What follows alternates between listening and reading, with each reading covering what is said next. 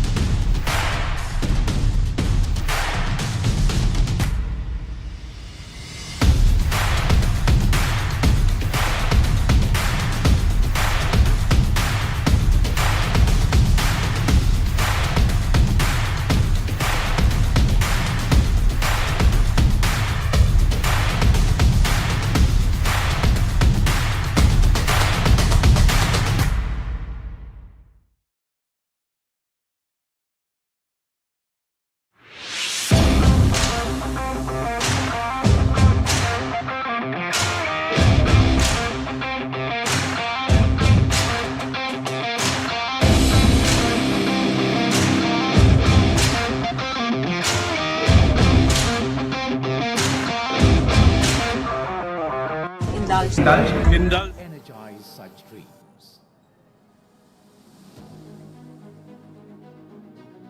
With a growing network of pipelines, GAIL holds a strong presence in the entire natural gas value chain.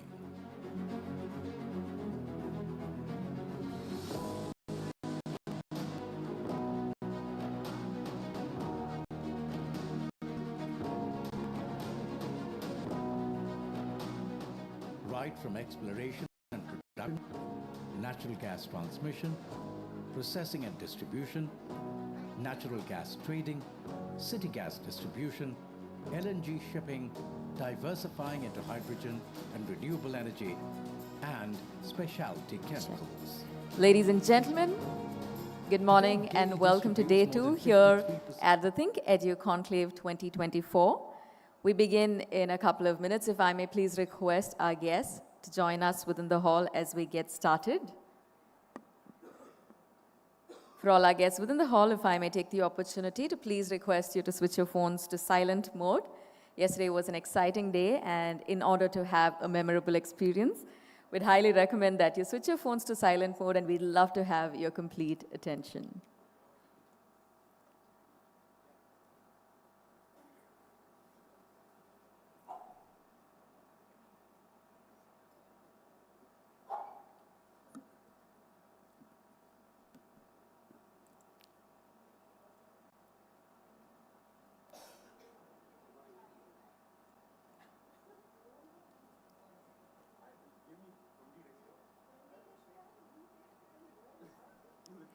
Day 2 here at the New Indian Express ThinkEdu Conclave 2024. Ladies and gentlemen, good morning, welcome. Thank you so much for joining us here today. We're truly excited to have your presence.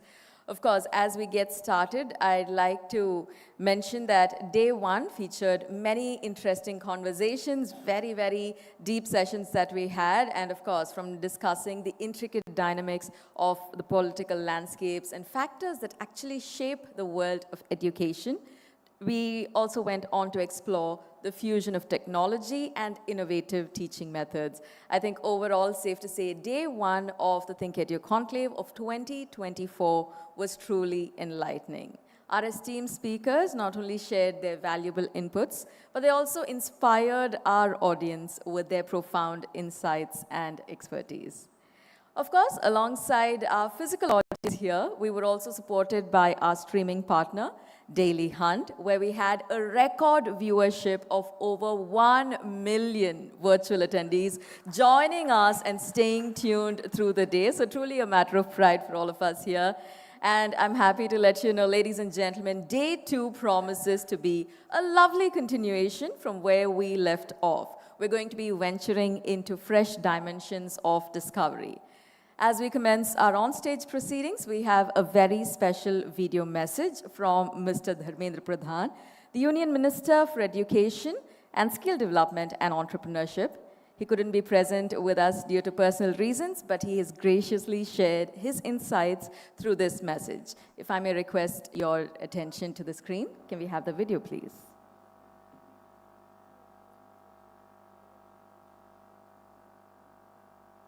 Namaskar.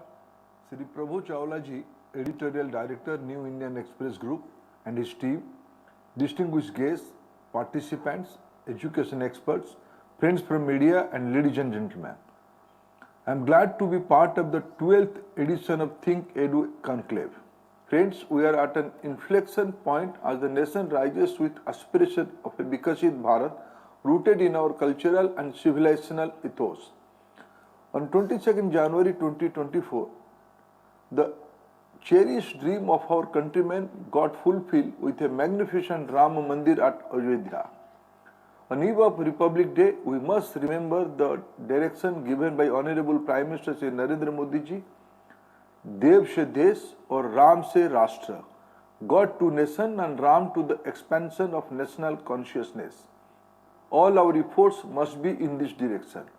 It is time for a nation which is Samartha, Shakshama, Vaibhya or Divya, capable, empowered, grand and divine. Honorable Prime Minister in his vision for this Amrit Kal has emphasized the paramount role of education and skilling. In the National Education Policy 2020, we have built a robust foundation of learning on which the strong edifice of New India will be built. This conclave is aptly named Maha Kumbh, the Convergence edition. It is indeed a churning of intellect to drive a shared purpose to usher in India's Amrit Kal with an education system that empowers, elevates and inspires. Educators, policymakers, technologists, entrepreneurs and most importantly our dynamic student community must come together to explore the interconnectedness of knowledge. Friends, I am glad that this education summit is being held in Tamil Nadu, which has remained a hub of education and knowledge since ancient times. Inaugurating Kasi Tamil Sangamam from Banaras, Honorable Prime Minister had said, we should all be proud that Tamil is one of the oldest languages in the world. National Education Policy 2020 emphasizes on promoting multilingualism and study in all Indian languages. We are ensuring that even at higher education, the courses and textbooks must be accessible to students in their local language. Needless to say, instructions in mother tongue enhance the learning outcome manifold. Tamil Nadu knows this advantage well more than any other states. Today, the world's population is rapidly aging and Bharat is empowered by its youth. We need to prepare a generation in the coming years that will be backbone of the country, providing leadership and direction. Experts suggest that in the coming 25 years, Bharat will lead in the terms of the working age population. Therefore, the eyes of the entire world are set on our youth. We must reap this demographic dividend. We have a 25-year period of Amrit Kal under the visionary leadership of Honorable Prime Minister Shri Narendra Modi ji. We have a vision and sankalp of making India a developed country by 2047.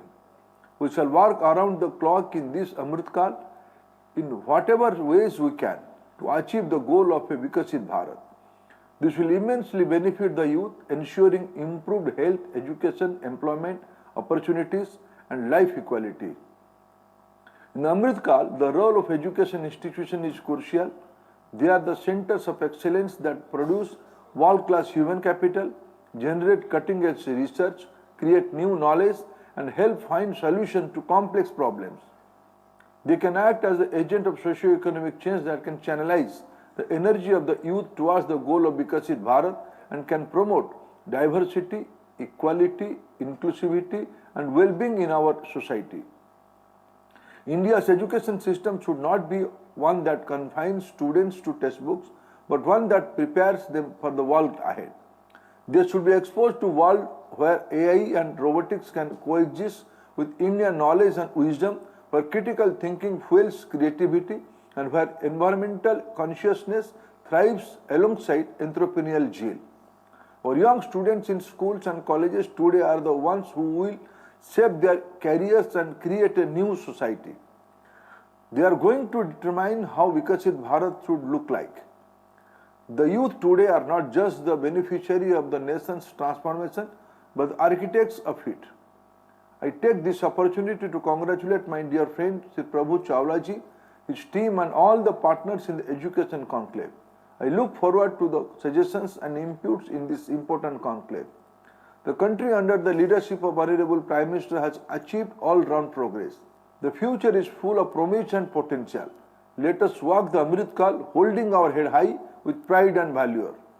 Our shared commitment to usher in a robust education system that is rooted and futuristic will pave the way for a Vikasit Bharat. Let us build a system that nourishes every intellect, sparks curiosity, and prepares young mind not just for career but for lives and purpose and contribution. Let us capture the India moment. May our youth bask in the glory of our nation, scripting their own success stories and contributing to the task of nation building. I wish you all a happy Republic Day. Thank you, friends. Jai Hind. What a lovely way to start our day, of course, as shared by the Honorable Minister. The Convergence edition, ladies and gentlemen, not only do we explore the diverse facets within the world of education, but we also have a convergence of educators, policymakers, students, all of us coming together, preparing ourselves for the world, equipped with critical thinking and creating success stories. A lot of exciting times ahead of us, and of course, in the near future, in the next couple of minutes, we have exciting sessions taking to the stage. We begin with an interesting one. Now, this is going to be titled Haryana to Harvard, the Unbound Classroom. Taking us through this session, we have musician and educator, none other than Mr. Anil Srinivasan. A loud round of applause, ladies and gentlemen, as we invite our beloved speaker here at the ThinkEdu Conclave across editions. Welcome, Anil. Good morning.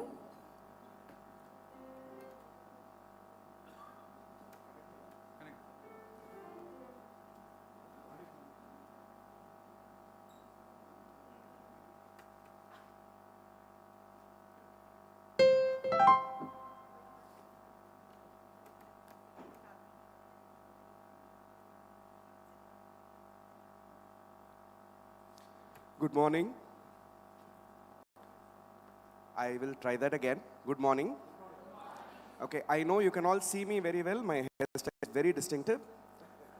Let's hope you can hear me too. Okay, so I am what we call the gate crashed attendee to this particular conference. Good morning, Mr. Chawla. Gate crashed because you can keep looking at that paper up and down, but you won't find my name on it. And because it's an education conclave, we decided to give everybody a challenge that after I'm done, you'll use ChatGPT to check up on who I am, right? And if ChatGPT is going to tell you more than what I'm going to tell you in the next 15 minutes, I personally will sponsor you as an attendee to the next ThinkEdu conclave, okay? So on that note, especially to those in the back, can you hear me properly? See, I'm a musician, right? So in many music concerts, they put people like me first to check if the sound is working okay. So that after this, Justice Call and other people can have better audio quality. So if you can hear me, it means I have done my job for the rest of the day. Okay. On that note, I always start with this, and this is something that we ask. I work with a very small number of 7,73,000 children today. Okay? You should clap. How can one person work with 7,73,000? That is where technology comes in, right? So I'm going to ask everybody here, because it's the very first session of the day, to start by doing something I get most of my kindergarten kids to do, okay? Can you all rub your hands like this? It's a very cold room. Especially pinnadi okkandirukravanga ungalukkaga special, okay? Okay, hands apart, okay? I'm going to count to 3. When I say 3, you clap. 1, 2, நான் சொல்லவே இல்லை. Okay. Usually kindergarten children will say, Uncle, you did not say 3. Right? Okay, 1, 2, 3. Remember this exercise, but this is also underlying something that we are all facing as a problem in education and pretty much in many other issues in the day-to-day. we are not patient enough to wait for the process, right? We want the solution and we want the solution now. So before I finish saying, 2 people are clapping, right? Because you want to get on with the day. What do we want to get on to? Nobody knows. But let me start by referencing one of our distinguished speakers who came yesterday, somebody who means a lot to me personally and a lot to the nation personally, Shri Gopal Krishna Gandhi, who ended his speech yesterday by referencing this particular tune, which is very, very important for India today. And that is this.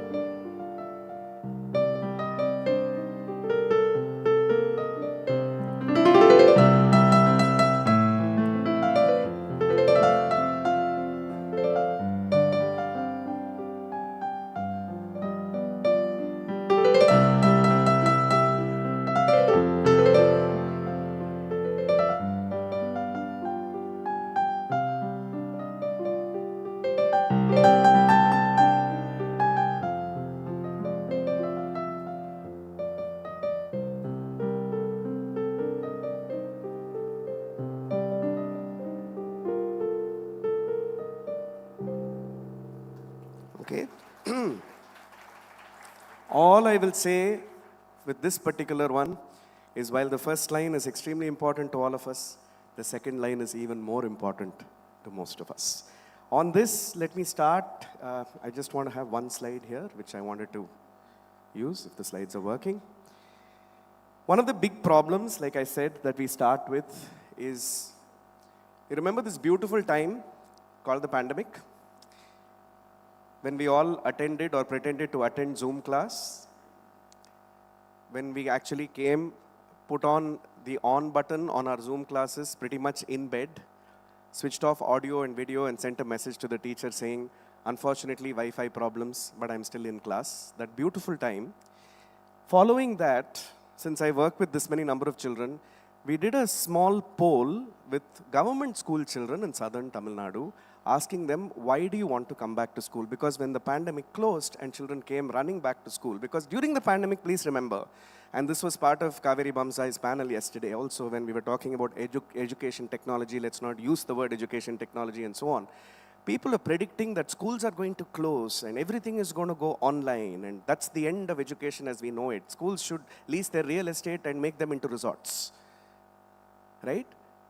And what happened? The day the pandemic ended, we all went running back to school. And so we asked children, and this is in Madurai, Tirunelveli, Thoothukudi, and Kanyakumari. These are the districts in which we asked, and these words were given. And we asked children, why do you want to go back to school? What is in it in school for you? Because everything is online. And I have translated, or rather my team has translated, what they said in Tamil. And these were the words that they said. We go to learn, thank God. We go to interact with each other. Socialize, create, co-create, invent, ideate, interpret, make friends, collaborate, all of these, play, run, build. But I want to focus on only 2 words or 3. In line 4, it says laugh, level, equalize. And when we investigated further, the answers were extremely moving. Many children reported that they were not allowed to laugh at home. That if they laughed during class, parents end up thinking that they're not taking education seriously. That if they laugh too loud, parents and their frustration are being shown at children. Level. I am not considered equal at home, whereas in school, I'm wearing uniform, I'm considered equal. Equalize. These are all very important things, right? In a country where we have designed to keep people out, because 1 million people applying for 1,000 seats, 10 million students applying for 10,000 seats, a culture of exclusion. School is the culture of inclusion. And we thought this was extremely important. In fact, the last 3 words were, a school helps me solve for my life. A school is bestowing me with love. Did you ever think that a word love would come in a school? And then we discovered, when especially talking to girl children in Madurai, that they said they felt love from their friends and from their teachers that they did not feel at home. This is one of the reasons that they went running back to school. And I thought it's very important that you start your second day bringing the focus back to why are this for, right? If all of this and all that we are doing is not going to contribute to a love for himself or herself in the classroom and feel equal to everybody else, I believe, ladies and gentlemen, that we are wasting our time, right? I'm putting these numbers because these numbers are important. Also, since I'm a professor as well, unless I put numbers, you won't believe that I have a PhD, okay? 69 is the total number of new job descriptions that fresh undergraduates are expected to be applying to in the year 2030 as defined by the World Economic Forum report. What does this mean? 69 jobs that have not even been invented yet are going to be present just 5 years from now, and we have no idea what they are, and yet we are preparing students in education. What does that mean? 96, the next word, next number, 96 million is the total number of teachers needed by the year 2030. So for all the teachers in the room, ChatGPT is not going to take your job, don't worry. You have to upgrade yourself, but we're going to need more teachers. So there is nobody is saying that physical teachers are going to disappear and ChatGPT will replace all of us, nothing. We need more teachers and we need more new teachers. The last two numbers also made me feel very happy. 69 is the total number of education technology companies that closed down in India in the year 2023-24. 96 is the total number of new education technology companies that were also created in the year 23-24. What does it mean? We are still trying to solve these problems. We still don't know what the answers to these problems are. If you thought these numbers meant something else, too bad.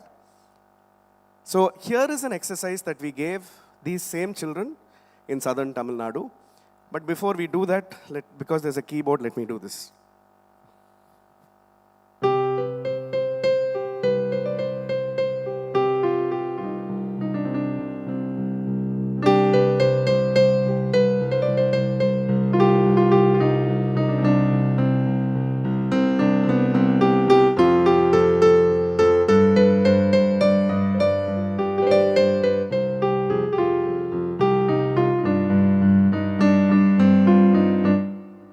Nanarka, I've got a whole bunch of young people sitting there pretending that they don't know what the song is. Because I can tell you that many of them were completing the next line in their heads, right? Which film is this from? Excellent. I'm sure if I asked you a question in thermodynamics, second semester, nobody would know the answer. Okay? Which is also underlying part of the problem in education today. We are not learning things experientially. We are learning things factually, which is why we don't remember things. You experience this film in audio visual, you experience this with the beautiful voices of the people you admire, you experience this with the visuals of people that you like to see, and you end up remembering the experience. It's a very important part of education. One of the things that we found, again in the survey we did, by the way, the survey was 31,444 students that we did the survey with, is that experience is the only thing that remains, not factually. One textbook does not work for everybody, right? So we asked children, these are again rural children, rural skill children, rural school children from southern Tamil Nadu, Tirunelveli, Thoothukudi, no technology exposure, nothing. We said, how would you like your classroom to be? And this is the kind of illustrations and models that they developed. Right? A lot of us, especially above the age of 40, with mind of hairstyle, are pontificating on what education should be. I think it's important that we listen to what the 12-year-old is saying. They want their classrooms to be circular because a circular classroom promotes equality. Rows and columns means that the front row ends up getting more attention than the back row. What a simple insight. My classroom should have everything that I have created along with my classmates around me. Why? Because if I exhibit and display the things that I like and the things that I've created, it makes me feel that the space is for me. I don't want to just have standardized textbook material printed and put on the wall so that I mug it up. Give me an experience. I'm happy that children are beginning to think about eco-friendly and sustainability. Again, please remember these are rural school children. Okay? This was created by a group of girl children in a Dindakal school. Okay? They have gone to the computer science teacher and asked her to help them render it. They said, we want, look at it again, the classroom should be collaborative. We do not want the classroom to be rows and columns. You're asking us to be collaborative, you're asking us to work in groups, then why is the seating arrangement, starting with the seating arrangement, why is it in rows and columns, right? Put a sick bed in the room so that if we are sick, we don't have to go home, we don't have to be sent away. Two children have written, when we are going through our periods, don't send us out of the classroom.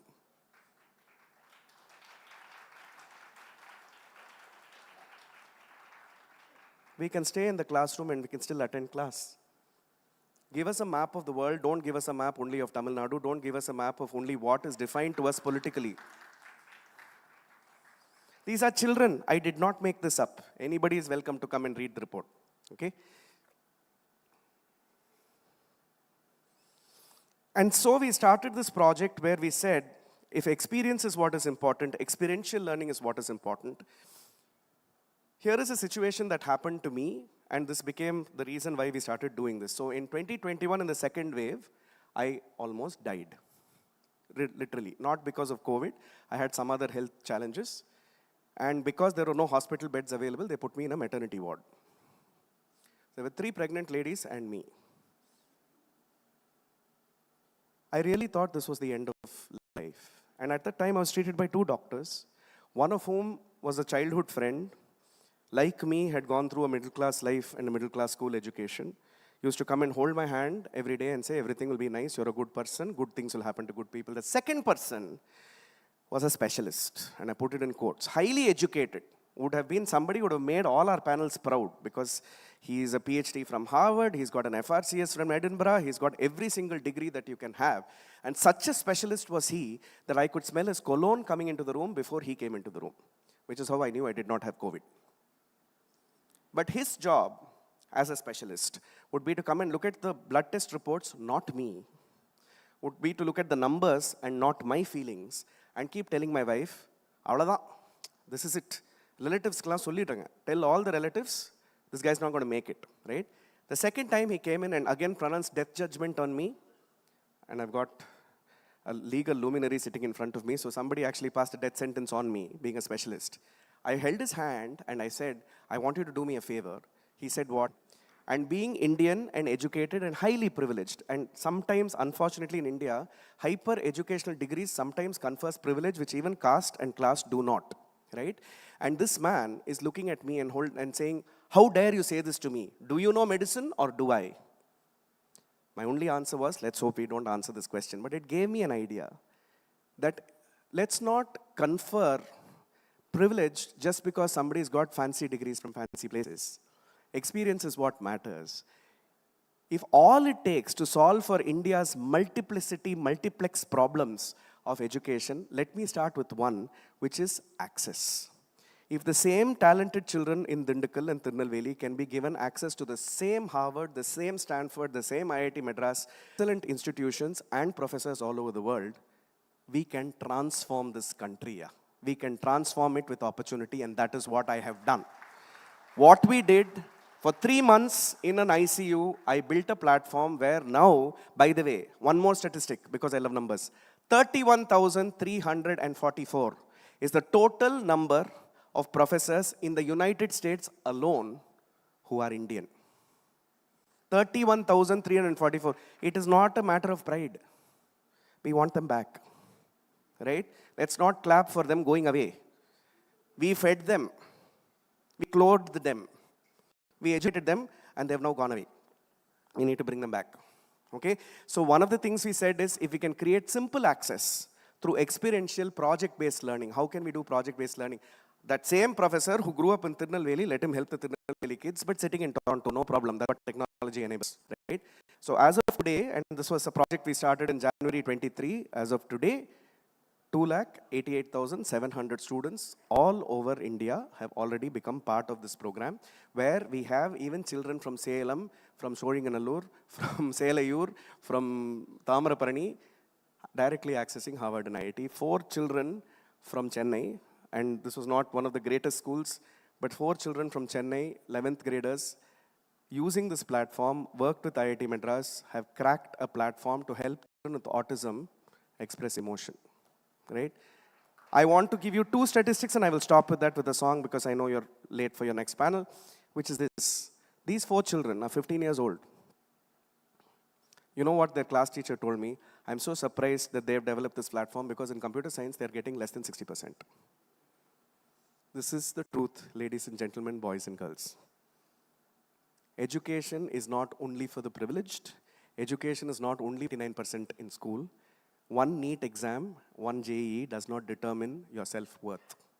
What determines your self-worth is your capacity to contribute. And if we can use our own brain talent from all across the world to help our own children through project-based learning or through experiential, and we are just one solution.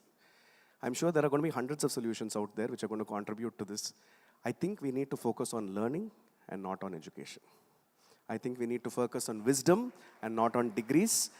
I know this is not what a lot of education companies want to hear, but let me stop with that by playing one song and then one exercise, and then I'm done for the day.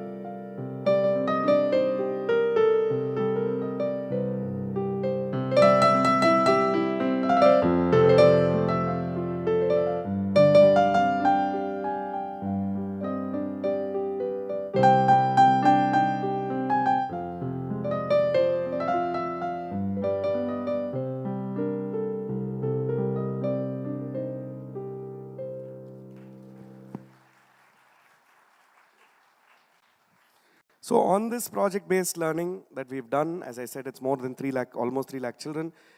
The same girls from Dindigul, 4 girls, have now designed an app for menstrual health. And not only did they design it, by the way, again, 9th class pasanga, 14-year-old, okay? Not computer science students. Not only have they designed it, but the professor from Harvard, who's also from Madurai, who guided them, mentored them through this process, has decided to invest in the app himself. And so it's becoming a reality, right? This is change and it can happen, right? So, because the energy of clapping is so low, maybe we should have brought Nayantara or something, then everybody would have clapped a lot more. Nayantara sonnadhukku ivlo clap. Okay. So can you all just rub your hands together like this one more time for me? You know why I make you do this? Because then you'll keep your phones down. Okay? Hands apart. Mr. Chawla, you have to play the game too. Okay? 1, 2. Yennaya. Okay. 1, 2, 3. Remember this, a group that can clap together, can stay together, and a group that can stay together will change the world. Thank you very much. Thank you so much, sir. And I would say a loud round of applause, but we definitely have that going. Opening out the world of education and, of course, opening out day 2 here at the ThinkEdu Conclave 2024. Ladies and gentlemen, please join me as I invite Mr. Prabhu Chawla to present our speaker, Mr. Anil Srinivasan, with a memento extending our thanks. And, of course, I think today we've learned that, if I may request Mr. Prabhu Chawla to join us on stage. Welcome, sir. We've learned that education, just like music, transcends it all and, of course, transcending geographical boundaries. And we spoke about fostering a world of experiential learning. And I would say we would love to close this session with a fantastic photo op. Ladies and gentlemen, the Unbound classroom, and of course, we had a spectacular demo of that as well, thanks to our speaker. Taking our day 2 sessions forward, the next is going to be illuminating the path of civic understanding by also emphasizing the vital importance of legal awareness in our collective journey. I'm happy to invite onto the stage our speaker, Justice Sanjay Kishan Kaul, former Supreme Court judge. A loud round of applause for Sir, ladies and gentlemen. We're also joined by our session chair, Mr. Shankar Iyer, author and analyst. This particular session is titled Constitution as Guiding Light. Why do we need to know the law? Well, we are going to have a lot of answers in this particular session. If I may hand the stage over to our session chair, Mr. Shankar Iyer. Good morning, sir.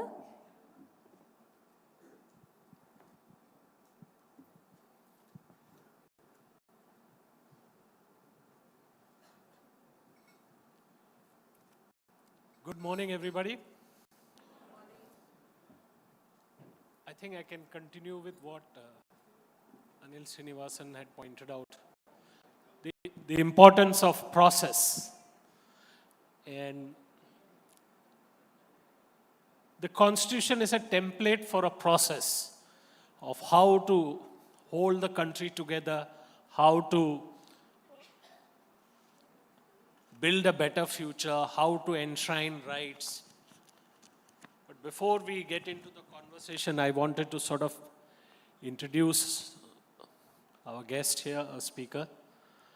It's a privilege, sir, to have you here.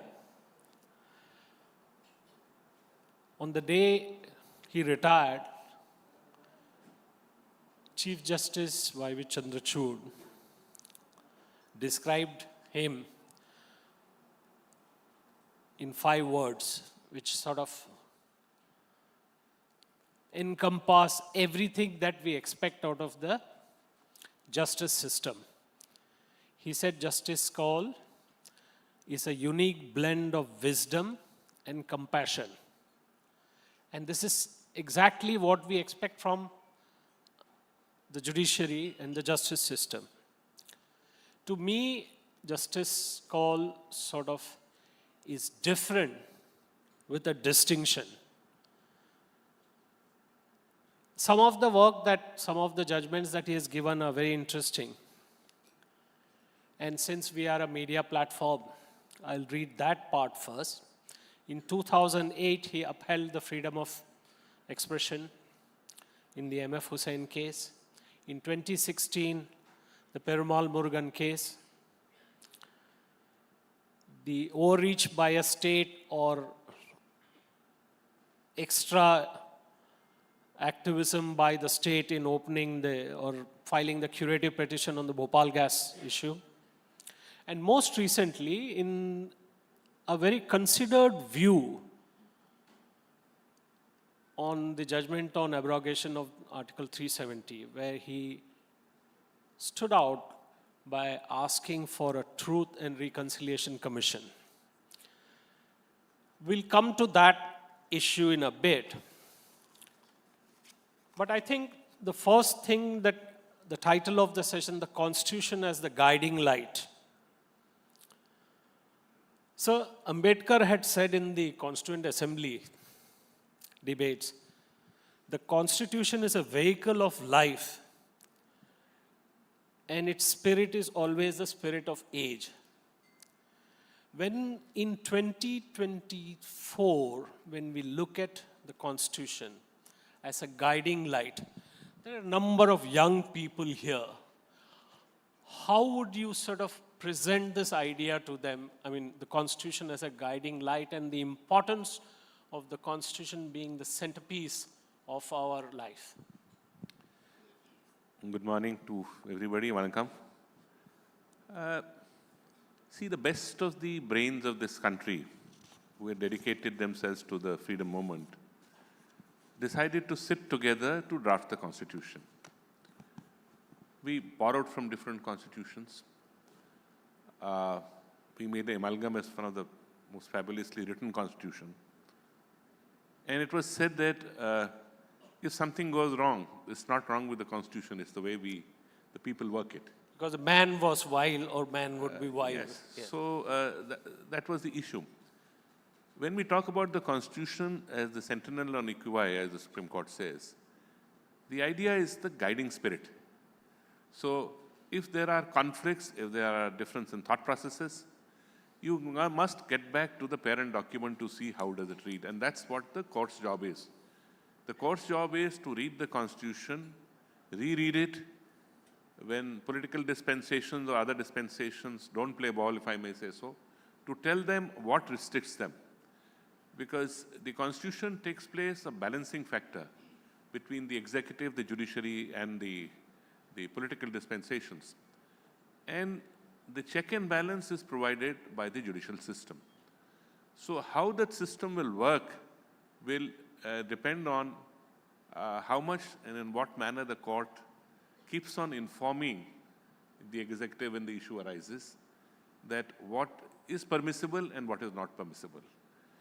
Look at the fundamental rights chapters, look at the directive principles chapters, look at women empowerment issues. The whole spectrum is there. It's not a lack of spectrum. It has faced many amendments because as society develops, there have been amendments to it, some arising from the political thought processes which come into it.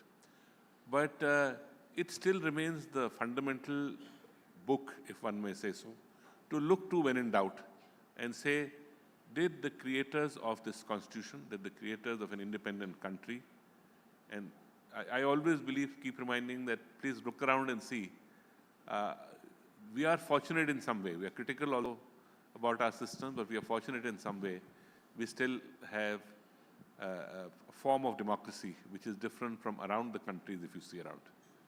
Thank you, sir. That's an important validation that when we look around our geography and countries around the world, the fact that we have sustained a democracy for 75 years deserves an applause, and all of you sitting behind should applaud the fact that India has a functioning, vibrant democracy. Justice Kaul, you also mentioned in some one of your speeches, one of your talks, that the judiciary is not the moral conscience keeper of politics, that the courts would deal with aspects of law and aspects of politics must be dealt with in the realm of politics. But there is an intersection here where we tend to think in India, and still the state is a very large part of our being, whether how politicians behave or how politics is conducted. When people are frustrated, angry, anxious, they come to the court. How does this bridge get created? So, if I may correct, I did not say the court is not the constitution keeper of the court or the moral keeper of the court. You said that it's a conscience keeper of the constitution. Yeah. Sorry. So there is a distinction between what the court is required to determine and what the political sphere is required to determine. What happens at time is that where there is, I would say, disparity in the strength of the political groupings which are there, what happens is the expectation is the court should intervene to look to their side. Well, the court's job is to see that any government adheres to the constitution. Sometimes there are coalition governments which are not so strong. There may be single party rules as we see today, and we've seen it in the past where the governments are strong. To that extent, the court roles becomes a little more active in ensuring that the fundamentals of the constitution are in place. But it cannot be, what I said is a substitute for the political arena issues which need to be addressed in the political arena alone. That's what I was seeking to emphasize, that we have under this often public interest litigations or some connected matters, a thought process which was developed to help the underprivileged of the society, that should not be utilized to settle the political issues which are there. If there's a legal-political issue, suppose there's an interpretation of it. We've seen this in interplay of the state's role and the role of the central government. The court will certainly step in to take a call and decide what should be the role which each of them should perform.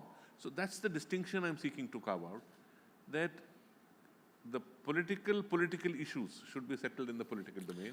The political legal issues can be determined in the courts. So if I may sort of try and interpret this a little better is that the point is that the courts cannot be expected to play the role of the opposition in a system where the domination is greater. But, and you also spoke about empowering all parts of society to nurture this project, which is the project of nurturing the Constitution. In our system, we always find rights of the oppressed, the deprived, the minorities, the sexual minorities, all of them. The domination of one grouping sort of pushes them to the edge, and they come to the court through PILs, public interest litigation, and others. Similarly, political groupings who find themselves pushed to the margin by a wave of support to the other side, they tend to come and look for you, look to the courts to sort of step in and, maybe extend. Now, the point that you make that the court can't be expected to play the role of the opposition in any system, but people expect change, people expect redressal. So if you were to go, we were to go back to this very important point that you made, that we must empower all parts of society. This is a huge project. How does this get done? What is does the legal education system, does our education system promote this thought across our society? Is there enough debate about these issues? So let me say this, something which has troubled me, and I've spoken more than once, is that we are a very diverse country. There will be difference of ideas, there will be difference of perceptions. And the willingness to accept the different perceptions and carry on is very important. Some way I find the dialogue becoming less, more academic in its terms, and the ability to carry people along is under challenge. It can't be a my way or highway principle in this scenario, in a country like ours. So that's the challenge which arises, and the court is required to intervene and support certainly the marginalized sections. There may be different methods of those minorities. So I'm not saying those people will not come to court. It may be, you've seen the recent past, many issues have cropped up. Last example was the same-sex marriage issue. Well, there are social issues which need to be debated, and sometimes socially acceptable, sometimes it is taking time. So I always give the example of that case as a journey. Journey in the sense, many years back when decriminalization had to take place. I was fortunately or unfortunately part of, just joined the bench when this matter came up. And I told my senior judge that we must issue notice and examine this. I tried to be a little more adventurous to see that it must be decided now, which I was told you are still young in the judiciary, just wait, there are some things which take time to work it out. It went through a journey of being dismissed, going to Supreme Court, remitted back, debate taking place, and ultimately the High Court ruling in one way, the Supreme Court in another way. Finally, those people got what they thought was due to them. So the social churning also takes time at times, and so does the judicial churning takes time.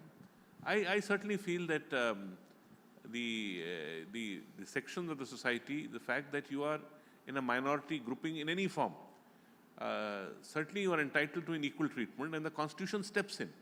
And we as judges are required to step in to ensure that those sections are able to lead their life within the domain of the Constitution without any interruption. So, Justice Kaul, one of the things that, if I step away a little bit from the philosophical underpinnings of the Constitution and the issues,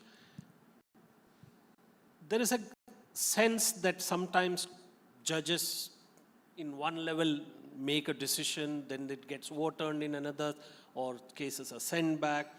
And the government seems to think that this reflects on the quality of the judges that are in the system. You had, on your retirement, sort of mentioned this in one of the interviews, that probably the way we bring in appoint judges, the way the collegium system works, and you made a very important point that the NJAC, the National Judicial Appointments Commission, could have been made to work, that it could have been tweaked. I had 2 points to it. Do you think that the NJAC would have been a better system than the current collegium system?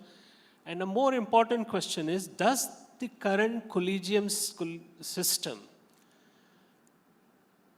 affect the merit of the judges that are appointed, or is there, I'm kind of being very careful with using the word, that certain interests or certain interested people's appointments carry through what within the judiciary is called the uncle's phenomena.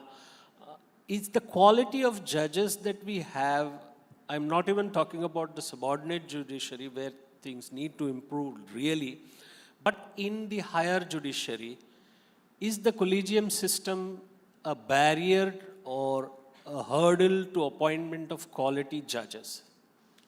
So let's see how originally the appointment system began. The Constitution had a particular system. We continued with it till early 1990s. And then it was felt that some changes were required and the collegium system was defined. It worked well for many years, there's no doubt about it. But somewhere down the line, I felt there were challenges which arose because the political system felt that the Constitution devises a method by which the political dispensation has a say in it, and it should not be exclusively judges appointing judges. The fact is, even in the collegium system, there is an interaction which takes place in as much as the opinions, the system works in a manner where judges are recommended by a collegium, it travels to the executive, opinions are taken, state opinions, central opinions, goes to the collegium of the Supreme Court, then the appointments take place. So it's not that the consultative processes were not there, they were there. And, but my question was that ultimately the Parliament enacted the NJC. It got quashed when I say in retrospect that it could have worked was that it constituted a committee of 6 judges, 6 persons, out of which 3 were judges. So feeling was that predominance of the judiciary would be affected, that the manner of working may create a deadlock, and that's why it was struck down, because before that the Venkatachalaya committee also looked into it. Possibly a 5-member committee could have worked. The political dispensation talked about a 6-member committee. My view was that if the Chief Justice had possibly granted the casting vote, it could have worked. This is arising from the fact that the appointment process is too slow. It takes too much of time, and which is causing a grave concern because it is becoming difficult to persuade the legal fraternity or the bright minds to accept position on the bench. I think that's the challenge which I'm concerned about. And it's not the, as it's said, I'll say openly, the uncle syndrome working. I think I have personally tapped a number of first-generation lawyers from national law schools, trying to personally persuade them. I felt as a judge it was my job to persuade a good talent to come onto the bench. Most of them are unwilling. And one of the reasons is, maybe one reason could be monetary, but more than that, they say that it takes too much of time, and what is the guarantee that if we are willing to make the sacrifice, ultimately this matures into an appointment. So what is happening is, I feel a backroom dialogue takes place. The collegium system would have at least people sit across the table and debate out and tell them why certain appointments must be made or why certain appointments can't be. Sorry to interrupt, just for our audience to understand. The process involves no face-to-face engagement between the judiciary and the executive? No. And would that be a good idea to have a kind of face-to-face engagement? Yes, because what happens is the file moves, you make notings on the file, comes here, then again goes back. And yet, I do believe informally discussions do take place. So why not have it formally, those discussions, so that we have a more open system in it, in the appointment process. In an open system, I don't mean we sit like this in a public debate and debate whether a person has to be appointed a judge or not. The only idea is it's a more system-oriented process which the appointment can take place. I may even say that we are wiser after the event, because I'm sure the people who set it aside at that time thought that the continuing system would be better, though at least I'm aware 2 of the judges out of the 5 later on said that it was possibly a mistake. So that's the basis on which I made the comment, that we must encourage the best of talent to come. The national law schools are producing some of the brightest minds today. Those law schools, national, we have Sastra here, so many of them have produced students. Why should not their products come onto the bench? Why this hesitation to come onto the bench? I believe the process is not very conducive to getting the best of the talent. I think first generation lawyers have increased, first generation judges have increased. So I don't think that should be a concern. Really. So the merit or the quality of judges that we have may improve. But sir, this brings us to the question. I mean, there is this whole Latin thing, law abhors delay. And we have an incredible system. About 20 years back, we were talking about 2 crore cases pending. Now we have 5 crore cases pending. Isn't that something that sort of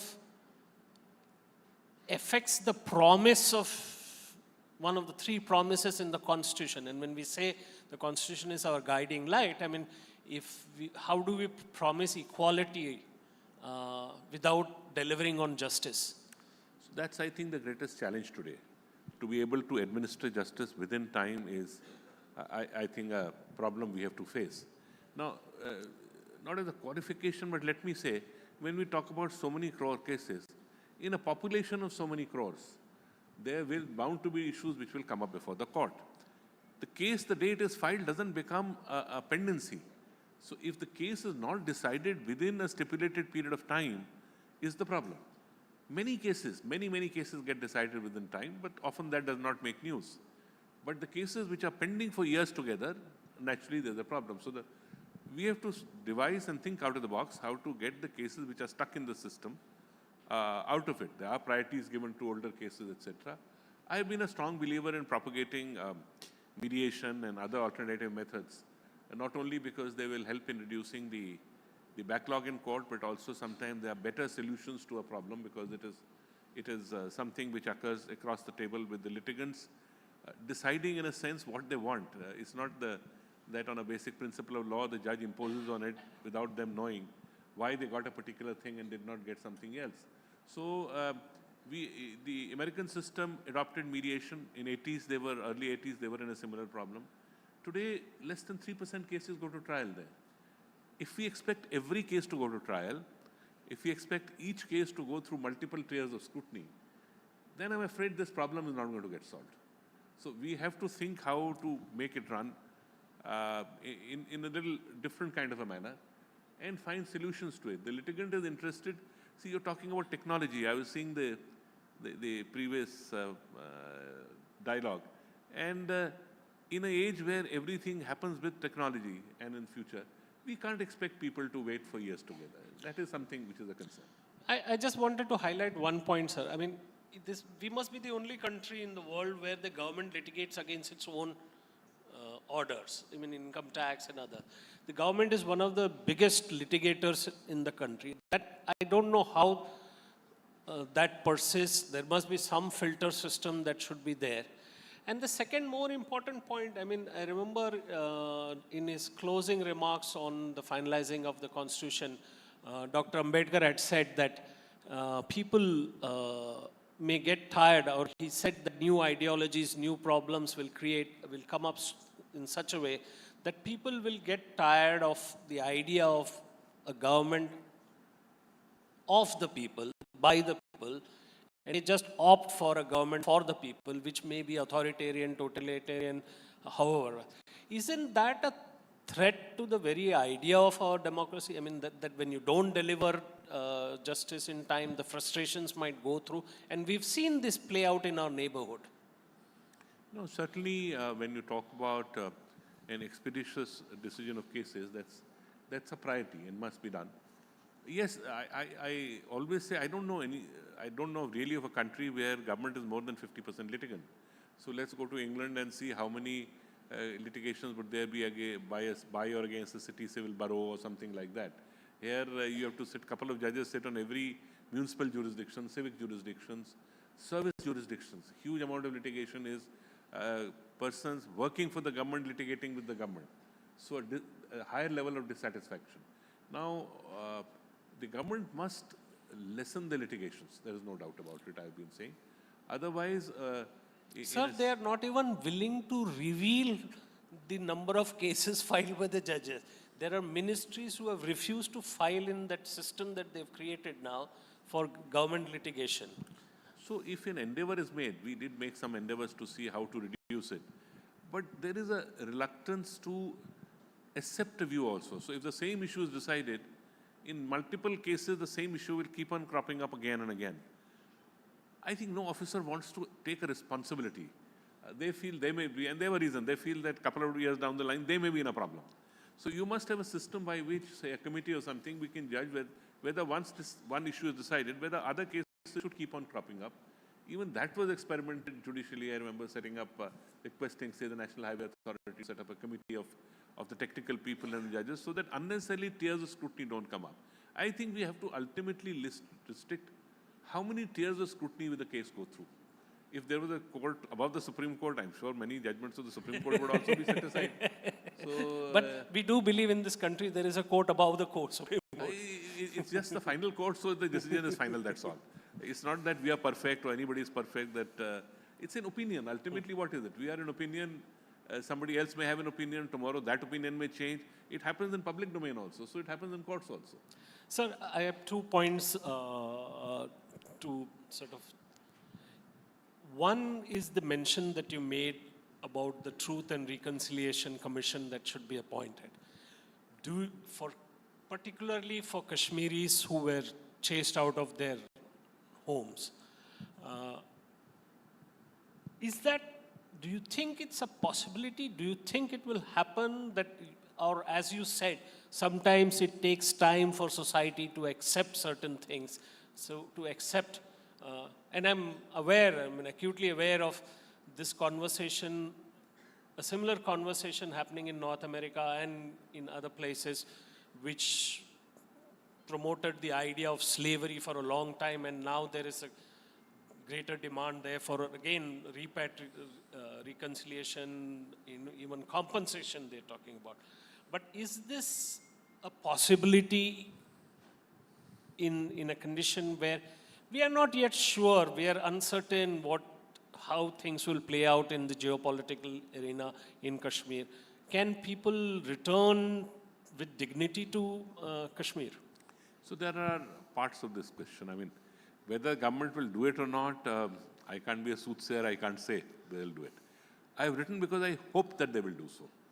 Let's see what is the solution. You know, we faced 1984, the problems in 1984. Till today, battles are going on that. The issue was that if you are saying today evidence is not available, other things are not available, proving cases in court is a challenge. The point is somebody must acknowledge that from a part of the country, 4.5 lakhs people almost overnight were compelled to leave.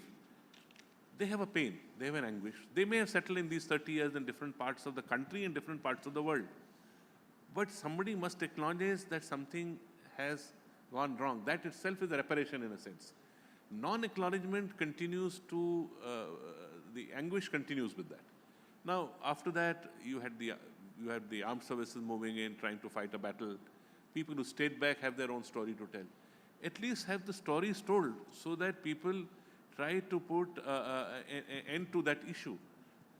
Post-partition, it took many, many years for it to settle down. Similarly here, if 30 more years have gone by, this is the only method. That's what I believe. Whether those people will come back to their home in hearth, well, I'm doubtful that everybody is going to come back. That's not how it will occur. But you know, people migrate. People voluntarily migrate from villages to cities for job and other reasons. If the person who went away in a small place where he stayed, if he is able to even come back in security and spend time there, I think that's the solution to the problem. It's not that suddenly one fine day the reparation will take place and all those people who left 30 years and the next generation which is coming is going to come back. but it will help them connect to the roots. I know of people who miss that connection, that they are not able to get back to the roots. That's the challenge, I think. No, sir, my question was a little more wider in the sense that we speak about the individuals making a choice or the families making a choice. Is this situation conducive enough? Will the government do it? Because one point that has been made on this is that an establishment of a Truth and Reconciliation Commission for Kashmir opens the door for Truth and Reconciliation Commissions for, say, 1984, for other riots, for partition, for people arguably find other reasons of displacement.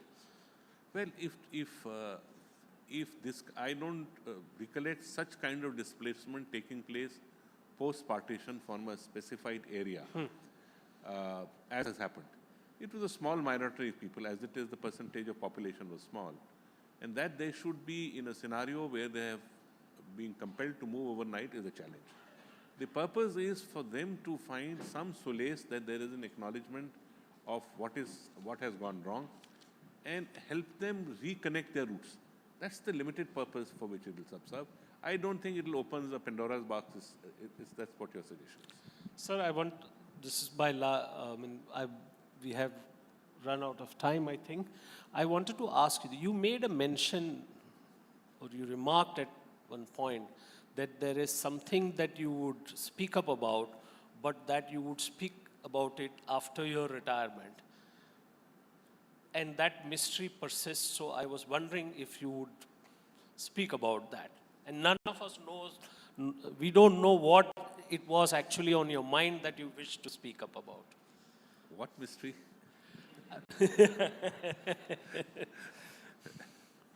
See, there are some things which happen in the system, I believe should not have happened or happened.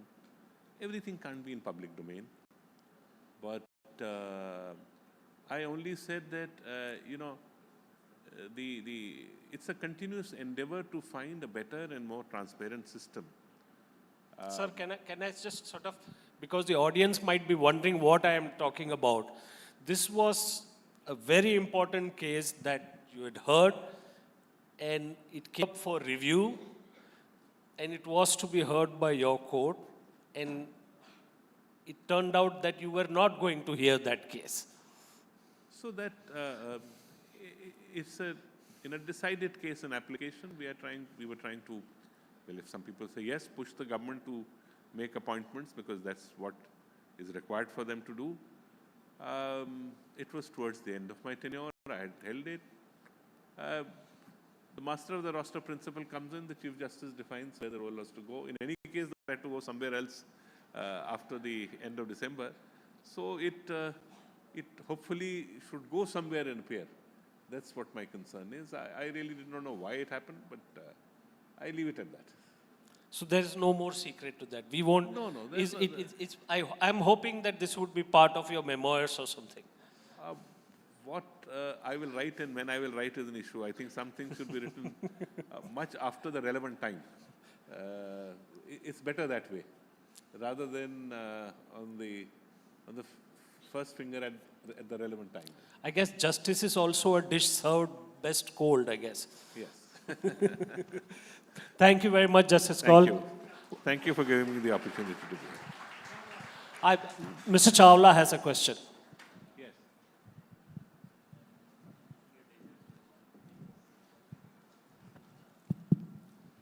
Sorry, Justice Kaul, because this is a question as a journalist I'm asking, because Mr. Shankar here was indulging in academics, I'm indulging in reporting. Question is that there is a general perception that quality of judges is gone down substantially during the last 10 years. Quality of judges which are there is not happening because the selection process is bad. Do you agree that quality of justice being appointed is more guided by caste, community, and relationship? No, the appointment process certainly has many spectrum issues coming up now. There is a feeling that representations of different sections of society needed. The regional, we are a large country, the regional representation takes place. It was a smaller court earlier when you're talking about the Supreme Court or the High Court. Number of judges have expanded over a period of time. So representative characters has its own challenges. But as I said, the greater challenge I feel is we must make sure and encourage the right kind of talent to come onto the bench and remove the hesitancy which some of them may have to come onto the bench. That's my personal view, that there is enough talent there, but it should be made conducive in a manner that they make the relevant sacrifice and come onto the bench. I guess Prabhu's question was that are bad judges being appointed? No, I think the check and balances are too many. Yes, there is no perfect system. There may be cases which do not. I had a wonderful opportunity to appoint judges in Chennai. Out of the committee collegium I headed, we recommended 60 judges. 46 judges were appointed to this court. Some of them have performed wonderfully well. Some of them I thought could have done better. So this will always arise. It's a judgment call you take. There is no perfect way by which you know. When you appoint somebody in your corporate domain, you really don't know how it will work out 5 years down the line. The only thing is we have no method by suddenly saying now bye-bye, you go out, as you can do. I'll end up with that. The final question is that do you notice that government is defying the orders of the Supreme Court? Sometime in your own judgment, you gave the orders to the government to come with some certain proposal, and they frequently defied your directives. Do you think it's a threat to judicial system itself? We must be, I'm strongly of the view, must be able to implement our orders. Either don't pass orders. If you pass orders, you must be able to get it done and implement it. We can't have a scenario where a government of the day says that what is palatable is accepted and what is not, because we tend to rule both against and for the government. Both things arise. So that respect for the orders, I think, is a very important part of a judicial work, and the contempt jurisdiction is specifically conferred for that, to ensure we don't have the police behind us, we don't have an army behind us. So it's the word of the judgment being accepted, which has to take place. And that must be enforced is certainly my unequivocal view. But sir, in the order on the appointment and how the Chief Election Commissioner has to be appointed, the structure was given by the Supreme Court. And the government simply legislated a story. So, well, one is that the structure was given in the absence of a law. It happens earlier in many scenarios where law is absent, the court creates this structure. But that is till the law is enacted. Okay. Now, so therefore it is not prohibited. Now, whether this particular manner of doing so in case of election commission, certainly I'm sure this will come up before the court to consider whether the manner needed to be altered in this way in a legislation. Okay. On that note, we'll end. Thank you, sir. Thank you for your time and for your wisdom and for your service to this idea of judiciary. Thank you, sir. We also have our editorial director of the New Indian Express, Mr. Prabhu Chawla, extending our thanks to our speaker, Justice Sanjay Kishan Kaul, ladies and gentlemen, taking us through the path of civic understanding. Of course, the challenge is the process, the solid merits of actually navigating this space and understanding the Constitution. A truly lovely session. If I may request everybody to put your hands together as a way to thank our speaker and our session chair.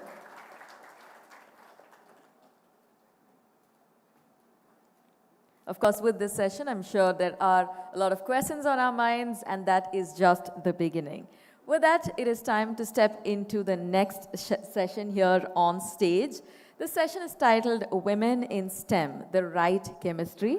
And as we set the stage a little bit, let me tell you that in this particular session, we're going to be recognizing, we're going to be championing the impactful contributions of women within the fields of science, technology, engineering, and mathematics. Of course, we do have an exciting panel ready to take to the stage. And as we also set the stage, for all of us here, let me tell you that this is the 13th edition of the ThinkEdu Conclave. We're truly excited to have your support. We're truly excited that we have a vast number of virtual attendees here today, thanks to our streaming partner, Daily Hunt. And with that, ladies and gentlemen, our stage looks just about right. I'd like to invite onto the stage Ms. Annapurni Subramaniam, Director, Indian Institute of Astrophysics. Please keep the applause going. We have a very solid panel taking to the stage. I'd also like to take the opportunity to invite Ms. Priya Abraham, Professor, Clinical Virology, CMC Vellore. Welcome, ma'am. Truly a pleasure to have you here with us. This session, we're also joined by Ms. Srimati Kesan, founder and CEO, Space Kids India. Welcome, ma'am. Good morning. Good morning, ma'am. Thank you so much for joining us. And of course, chairing this session, it is my privilege to invite on stage Ms. Kaveri Bamzai, senior journalist. Ladies and gentlemen, like I said, championing an interesting conversation on the impactful contributions of women in the field of science, technology, engineering, and mathematics. If I may request everybody to welcome our session chair and our speakers with a nice round of applause. Over to our session chair. I want you all to take a moment and see these three women. One is an astrophysicist, one is a virologist, one is a space entrepreneur. All women in STEM. Please, a round of applause for them.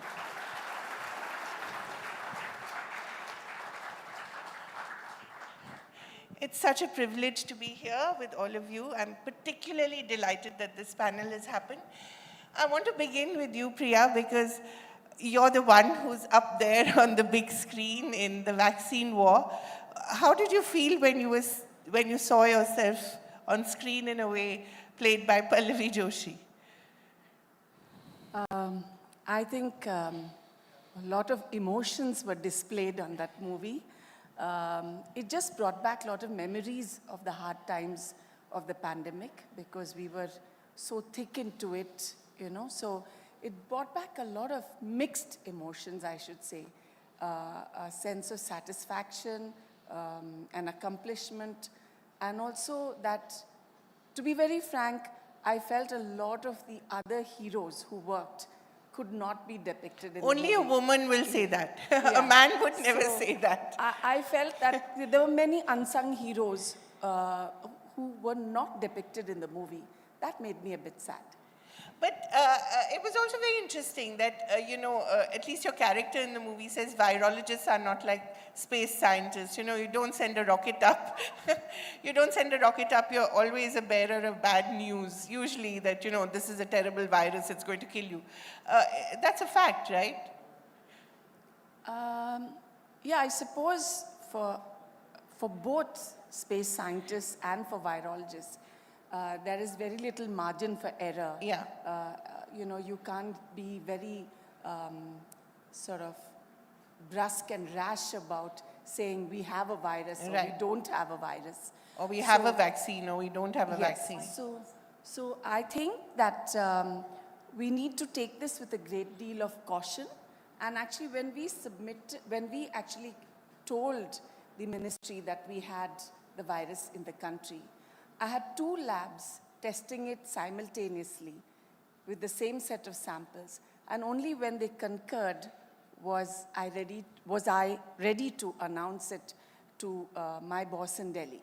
So there is really a lot of caution, and we should not be fear-mongering and worried about sensationalism and, having the media say, oh, we've got something new. Yeah. We should be absolutely on the dot when we make that diagnosis and, make it public. Right. So I think there is precision involved in both fields. I want to come to you, Annapurni, because, there's so much we still don't know about the world out there, space out there. And you think that, okay, when I was growing up, I knew Pluto was the last planet. Now we're told it's what? A dwarf planet. I don't even know what that means. But there's so much we still don't know that's out there. It's both exciting as well as a little nerve-wracking, isn't it, for a scientist? Yeah, so that is what is very fascinating about astrophysics, astronomy and astrophysics and space sciences in general.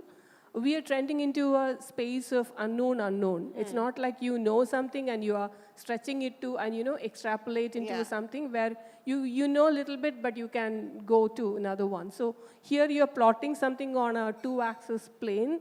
Both are unknown. So you don't know where to start, where to pinpoint. So you normally start with where you go, but you have to keep an open mind all the time because you can be completely, your ground can completely change. Right. So that realization the scientists always have, but they are also ambitious and ready to take challenges because most of the time we'll be doing something for the very first time. So we can't encounter people who will say that, no, I can't do it because I've never come across it. But that's the day-to-day time thing of, we have never come across it. You've yeah. never, exactly, no one has done that before. Yeah, right. So that's what's exciting, but Yes. are you sometimes fearful or is that the challenge? No, it is initially difficult because when you talk about the scales, the numbers, the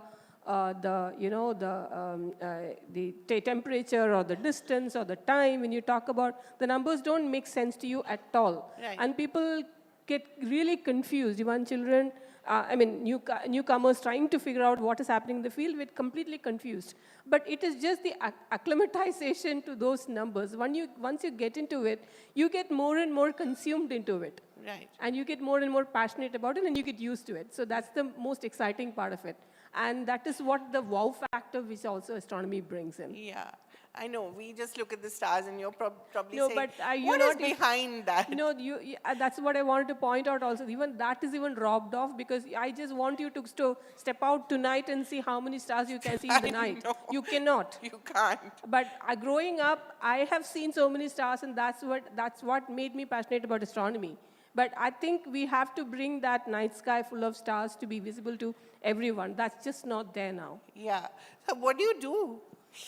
We have to create spaces where we have access to night sky, and we have to be cognizant of the fact that the light we are putting out there is not to, throw light into the sky and waste the energy out there. You have to, where you have to light, the light has to go there, not to places where you really don't want. Right. So we have to be cognizant about it. We need to do something, and we need to create spaces where children actually do not even know that there are stars out there in the sky. Right. It's in that situation. Right. So we have to create spaces, we have to be cognizant, we have to be, actually it can save a lot of energy. We have to go in that direction. Right.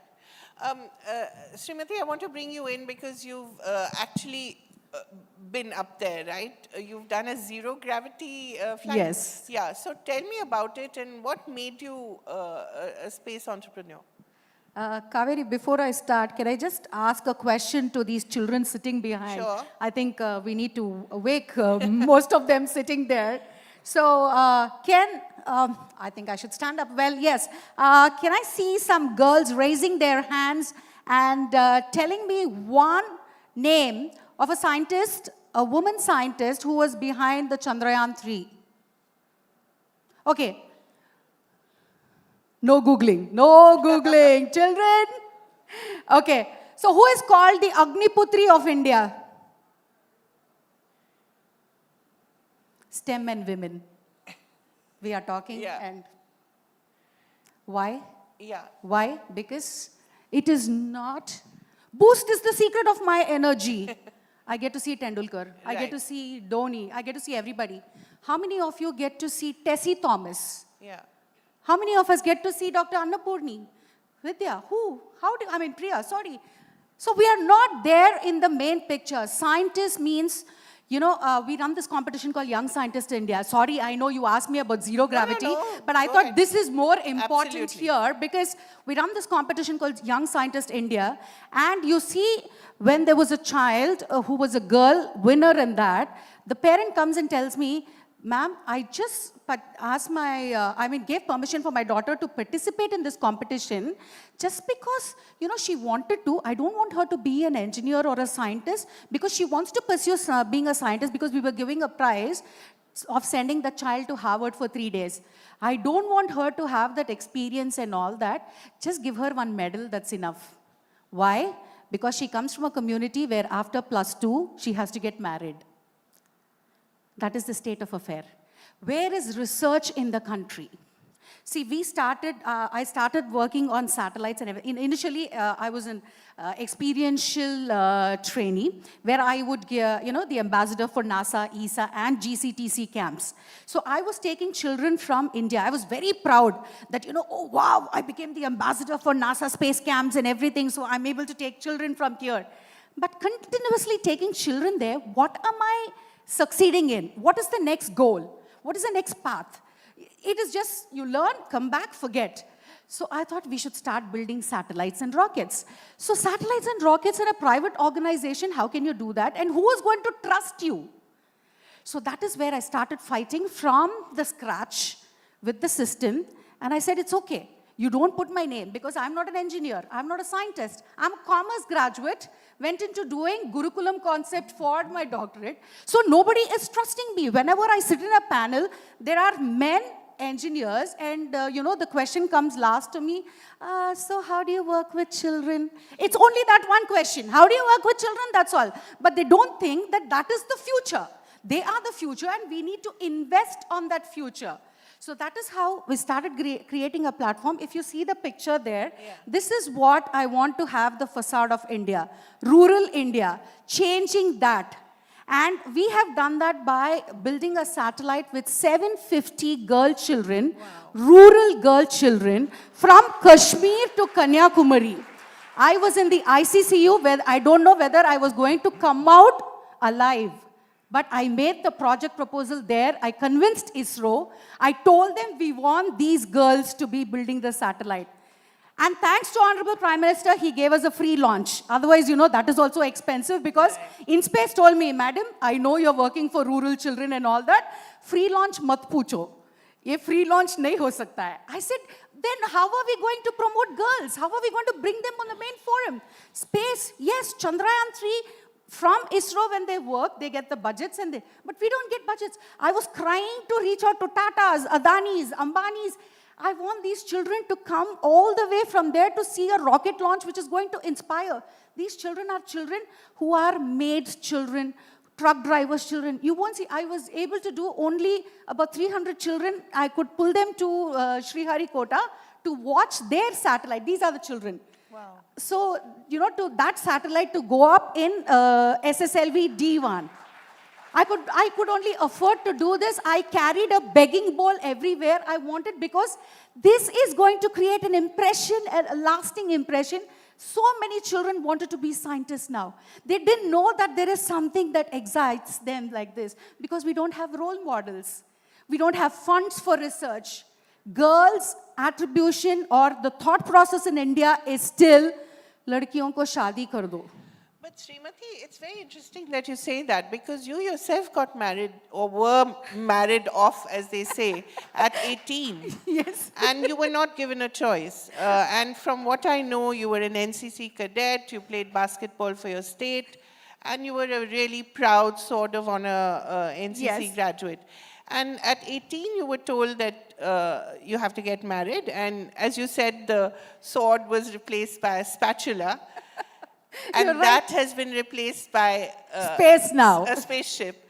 So your own journey has actually, in a way, mirrored that of what I hope doesn't happen to these girls. There are a lot of children, Kaveri, who actually came to me. They called and they said, there's one other issue also. These children didn't step out of their village ever. This was the first time they were doing it. They're all from Andhra Pradesh? All. Jammu, Kashmir to Kanyakumari. Wow. All the states. Right. All the states. Sorry, you were saying so? So, you know what happened? They said, Mere baju ke ghar mein ek, one ladki, auntie, they call me auntie, ma'am, didi, everything. So, they raped that girl. God. So, my mummy is not allowing me to study this. She's telling me, she's forcing my father, get me married.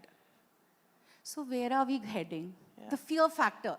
If there is a woman, if there is a girl child at home, there is a fear for all the parents that, I don't want her to do anything. You get married, you go somewhere, and after that you do. And things haven't changed really. No, not much. Because I almost met about 1 million, children across these 10 years, but nothing much has changed. This is completely, that focus is towards wedding. Where is the change? I work with space, but on Earth I'm not able to do this change. Priya, I want to put the same question to you. It's important for us to open the door as the first of everything, but to keep the door open as well. I think for women in leadership positions, in science especially, that's very important. But how do you do that? Because you know the challenge is better than most.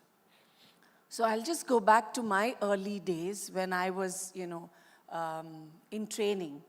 I'm a medical person who moved into laboratory medicine. And when I decided to do a PhD as well. So when I was working, I was hyper-focused.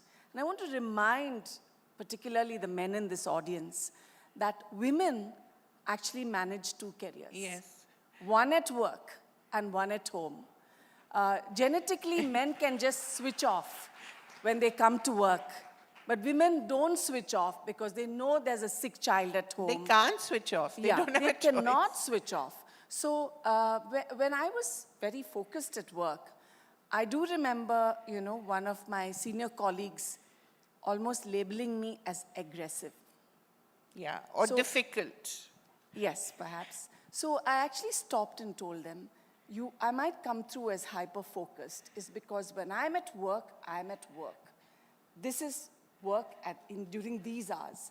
And there's another work waiting for me when I get back home. Right. So it has been tough. I think most of my fellow panelists will share these sentiments. So I think the onus rests on us when we get to leadership positions, that there are many aspirational young girls, some who have got past school, got into, done a bachelor's, want to do masters and PhD. We have to remember that they too have a tough road ahead. Yeah. And we should show them that empathy and help them along. If you can give them a little assistance as they, Yeah, but what kind? I mean, do you counsel them, tell them, okay, don't, take another call, don't quit just because, you're pregnant or your mother-in-law needs you or your mother needs you? I mean, what is the kind of assistance you can offer? Because you can only do so much. I think a leader should be available and approachable. Right. And I have had umpteen situations, even during the thick of the pandemic and out of it, when female colleagues have come because of domestic issues, because of harassment at the workplace, and you should be a good listener. Right. And I think if you're a good listener, and if you can give them some practical advice, you will certainly help those young girls to get on in their career. Kaveri, one point. I think it's not 2 roles. We've done 3 because the societal pressure also is on us. Yeah. So we know when we step outside, what the society is going to throw on us. We have to accustom to that. We have to be vulnerable, or we succumb to it, or we fight. Right. So there are 3 hats that we don, and I think that's really too much. What do you say, Priya? I think that's what it happens. And also one other point is leadership role in STEM is only 2%. Yeah. We don't have any faces. See, I proved that. Tessie Thomas is not known. I mean, you don't know who's led the Aditya mission from own Tamil Nadu. So where are we? How are we projecting these women in the forefront? It is just that, she has to be something extraordinary, that one day, that one page in media coverage, and after that, that's the it. picture of all After the that, sari she's clad forgotten women. and Yeah. gone. So this is what? This is a motivation. If we are able to motivate the girls to do much better, we need to have a safe zone where she can do research. It's not just earning money. Why are we in the backside? India is so behind with regards to research. Because we are always focused, study, then work, earn money, have, marriage performed, then set ho gaya, life set ho gaya. So that's what is our perception. When are we going to move forward? Annapurni, what about you? What have your challenges been, and how did you overcome them? And what are the kind of life experiences that you can bring to help other women? Yeah, so the most important thing, what I think, is that one has to dream and stick to it. And there's nothing called quitting. You can go slow, but quitting should never be on the table. So I come from a family of musicians. My father is a very renowned musician, and my mother was a professor of music in Palakkad. And we used to have music all the time from morning to night, everything about music, teaching, talking, discussions, everything, people coming in, nothing to do with science at all. Right. So I was good at studies, and I was also, I also play, I'm a Carnatic violinist. So there's always be a plan B, like, I have to play at home, learn things, all those kind of schedules you have to follow as well. But science always fascinated me. And my parents had nothing. They didn't know anything about it, no guidance, nothing. So just know that if I pass, they'll say yes. If they fail, they'll say yes.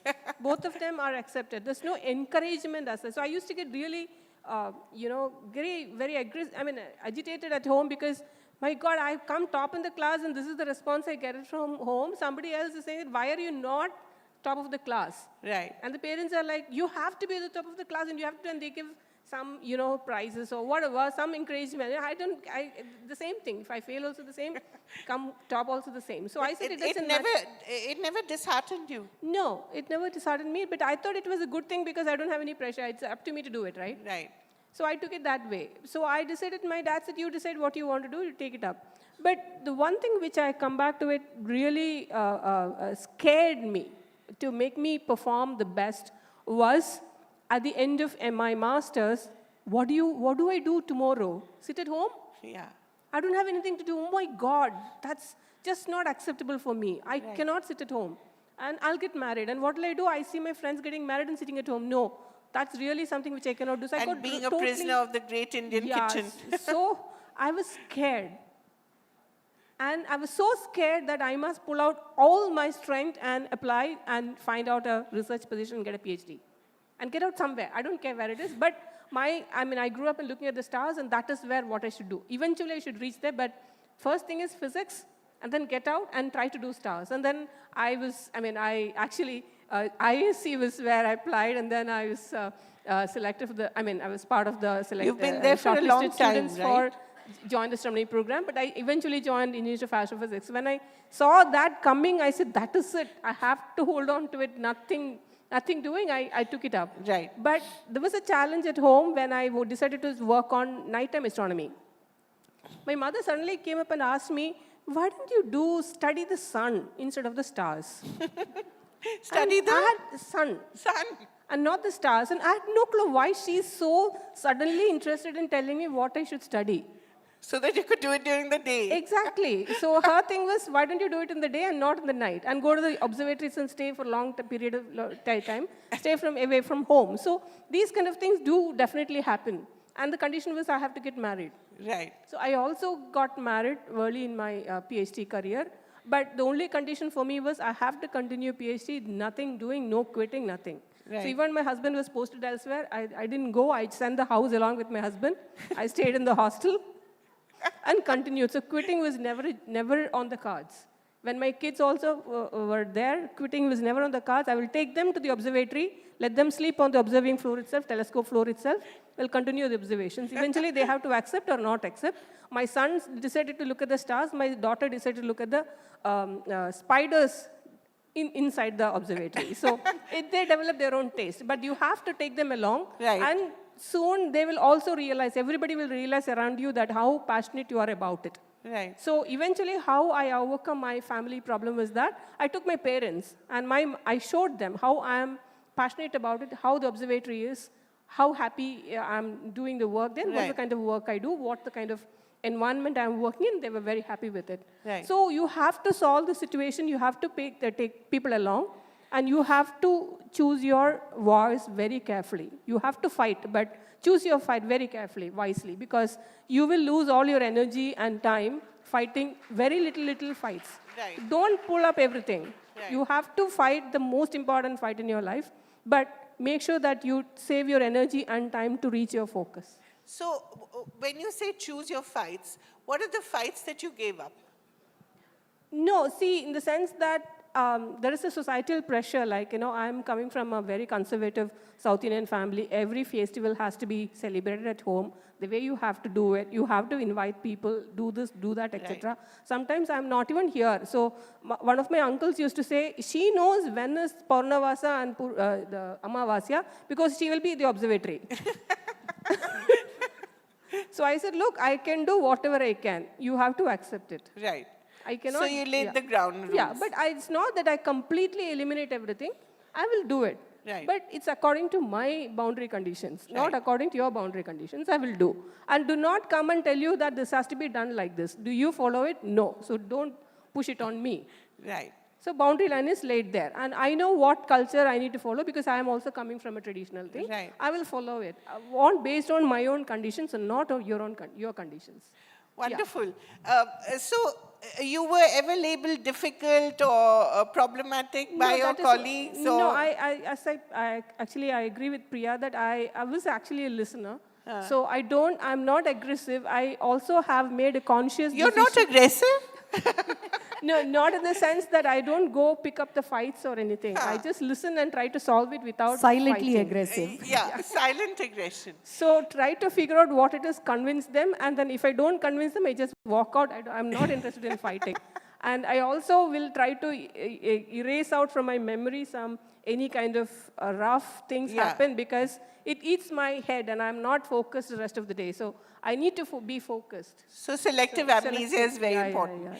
So I'm sorry we've run out of time. I have this timekeeper there who's looking at me very sternly. Just a last point. What is that one quality that you need to develop to get to where you want to? Resilience. Absolutely resilience, I would say. Because, there are numerous things that will pin you down.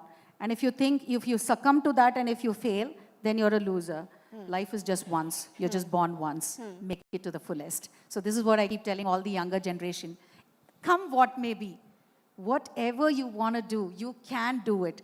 It is just your way or no way. No way, not even the highway. It's no way. So just be there. Just keep at it. Yes, you don't need to be vocally fighting, as Ms. Annapurni mentioned.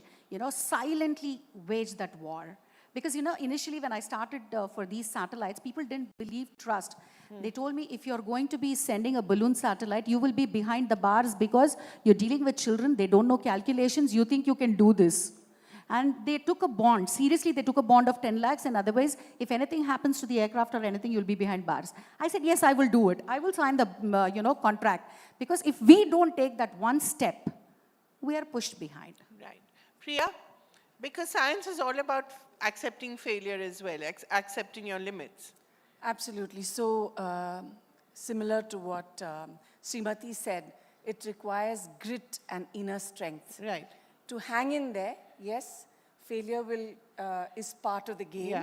And success doesn't come overnight. So just hang in there and it'll eventually meet you. Another advice I would give to young aspirational girls, especially in the field of STEM, is to try and choose a role model, a woman role model in your field. And, you become the mentee and she becomes your mentor. And get some practical advice, along the way. Who was yours? I had a lady pathologist. Okay. Who was very, very sensible. She was an outstanding doctor, but she had heaps of common sense. So I think, attach yourself to a person, right. Somebody who's achieved a significant amount despite all the challenges, and they will give you plenty of pearls of wisdom. Wonderful. Annapurni? Yeah, I didn't have any role models as such, but my take is that life is a package deal. You need to take everybody along. You cannot leave your life aside and do your career or, right. Leave you have to take everything along. Everything along, and women can do it. Yeah. We can do it, and we actually learn a lot in the process. Much more than someone who has not taken that path. Right. You get really wiser and able to listen, be empathetic, and more trying to figure out how you can solve the situations, because you're doing it every day in different right. situations. So take it along. You can do it. You just have to hang on there and then don't quit. So be at it. Yeah. Wonderful. Don't quit, hang in there, and be resilient. Wonderful advice. I think all of us should take it regardless of which field we're in. Thank you so much, ladies. And please do stand up once, and let's take a nice photo of all three of you together. Thank you so much.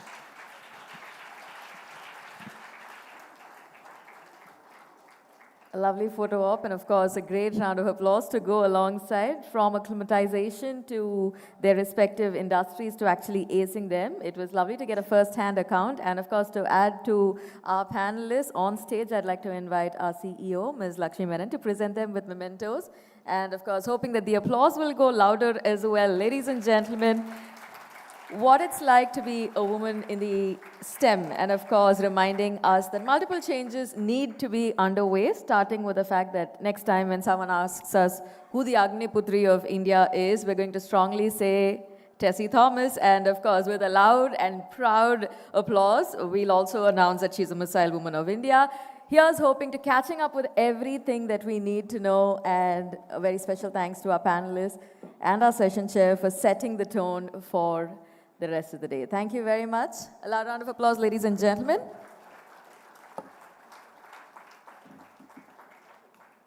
Thank you very much.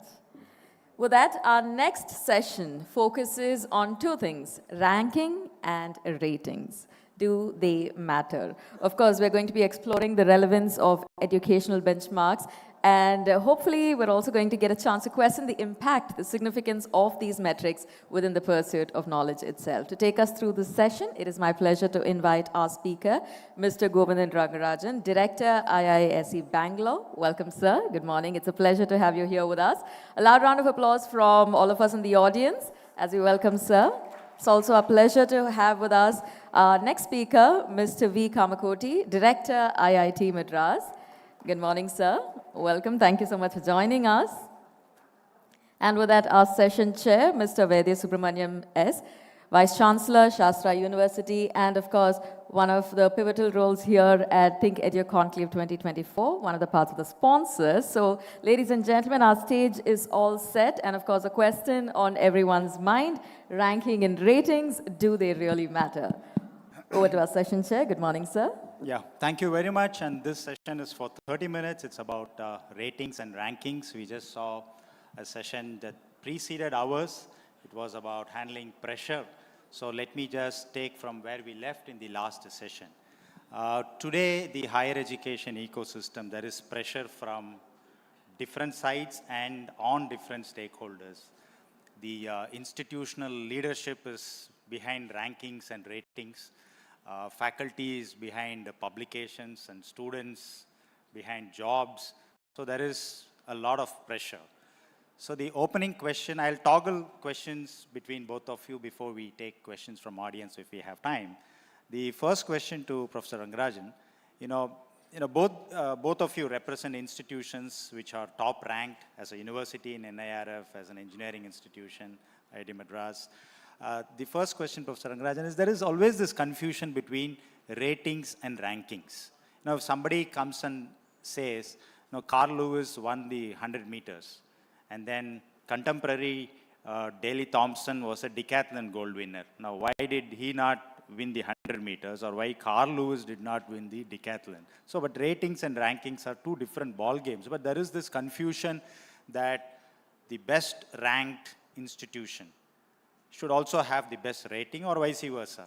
A good rated institution must also be a top-ranked institution. So how do you, add clarity to this confusion between ratings and rankings? What's your take on that? It's, I don't think, these are different aspects of measuring an institution. So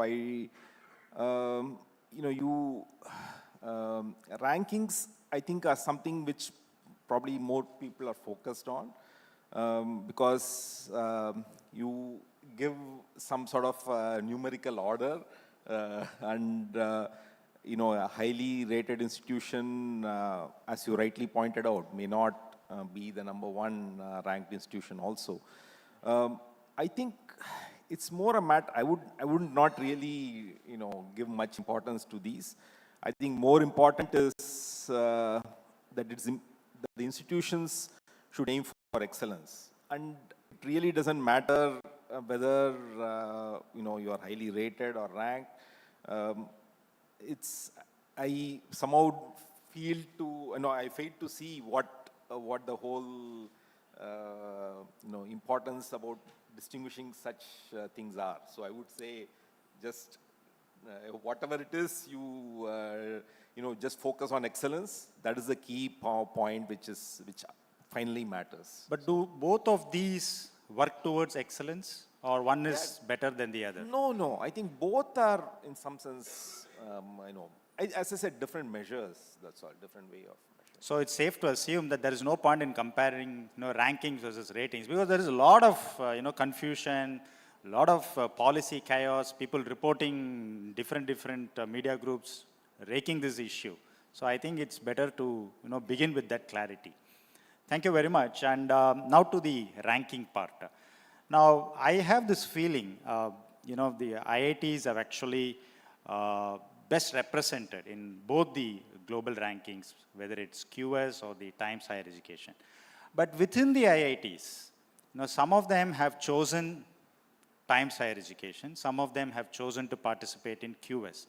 So how do you actually ration the rankings? Now, why is that a group of IITs decided it's only QS, a different group decided it's only Times Higher Education? Why not all participate in both? So I will, you are a little partial to me. You didn't ask the previous question.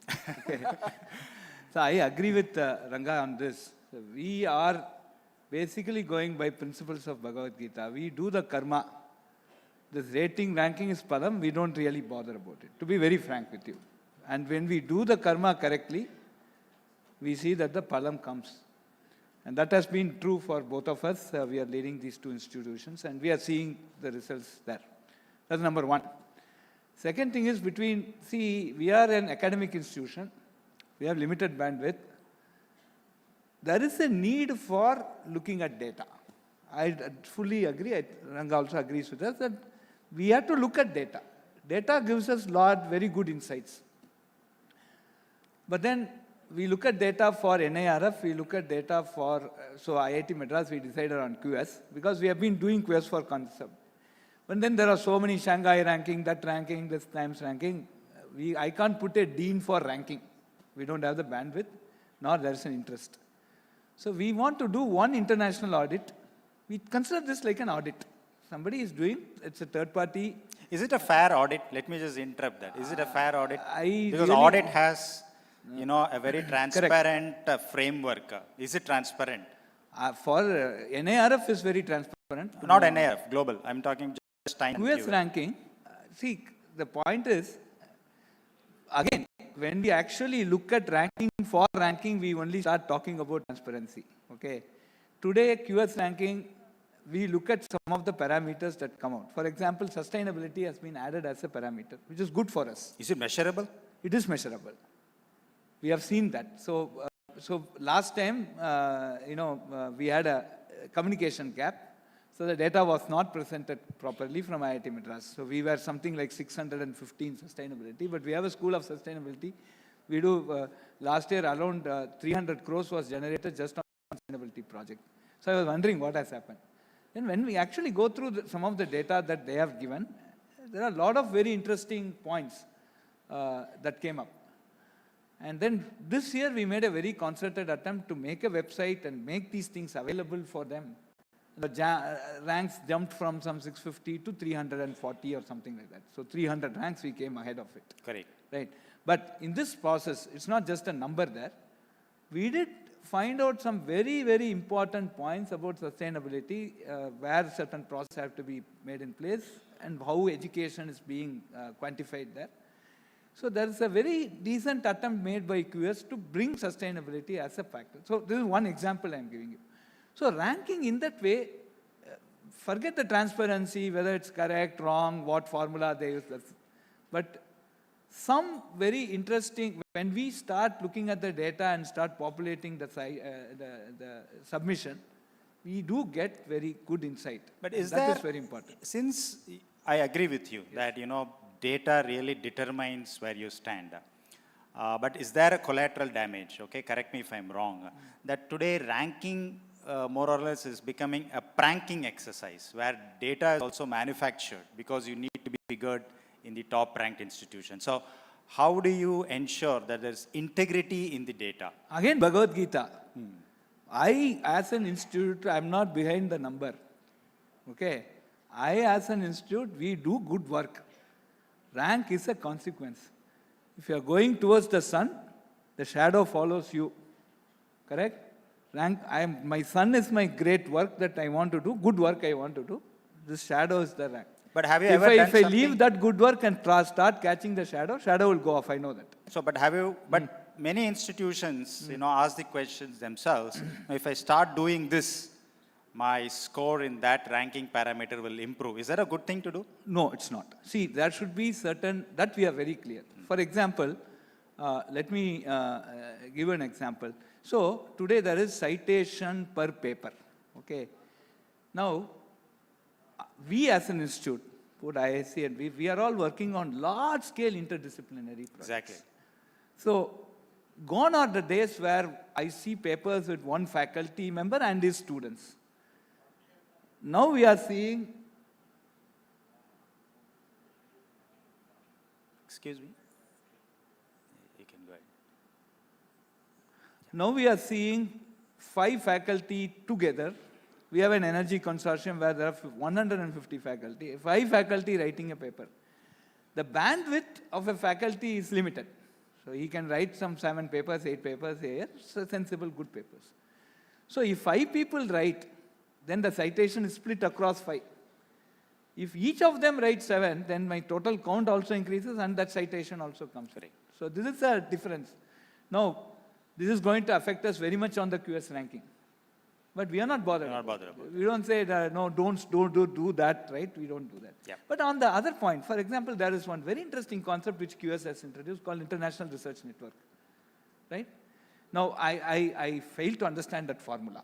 Okay, I tried my best. I'm also a computer scientist. I've worked on numerical formulas also, done some numerical. But this formula I couldn't understand. Forget it. But one small thing that we get is, so if a particular group works with another group, and in the last 5 years they have published some 3 papers together, and it has some 10 citations each, then we recognize this as a network, which is a very good concept, right? Now we are seeing that our research network is some 35 people have done similar things. Yeah. Now this is when we are talking about international collaboration, we have one ISET now, all of us are working on this. These are parameters which will help us grow. Yeah. Professor Rangarajan, the Indian Institute of Sciences, is an institution that is for nation building. That's the characteristic of that institution. And this ranking exercise, there are some global dimensions. And then, it makes institution popular. And I always believe, popularity will come with no invitation and will leave with no farewell. But if the ranking parameters by these global ranking agencies change by the drop of the hat next year, institutions like yours cannot afford to, change your roadmap for excellence and all of that. So Professor Kamakoti clearly said, we are not having that at the back of the mind. And I'm sure IISc also doesn't have that back of your mind. But how do you crack the code? What is organic to IISc that it is always the most represented Indian institution in the global rankings? Yeah, I think it's very important. As you rightly pointed out, Indian Institute of Science, we are 114 years old. And we have been a mother institution to many other institutions. So therefore, we take that role very seriously. As you know, many of the, whether you take Homi Bhabha or you take, Vikram Sarabhai, they were all at IIC when they formulated either the space research program or the, atomic energy program. And many of the institutions, therefore, have come out of IIC. So we take that role very seriously. And even talking about papers and citations, we do a lot of strategic sector work where you can't even publish. So many of the work, a lot of the work which we do cannot even be talked about. So you suffer in all those areas. But that is unimportant. I think what is important is the nation building, and we have been doing it for so many years that is the focus that we have. And also, I think the most important product, as far as we are concerned, are our students. Okay. So as long as we train them well and produce good students, then I think that is all that matters. And then the results speak for themselves. So many of the leaders in scientific institutions are alumni of IISc. So therefore, we have that, track record, and that is what I think we are most proud of, that we have produced good students, good leaders, who then go on to head institutions, who become faculty of many institutions, and go on to train many more students. I think research excellence is the one which allows us to do that, to train these people and train these leaders. Because once you have the focus on research excellence, then the training that you impart to these students follows that path where you focus on producing a very excellent, very good result. Yeah. And automatically the culture of excellence is built into these students, the culture of hard work is built into these students, and those are the things which really carry them forward. Yeah. So that is what has been, I think, the culture of IIC, and that is not really going to change. Yeah, I mean, that's good news, actually. I mean, that's Yeah. how it has to be also. Yeah, right. Because we very rarely get institutions like IISc, and we cannot afford that to be, a victim of rankings or ratings.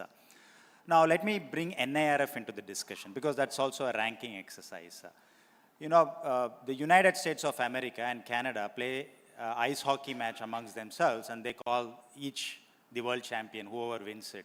Because ice hockey is suited only to that, climate and all of that. Now, NIRF, likewise, it is actually designed for an Indian system. And you are all at the thick of the policy making there at the NIRF. Now, how can we kind of globalize that? Because today, anything that India does also should have a global impact. And now, what do you think? Maybe I should pick both of your brains on how to globalize NIRF. How long can NIRF be a national ranking exercise? You have Times, QS. Can NIRF emerge a global ranking instrument? And what should we do? Yeah, so I think there's really no barrier as such for making NIRF ranking global. After all, if you look at one of the earlier rankings, well, the earliest probably was the US News ranking for the US institutions.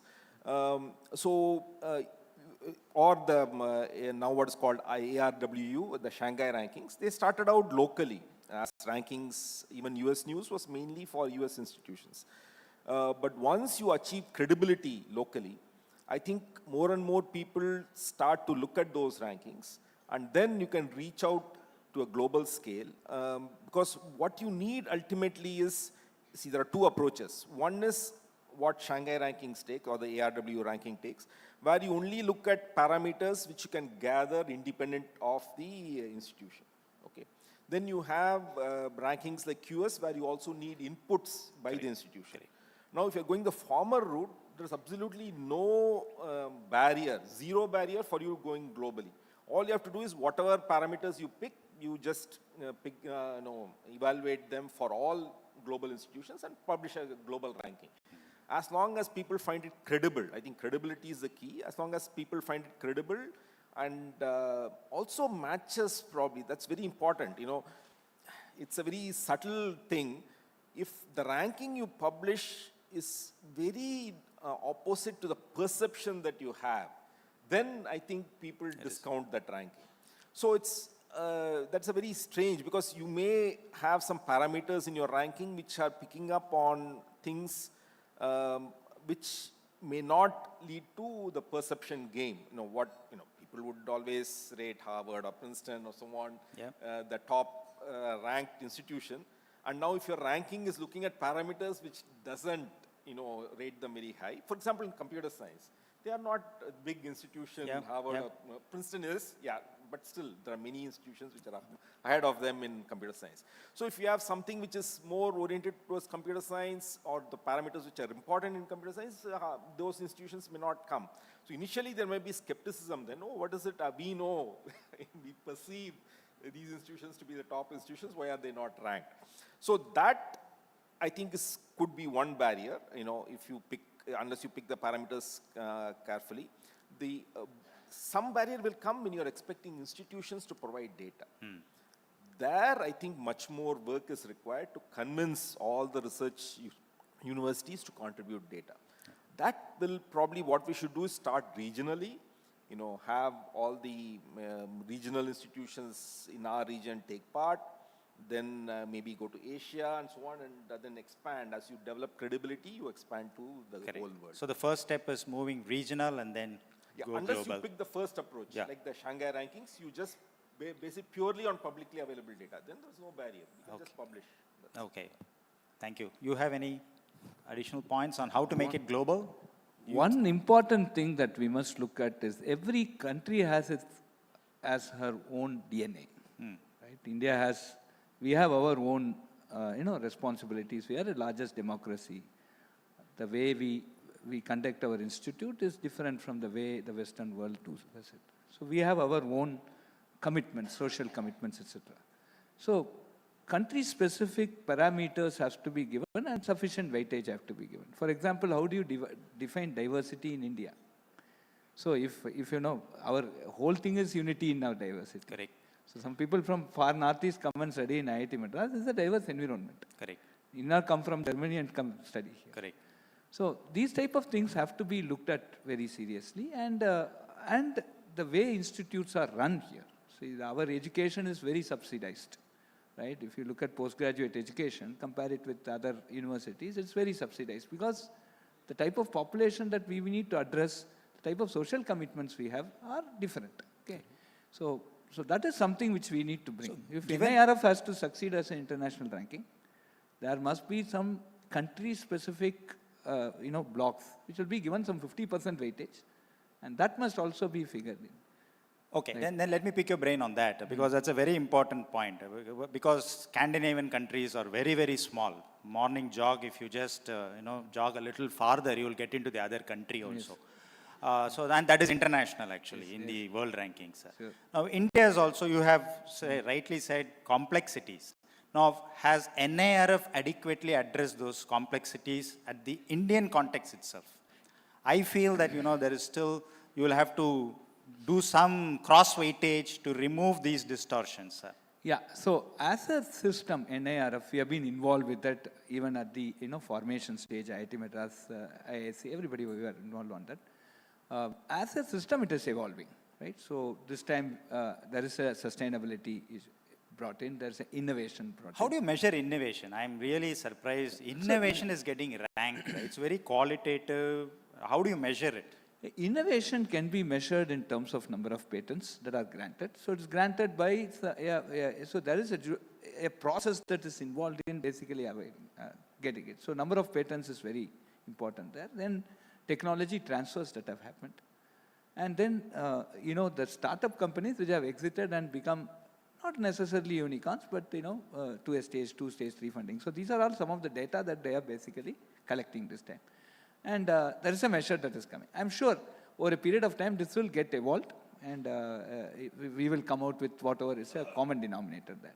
And as you have seen over the last 8 years, the whole thing has been evolving, and we are getting more representations done and implemented also. But the innovation data, Professor Rangarajan can also add, the more and more somebody, is uneducated, there is a lot of ideation happening. I mean, we are missing that.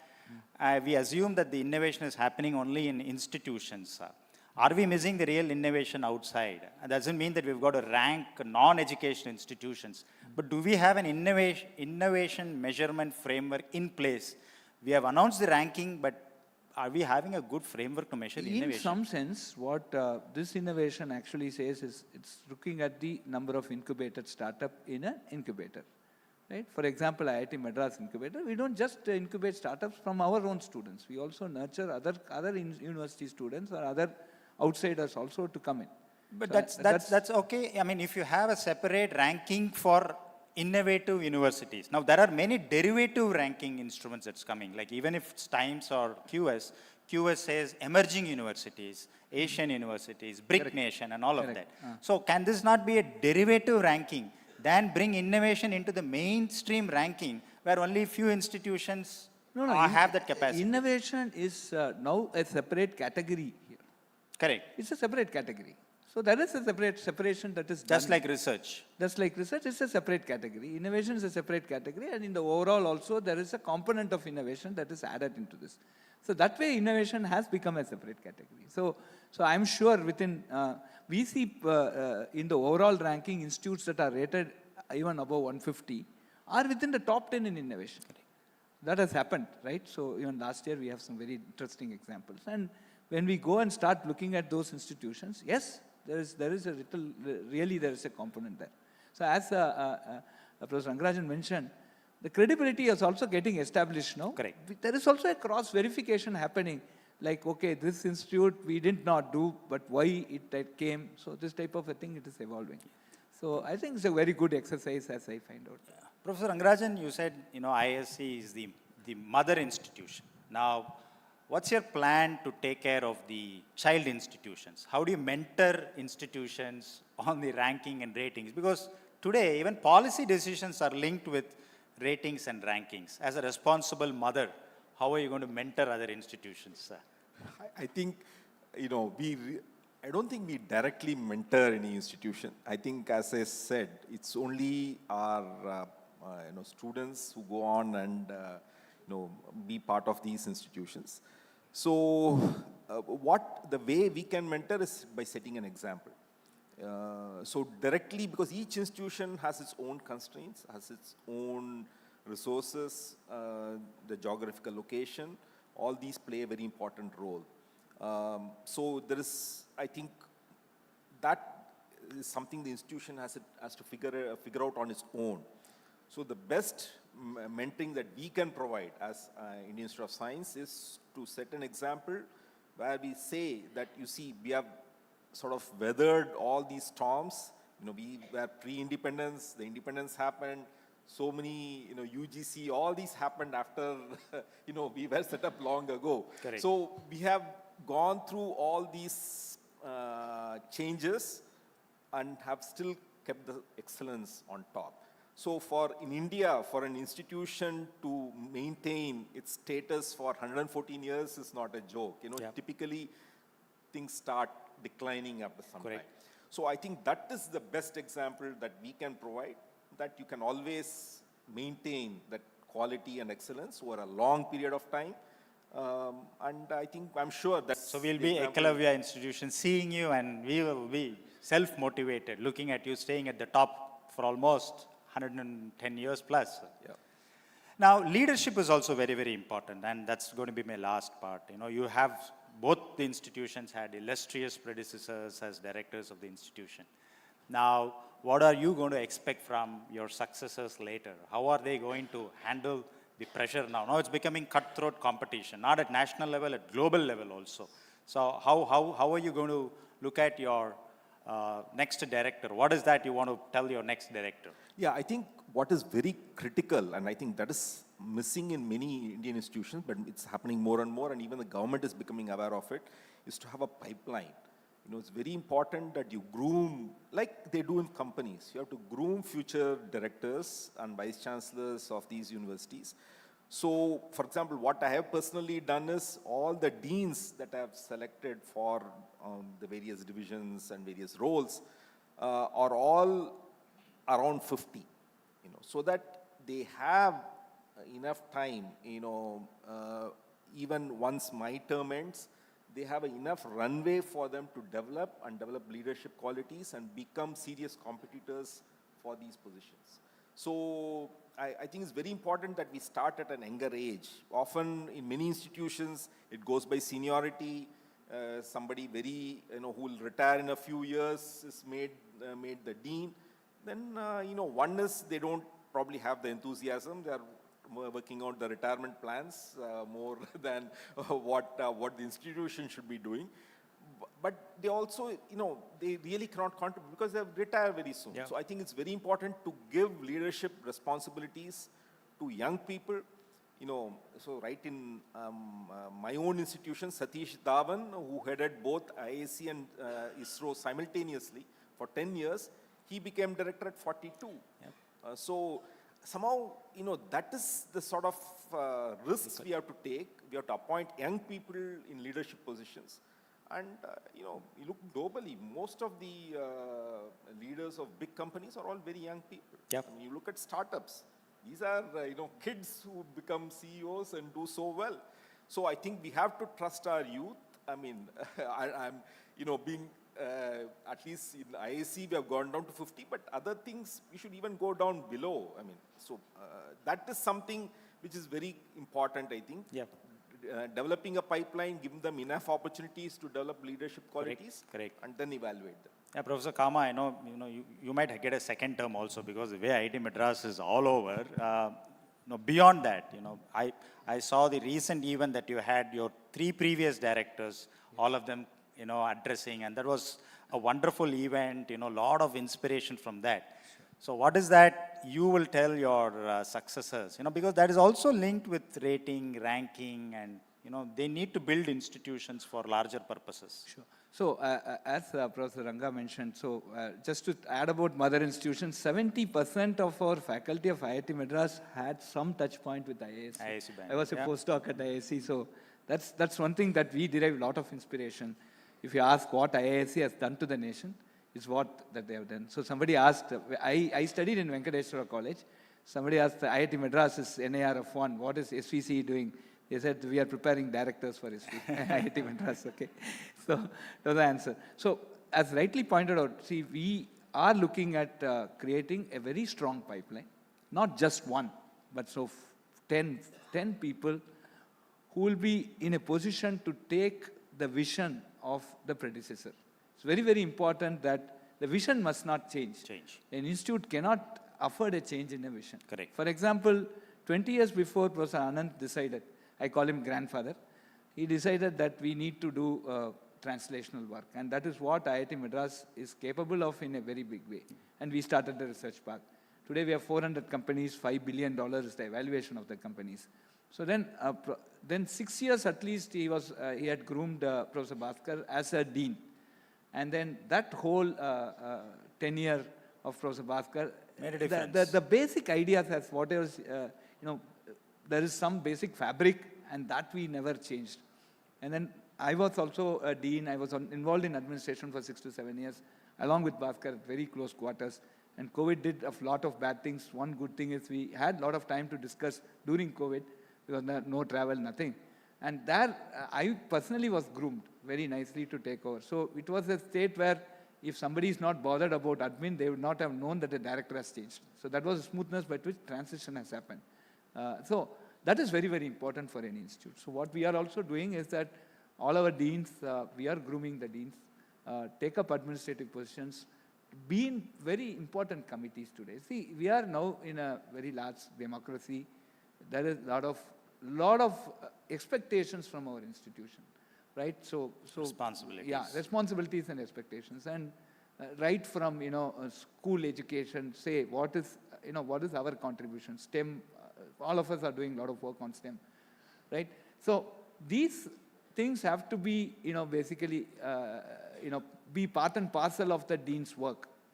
So that is also coming very much. And we are also very much focusing on getting more women involved in leadership. Good. So women leading IIT, our Zanzibar campus, Preeti has taken over. Yeah. She's IIT Bombay alumnus, and she did PhD abroad, and she joined our faculty. So she's taken up. So we are also trying more and more women into coming into the leadership position. That's so good. These are some of the important things. We have just time for 2 quick questions from the audience. The boy who just raised the hand first, and anybody who wants to ask the second question, please raise it now so that the mic can reach there. We'll save time. Here, okay. Mic there to the person in the coat there. Yeah. The boy there first, the student. Good morning, gentlemen.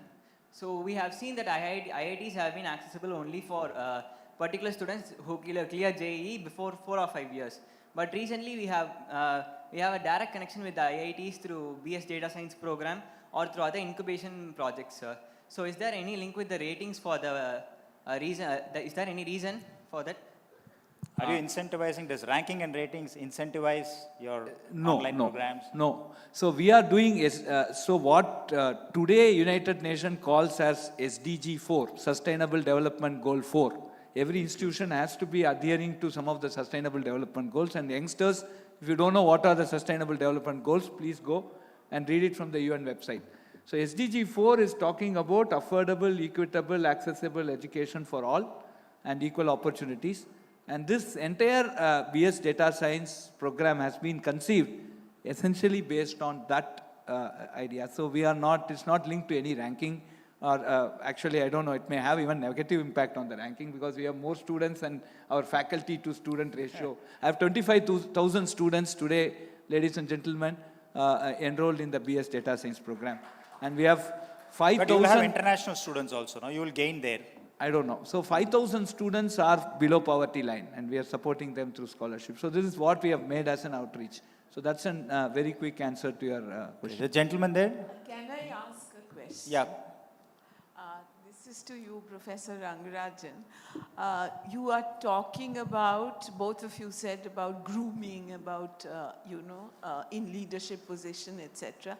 IIC, for example, doesn't really employ teachers who are pass outs of the institute, say PhD scholars, etc. Why is that so? That is something I've always wondered. You mean inbreeding? I wouldn't say it's a very hard and fast rule, but I think most institutions typically would, we want our students to go elsewhere, because that is part, I think, of the responsibility of all institutions. So to encourage that, we have such rules. And also, you want more fresh ideas to come in. So if you have a professor and that professor's student then again joins the group, it's the same set of ideas, the basic set of ideas don't change. So to promote more innovative ideas, fresh ideas to come in, it's always better that somebody from outside comes to IIC rather than somebody who's already a graduate. That is, if somebody has done master's or undergraduate degree, it's fine, but it's only at the PhD level we have, because it's basically for that reason. Yeah. Your last question? Yep. Yes. I have two questions for you. One is generic, another one is controversy. So which one you choose? No, want to choose? Make it short. Make it, yeah. Why is that IIT is being seen as a gateway to the West? People who get graduated from IIT choose to work for the other countries. Answer. You said DNA is different. Correct. Answer to your question. Last 5 years, the number of people who have gone abroad is 5%. Next. That's a great achievement. Just Next. not come out and open. The next is, how do you counter the controversy of giving priorities to the lecturers belong to a different sect in the society? We have now the national, the central education. Repeat your question. I didn't get it for. The representation of faculties has to be from the different sect in the society. Inclusive so they recruitment. Say, yeah, Inclusive recruitment. inclusivity. Yeah, now we have, so the Central Education Institution Act, the CA Act, has now mandated certain reservation at every level, and we follow what we call as the roster, right? Roster, it's a central government design thing, which basically ensures that every community is given that many things. So I'm also very happy to tell you the last 2 years, 2019, it has been implemented.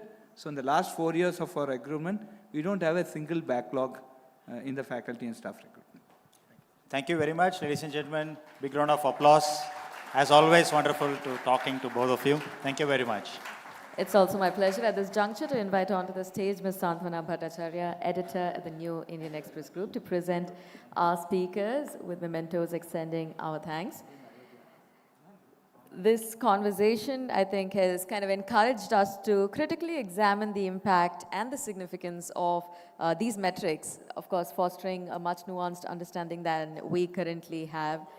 The session titled Rankings and Ratings, Do They Really Matter? A very special round of applause, ladies and gentlemen, for our speakers and our session chair.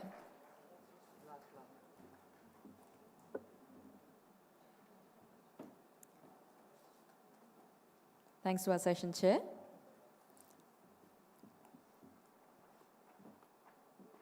Well, a lovely session. We'd like to end it with a beautiful photo op. Let me also tell you that following this is a session titled Prime Time Party Time, the TV Warriors. I'd like to tell you that during the course of this session, we're going to be delving into the captivating world of television itself. We're going to explore the impact and the influence of news warriors, especially during prime time. Of course, without further ado, please put your hands together as I invite our speakers onto the stage, starting with Ms. Aishwarya Mahadev, National Media Panelist, Indian National Congress. Welcome, ma'am. Good morning. We're also joined by Mr. Dharmendra Selvam, National Spokesperson for the DMK. Welcome, sir. Good morning. I'd also like to invite onto the stage Mr. Kove Satyan, Official Spokesperson for the AIADMK. Welcome, sir. A pleasure to have you here with us. It is also my pleasure to invite Mr. Narayanan Tirupati, Vice President, BJP, Tamil Nadu, to join us as a speaker for this session.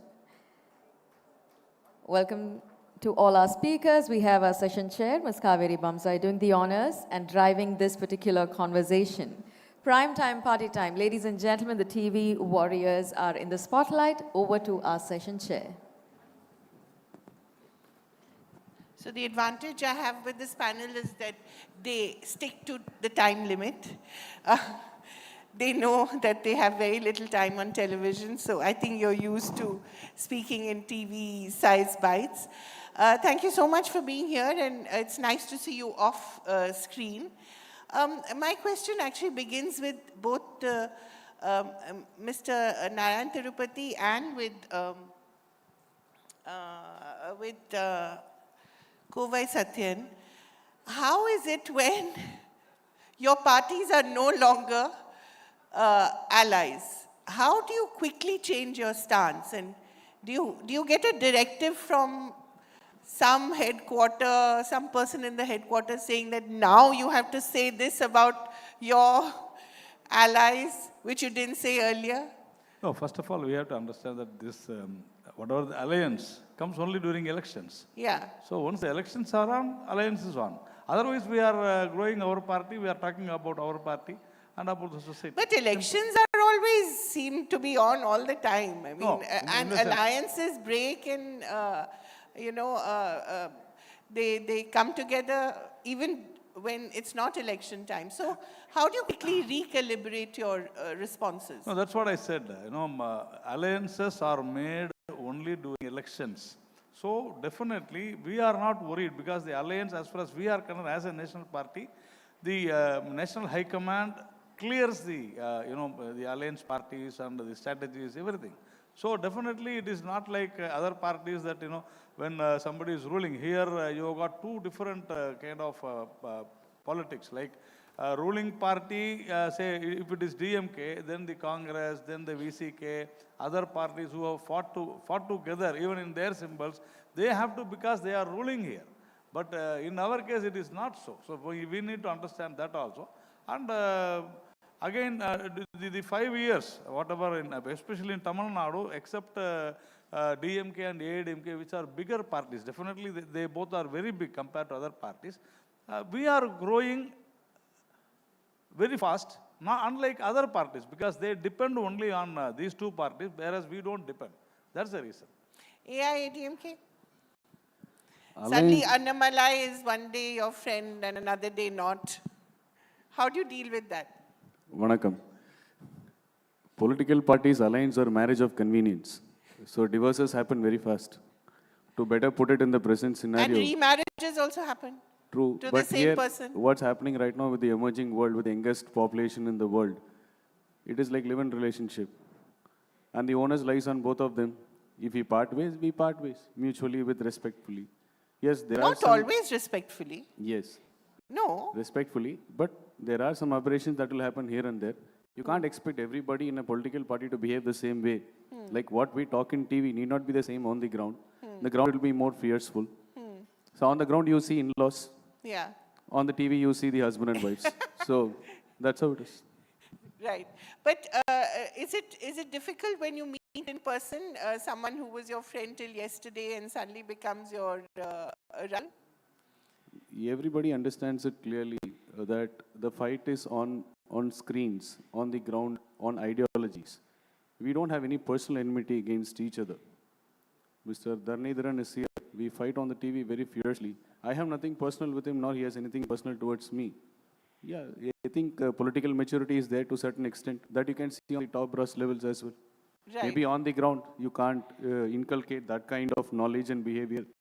But that's the entire political culture. Yeah. I want to come to you and ask you what it's like to be on television. Sometimes, are you prepared all the time for the questions that are thrown at you? When a curveball is thrown at you, do you sometimes make a mistake? You look back and say, oh, I wish I'd said that. I think retrospectively, I always think that I could have given a better answer. But you know, what I'm not happy with the current TV scenario is that most of the debates do not focus on what people want. We don't speak about public good. We don't speak about spending on healthcare. We don't speak about education. We don't speak about policies. In fact, just before I came to speak, I was reading an article which said about on the day when the price of fuel was increased by about 10 rupees, they analyzed about 25,000 seconds of television debates.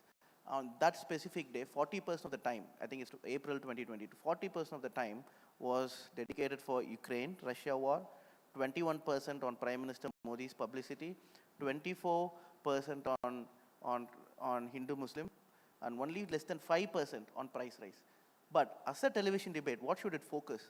It should focus on people's issues. So price rise is one of the bigger issues. It's one of the most important issue. Inflation is an important issue.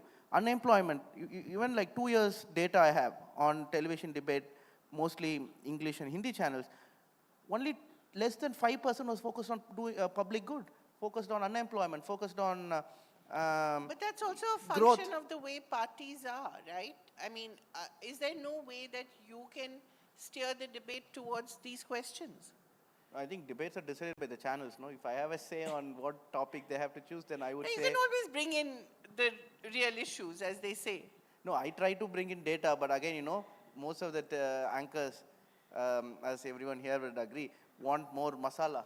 Yeah. In fact, when me and Aishwarya go on debate, they somehow want to create, they bring in Kaveri issue and they want to bring and show that there's a problem with Congress and DMK. Right. So they kind of try to not talk about policy, only to So give is the masala. media to be blamed for everything, including creating trouble in politics? No, I'm not blaming media for everything, but what I'm trying to say is the quality of debates, the topics over the years have deteriorated, right? I think that is a problem. Media should be informative, right? It can't be an entertainment channel for people who need political news. It has to inform people. Does it inform right now? I don't think so. It informs right now. So, Aishwarya, do you see yourself as an entertainment star or as a political analyst? Honestly, after 6 years of national television, I see myself as a survivor of PTSD and those tiny boxes and having to listen to some of the most infuriating, non-fact related tirades. So I'm a survivor in that aspect. But honestly speaking, ma'am, and yes, the Kaveri issue is very important. You are too. So they do try that a lot between the DMK. And I have a very good allies, not like the other side. But honestly, with TV debates today, and I've seen this for quite a while, there is a systematic deterioration because it has become pandering to what primetime viewers do want to watch. Which is? While, for example, a lot of people would prefer issues of price rise and inflation, or let's say human rights issues that are happening all around, there is a wider market for more primal topics. For example, where a particular place of worship is happening, or who took a dip in which river, and those end up becoming focus. And then when they try to bring a political angle into it, what we have to do, and what my party has been doing consistently, is we refuse to do it. We say it's either a state prerogative or we say it's a communal issue. We will not engage. You also have a list of anchors whom you don't go to, right? Yes, ma'am, because I think it was a very concerted effort on part of my party where we said, if we see trash on the road, you can engage with it or you can just walk past it. And I think we don't want to be legitimizing hate, because when you are the anchor, you have a certain amount of control over your panel, whether it is muting my mic, which has happened way too many times, or whether it is basically contextually distorting what I'm saying. We do not want to be while we understand journalistic freedom and quote-unquote integrity of some of these anchors, we don't want to co-opt into that system. Because if I'm sitting there and I'm hearing an anchor make some of the most rank statements about people of particular communities, I can choose not to be part of it. And that is what we have done. Because when we cannot control the sort of hate being vitiated through media, we will not engage with it. We will not add to the fodder. And we are in certain ways hitting at their viewership also by doing that. It's a, as they said, a weird form of non-cooperation on part of my party in that regard. Mr. Tirupati, do you also have an informal list of channels and anchors that you don't engage with? No, in fact, last 1.5, 2 years, we boycotted the entire television debate in Tamil Nadu. So it happens because, like she said, we have a lot of experience in Tamil Nadu also. And almost we have seen... Does it help to boycott? Pardon me? Does it help to boycott to not definitely, be... because see, there is no, we felt that there is no use till they give space. We are talking about the space. It is not the question of how many people are talking. It is the question about what is the discussion, what is the debate, the topic, and how many people are talking for or against. That's the main thing. So the space was not given to BJP, and that's the reason we boycotted. See, it happens. Even DMK has boycotted so many days. So even the ADMK has boycotted. So the thing is that we need to understand that, yes, in Tamil Nadu, to some particular ideology, the media, entire media, if not entire media, at But least you get so much space elsewhere. How much space do you need? No, in the sense, see, space means I'm talking about only the debates. Yeah. Okay, when there is a debate on a particular topic, there should be space equally for and against. That is not happening in Tamil Nadu. That's because of the ideology what the media or the anchors have. And so as far as we are concerned, of course, we don't, personally speaking, I don't want to, avoid any kind of debates because we need to fill in, we need to say what we want to say. But unfortunately, the situation arises. So that is the problem. And almost all parties, regardless of any alliance or, opposition, we boycott debates. And we say, we insist the television companies, televisions, that they should give space and they should not be partial. I want to ask the DMK, when you see issues like Sanatan Dharm suddenly becoming national controversies, does it not bother you? Because these sometimes seem to be totally manufactured. See, I think DMK as a party does not say one thing before the election and one thing after the election. We've been having a consistent ideology that comes from the days of Justice Party or even before.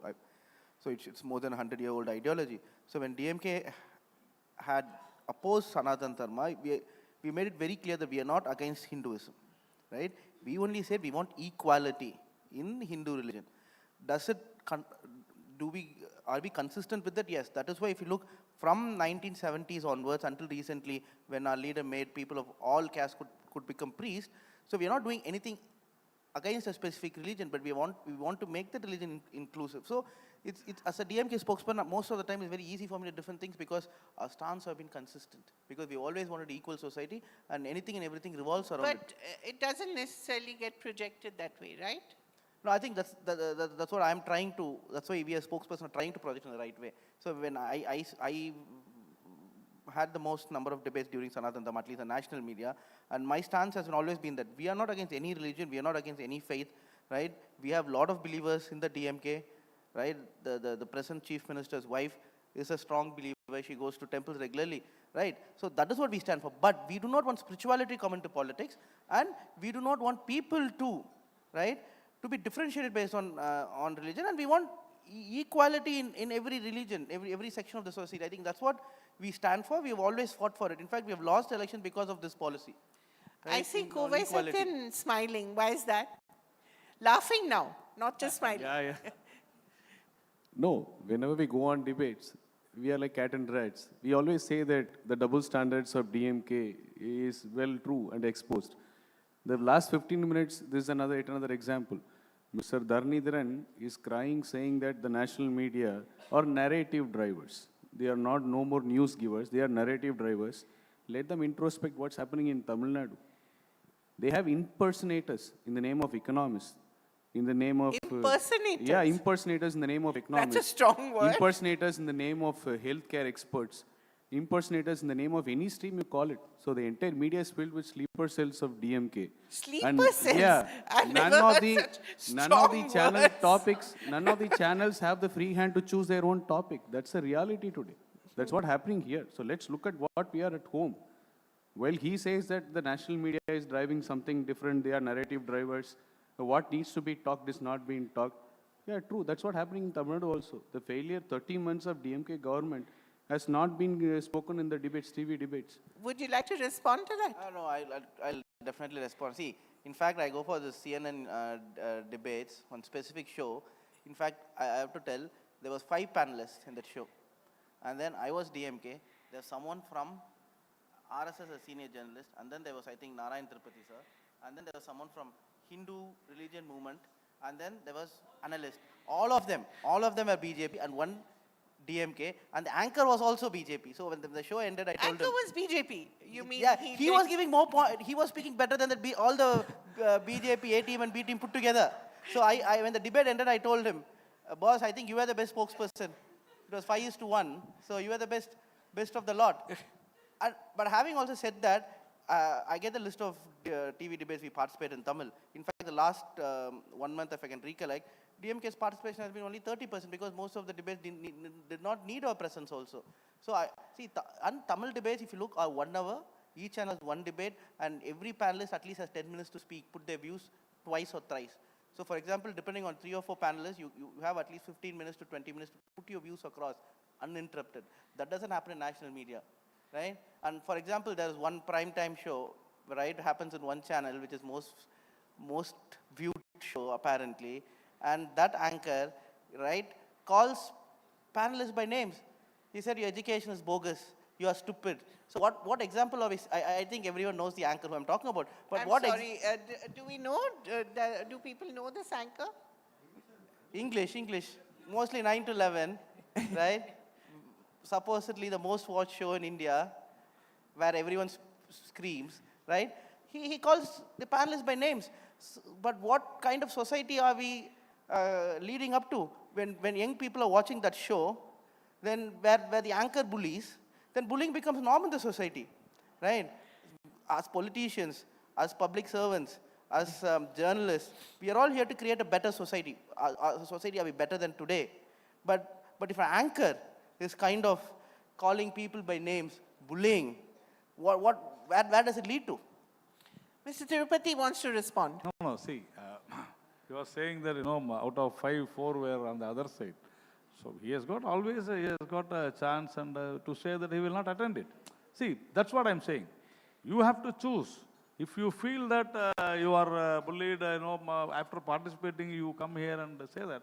I think that is not right. In fact, I choose my debates. In fact, I say if that person comes, don't call me. I will not say, I will not come. I will say if a person who is not speaking correctly or he talks singularly, please leave me out. That's what I say. I choose. So he can always choose it, even the anchor.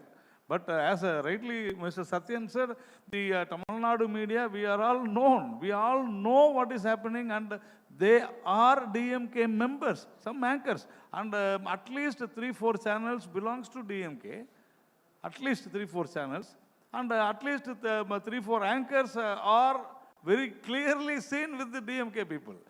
I want to ask the young people, sorry. So basically what happens to the BJP in Tamil Nadu is what happens to the opposition across the country. That's what I say. What it is. No. So at least somewhere we see the shoe on the other foot. Yeah, small correction. What happens to AIDMK and BJP?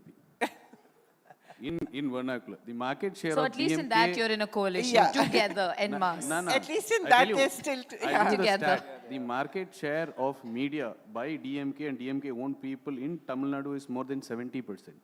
If I'm not wrong, it's more than 70%. How much was it when your party, before its split, was previously media. run by the former chief minister? We don't own any media. We don't own. Yeah, Jaya TV and Do you remember the news? I'm from Karnataka and even I know this. Electronic and print media, we don't have a say. But what I'm saying is the direct association, indirect associations of DMK in Tamil Nadu media is more than 70%. That's the market share. That's because, if the media, a particular media is against the ruling party, then in the government cable it will go behind. So obviously they are threatened.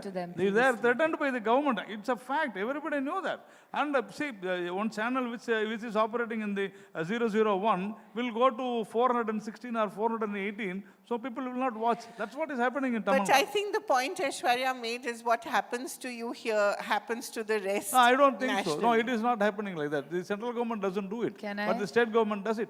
Sir, systematically, and this is something I take umbrage with, is whether it was NewsClick, whether it was Quint, whether it was NDTV repeatedly, whether it is think tanks having their FCRA regulations revoked, whether it's the fact that you have 80 plus journalists being put under some of the most severe scrutiny, journalists being booked under UAPA in Jammu and Kashmir under the Public Safety Act, where you can detain somebody without allowing them even access to a phone for weeks. That is what is happening to journalists and media channels today. Is if you do not bow, forget bow, if you do not crawl, that is what happens. And I can say this very proudly that this portal, the Indian Express, has stood very strongly against that. And I think that way, that journalistic integrity, which is why I'm very proud to be here. But you see what happens. They either break your back or you kowtow voluntarily. We have and that seen is a fact. what Congress did to Indian Express. Talk you about, want that? You want to talk about emergency, sir? We can all go back to those days. Could I just ask some of the young people at the back to, do you have a question? Do you watch them on prime time? Do you have a view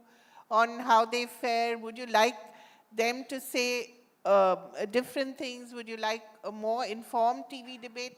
I'd like to hear from you. Do you watch, firstly, do you watch them on television, or do you get your news from other sources? Anyone? I don't watch mine too. Obviously you don't watch, yeah, okay, the man in red, please, the gentleman in red, yeah. So good morning, and my ultimate goal is, and the people's expectation is, finally is the welfare and the development of the weaker section, and what is your question, sir? Do you watch them on television? yeah, ma'am. Yeah, so what is your view? Do you like the debates? Do you want them to be more informed, more informative? Yeah, actually, I do watch, and it's yeah, I do watch the debates of people talking in various medias like NDTV and other medias. But my thing is, more than that, what they want to serve the people, that should be mentioned clear. Okay. Srimati, you had a point, yeah. Yes, I think he conveyed it in the end. It is like more, sorry to use these terms, but it is more like a cat's fight. We don't see any end result. We don't see any innovations happening. We don't see any promotional thing about the country or about any particular innovation being brought about. It is always whether you are right, I am right, why am I right, but why should I be right? They've already blamed the media, right? Yeah. That's left to the media. Do you think that they... No, I think even when the media questions something, they have the power to say something against and bring out their point. Yeah. So that is what is required. And I would vouch, I would speak for the children, because I day in and day out live with children. Children do not want to listen to any of your debates. They do not want to sit in front of the television to see such debates, because they feel they are put down. Students, we say youth power, and India is the most youthful country. And what are you doing to the youth? See, what are you doing? See, I'll tell you what. We don't decide the topic, number one, and we don't decide with whom we are going to fight. But you just said that. No, that's what I'm talking in general, not about me. So the media has to be more responsible in getting the topics, in getting the panelists. Can I add on also?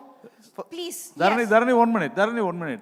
So the media is responsible in the entire thing. Whatever she says, if it is true, then the media has to be blamed.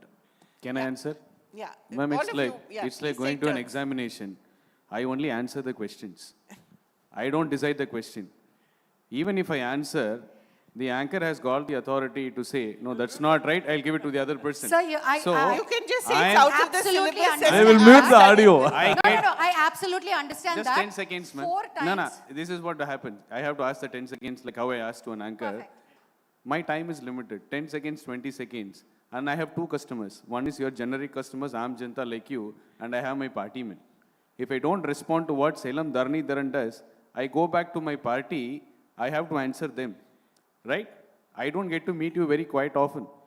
You get to meet me on the TV channel, but I don't get to meet you quite often. But what I live day in and day out is my own fellow people. They are my primary customers. Do you get pulled up? Definitely. Yeah? I get rebuked? I get whacked left, right and center. Ms. Kaveri, one sec. they keep blaming the media, but 4 times if they refuse such topics to media, we are not going to come and speak about this. You think media will push them and pull them to speak about No, I it? think we do it. I think often than not, we have actually refused to speak on many topics. In fact, last week there was Al Jazeera's news report in which the Prime Minister's office had apparently tried to influence the 14th Finance Commission ex-head to reduce funding for the states. And we wanted Tamil channels to take the topic. None of the channels took. But it's a very important issue. A sitting Prime Minister wanted to reduce, wanted to influence the Finance Commission and wanted them to change their recommendation from devolution of funds from 42% to 32%. That was a rumor. The head of the Finance Commission refuses, and the Prime Minister himself, after 2 weeks, comes and says, states are responsible for growth of this nation, so that's why it's 42%. So this, none of China want to take. And as you rightly put, if, for example, for a country to grow, you need to innovate and research. India's research development R&D funding is about 0.7%. Israel's about 6%. Germany is about 5%. Are we talking things like that in television debates? No. Or television channels speaking about it? No. Right? I think as children, what do they need to know? What actually is development? What actually is growth? Right? For a country to grow, you need to have human capital. Are policies going towards human capital? Are we having discussions on that? So that way I agree. Channels have failed, but what do we do? Even if we boycott, as DMK and Congress, we have boycotted many anchors as the India coalition decision. But if I don't go, they call someone as DMK supporter and they run the debate. So in fact, I tell my party that let's go for all the debates, because even if I don't go, they send someone else on behalf of DMK, who's not even DMK. At least what I speak, I have repercussions. What the other person speaks, he could also be a BJP person going and speaking as a DMK supporter. The party doesn't have any hold.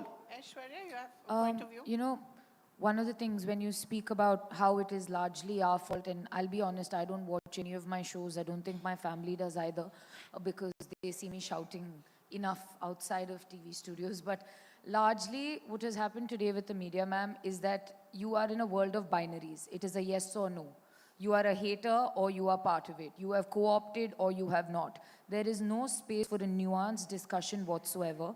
And it is that demand and supply that drives the entire ecosystem to a large extent. And I'll give you an example. While you may haul us up for not making a change, what happens to us is this. Forget mics. The other day, specifically with the finance commissions, I've always spoken about how the southern states do not get enough because the TORs disadvantage us. Karnataka saved itself because our forest cover went up, but the southern states have been penalized for having reached the replacement level of population, which I hauled up and I basically brought up and I said, you asked for us to have these population control measures, and now you're incentivizing us or taking away what is our devolution. My anchor's response was, are you saying you South Indian do not like the North? Are you saying it is a North-South divide? Are you saying the people of UP do? I said, ma'am, for every rupee that Tamil Nadu sends, you see the fraction of the amount that Tamil Nadu gets back. It's an economic argument. But when my anchor is pushing it towards a North-South divide, when my anchor is saying, do you hate the Prime Minister because he's Gujarati? I said, there are 100 other reasons maybe, not because of where he comes from. But that is what ends up happening. I cannot have a nuanced, fact-based argument whatsoever. And to ensure we get our stand across, while we do boycott, we end up making larger, broader statements. Debates, if you want your news, you want your facts, you go read the editorials or read the newspaper, the conference here. You can't expect it from TV debates anymore, and that is a harsh reality. I'm sorry, but I have to end it. Yeah, I'll give a point. Yeah. See, everybody's expectations are different. Yeah. As a party person, my expectations are different. After the recently held rally, I want the media to take up, is DMK running the dynasty rule? Is it reinforced? And is it evident? For me, I feel that that is more important for the people to know, because a person who cannot uphold democracy within his party, how can he uphold democracy within the state what he is heading to? I feel this is important for the people to know. So I expect the media to take up that. But otherwise, yeah, there might be pressures from the ruling government not to take it up. And let's understand, let's call a spade as a spade. News channels are no more news givers. They are narrative drivers.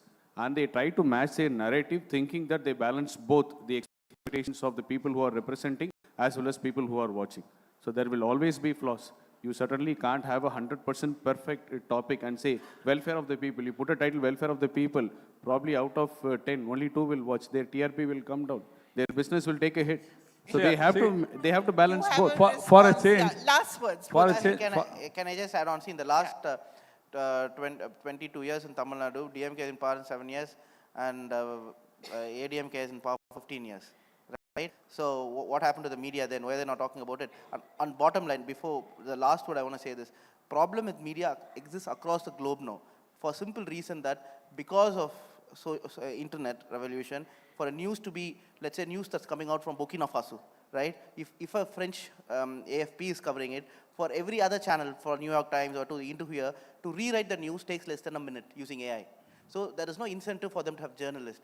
And people consume news from social media. So most revenue, if you look print, even Indian Express, print, or even regular channels, the revenue is reducing drastically. And that is why from New York Times to Le Monde in France, to Frankfurt Allgemeine in Germany, to newspapers here like NDTV or CNN, or News 18, are increasingly being owned by big crony capitalists. And this is a problem. We need to work new models for news media to be sustainable, to be profitable. Only if they are profitable, they will be away from the influence of corporates and so on and so forth. I'm speaking away from a politician. I'm talking as someone who's interested in policy, that we need to find models to find media profitable, which is very important and pertinent. But I want to for tell democracy. all of you that you can always trust an established medium like ours to give you a nuanced debate and to give you space and time. So you don't necessarily always have to rush to television debates.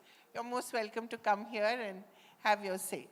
Thank you very much. Do you want to have, I think you want to say something. Yeah. See, for a change, I go with, Aishwarya. Oh, because, congratulations. Because for the sake of, for this thing, in one channel, there was a debate. And 5 people were there, and suddenly, English channel, and suddenly one person started talking in Hindi. I said, see, I don't understand Hindi. So let us not have any conversation in Hindi. But the anchor said, no, I understand Tamil, sir, I understand English. I will translate for you in Tamil. Then I said, allow him to talk in his comfortable language. That's what she said, the anchor. Then I said, okay. After 5-10 minutes, my round came, I started talking in Tamil. Then she asked, then everyone, started shouting, how can you talk in Tamil? Then I said, see, allow me to talk in my comfortable language, okay? So then she said, the anchor says, since you don't have an answer for what we have asked, you are talking in Tamil. So North-South divide, yes, some channels do this. That should And not some be. papers, very good. Thank you so much. Thank you so much. Thank you to our speakers, our Nandri. session chair. Before we draw the session to a close, if I may invite on stage Mr. Prabhu Chola to extend thanks to our speakers and present them with mementos.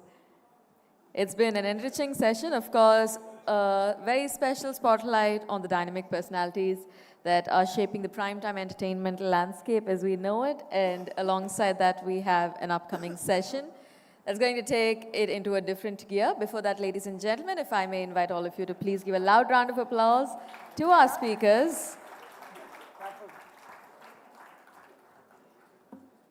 Truly a wonderful session here at the ThinkEdu Conclave 2024. An exciting couple of sessions lined up through the course of the day. Of course, we're also going to take a look at music, medicine, and whatnot, movies. I could go on, but before all of that, as we draw the session to a close, I'd like to extend my heartfelt thanks to all our speakers on stage. We have Mr. Prabhu Chola doing the honors, and of course, a lovely photo op as we draw this session to a close.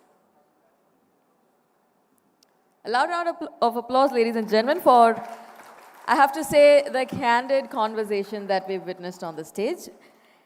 Following this session, we take a look at a very interesting topic, a very real topic, combating student suicides. What can institutes do better? Of course, to take us through this particular topic, it's my pleasure to invite onto the stage our session speakers, starting with Dr. Soumitra Patare, Director, Center for Mental Health, Law and Policy, Pune. Welcome, sir.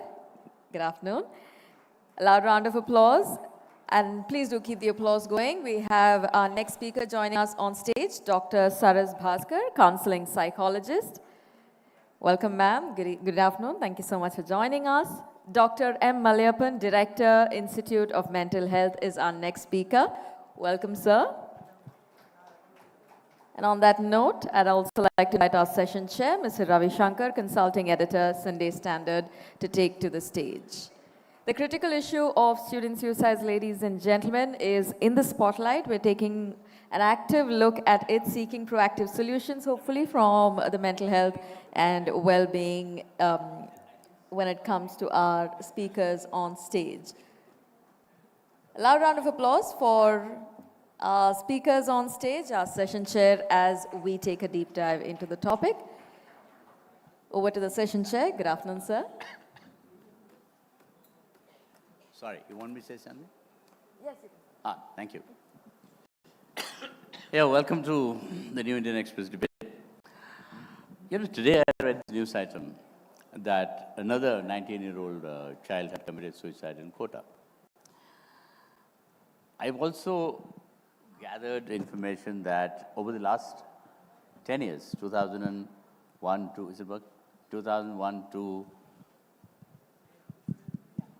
yeah, no, really?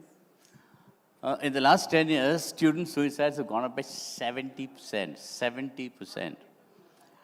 So the stressors which I discover are parental pressure, self-doubt and, you know, the pressure you put on yourself, and, you know, ragging is a huge issue, especially caste-related. And third is, you know, emotional connections, depression, etc., etc. So, how much has changed? Why this increase? I mean, is it because of the economic liberalization, more jobs opening up? I mean, why this increase? I mean, I said, what is the reason of the increase in suicides by 70% in 10 years?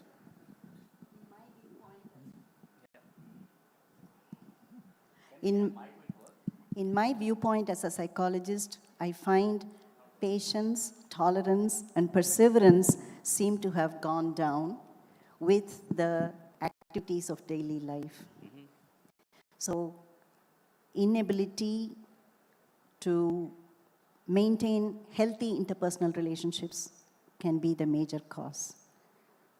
So is there something wrong with the syllabus? Is it something wrong with the syllabus? I think let's step back a bit, you know, because I think there's always a danger of us jumping to solutions based on anecdotal stuff. And I wanted to, you know, first of all, I want to thank you for organizing and discussing suicides. This is, there's always an omerta about suicides in our country. We don't talk about it except when it comes in a headline because there's one person who's died by suicide. But let's have a more sensible conversation about it. What do we know about suicides in India? And some of the data is important to know is that under the age of 18, we have about, you know, if you say student suicides these days, yeah, and if I ask you a word, give me one word, student suicides, people will say quota. Because that's how people talk, you think of it. But the reality is that under the age of 18, quota, you know, India has about 10 to 11,000 suicides. Quota is only 200 suicides. Okay. So I think we really need to be actually asking ourselves what else is going on which is wrong or not happening properly. The other important factor is that it's always the suicides that come into the newspapers with young children or adolescents is boys. But the reality is that it's actually more girls dying of suicide under that age. The other fact that we don't really talk about, and this is extremely worrying, is that, you know, if you're a young woman aged 19 to 39 or 20 to 40 in this country, the #1 cause of death today is suicide in that age group. It is ahead of maternal mortality. For many years, we had maternal mortality as a problem, but now it no longer is. For boys, young men, it is #2 cause after accidents. So clearly, you know, suicides are a major crisis for us, and we don't really, we don't collect good quality data. We don't look at research around what might be causing it, and we don't also do some interventions which are cheaply and easily available, for which there's good evidence we should be doing, which we don't do. I mean, Tamil Nadu is a great example of a policy initiative which reduced suicides, okay? Introduction of the supplementary exam after the board exams has reduced suicides in that particular age group by about 50%, while the number of students taking that exam over 10 years is double. Yeah, but it still doesn't answer my question, why? Why has it gone up in 10 years? What do you think? The cause can be attributed to both larger factors like economic factors and also changes in the individual. It is multifactorial. Cause for the suicide cannot be pinpointed to one or two. See, the economy is changing. We are becoming more materialistic. Job insecurity has grown. Even though I have a job, there is no assurance that I will stay in the job till my retirement. So the insecurity in the job market, major economical changes happening in the globe has an impact on the individual. And also the individual changes are important. Families have become very small, only one kid or two kids. And if there is a one kid, both the parents always pamper the kid. Everything is provided. So the kid never experienced any failure in the life or any disappointment in the life. When they go to the high school or college, when they face the loss for the first time, when they face a crisis or disappointment, they don't have the capacity or skills to face it. So these are changes in the individuals and changes in the greater society. Both are responsible in increasing the suicides. Yeah, go on.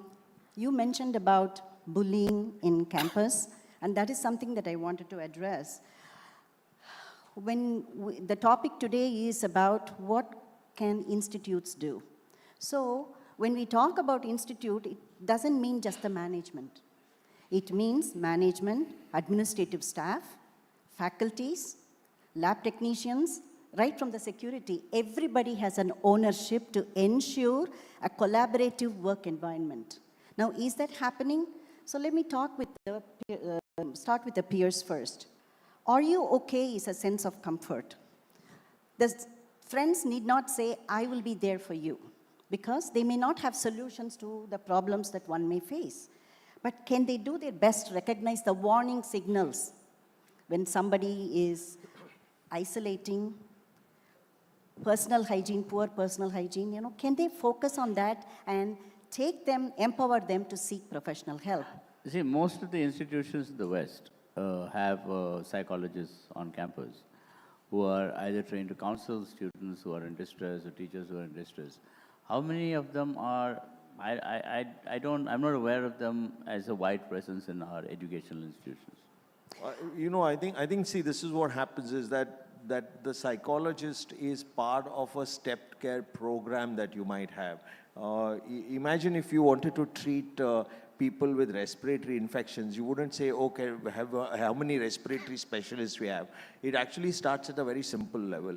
And I'll give you an example of a very well-based, evidence-based program, which all countries run, but which we don't run, is gatekeeper training programs for school teachers. These are very brief programs. They're 2 hours or 3 hours of training to teach teachers to identify kids who might be at risk of suicide. Now, all countries across the world do this as a routine part of training teachers to be doing it. It costs nothing or costs very little, but we don't do it. The problem with just saying, let's have the psychologists in the colleges, and I've talked to plenty of psychologists, and what psychologists will say is that nobody comes to me. Because imagine you're a 20-year-old or a 21-year-old or even a 15-year-old, and you're going to go into a room which says psychologist. Your credibility with your peers is destroyed completely. So actually what we should be doing, and which is what we're trying to do with some programs, is develop peer counseling services. The 21-year-old actually does not trust the 40-year-old as much as he trusts or she trusts the 25-year-old. The 2-year senior to them is seen as God. So if you can work with peer counselors, it's actually a better way to access kids. No, I mean, if the peer counselors are also trained in psychology, it would be better. Because, see, there is this tremendous prejudice I see among Indians. But Ravi, I'm not done with the bullying yet. It's a very important, because student population is here and I want to address that. Okay, thank you. See, we find certain things funny with our friends. The way they walk, the way they talk, the way they clothe themselves, their sexual orientation, their habits. But when we make jokes about it, is that making the other person, our friend, comfortable? We think on that. Are we mindful of that? Are we having fun at our friends' expense? This leads to bullying, and we know several cases of suicide due to bullying. So I would request the peers to be more mindful, be sensitive and sensible when you cut jokes about your friends. That will be the first tip that I would give, because when we talk about institutes, I'm talking about the peers. He talked about faculty. I will have I want to come back to your question because time is short. You know, there is this general prejudice among huge, especially as India grows larger, against Western high schools. Okay, I mean, like, especially elite schools. There seems to be tremendous prejudice, or, you know, only rich people go there, or, you know, it's true also, rich people go there. But, I mean, they send their children there. But the fact of the matter is that they have a certain more sensitivity to the mood, the psychology of children. See, for example, the other day at Woodstock, I mean, I live between Missouri and Delhi. So in Woodstock, which is one of the elite schools, they have a psychologist on board. And they have regular counseling for children and for students and for teachers, right? So while I agree with the fact that there is a prejudice kind of, you know, like people think, okay, you go to a psychologist only if you're nuts. Okay, that is another pressure point. But the fact is that how do you incorporate counseling? Because you can see the signs there. I mean, the kid is disturbed. This kid is feeling pressure. It could be kind of, I mean, the second thing I want to come to is parents. So I want to find out whether have you ever thought that it would be practical? Yes. Every school, every college, if have a counseling guidance and counseling center with the counselor, need not be a qualified psychologist. A person can be trained to become a counselor, school counselor or a college counselor. Needs every college, every institution needs a counseling center. Depending upon the number of students, there should be number of counselors. They will be able to address the distress among the students. But that alone is not sufficient. Every student and every faculty should be trained to have a humanness in their communication. After the gadgets in the last 10 years, we don't talk, we text. We see the screen rather than we see the faces. So human communication has to be improved. Every student should be trained to detect sadness or distress in the fellow students. If every student has been modified in that way, for example, one hour a week or 1 hour in a fortnight, if they are trained in that skills, it will be improving the detection of distressed individuals. So every I need to ask him a question. Yeah, go on.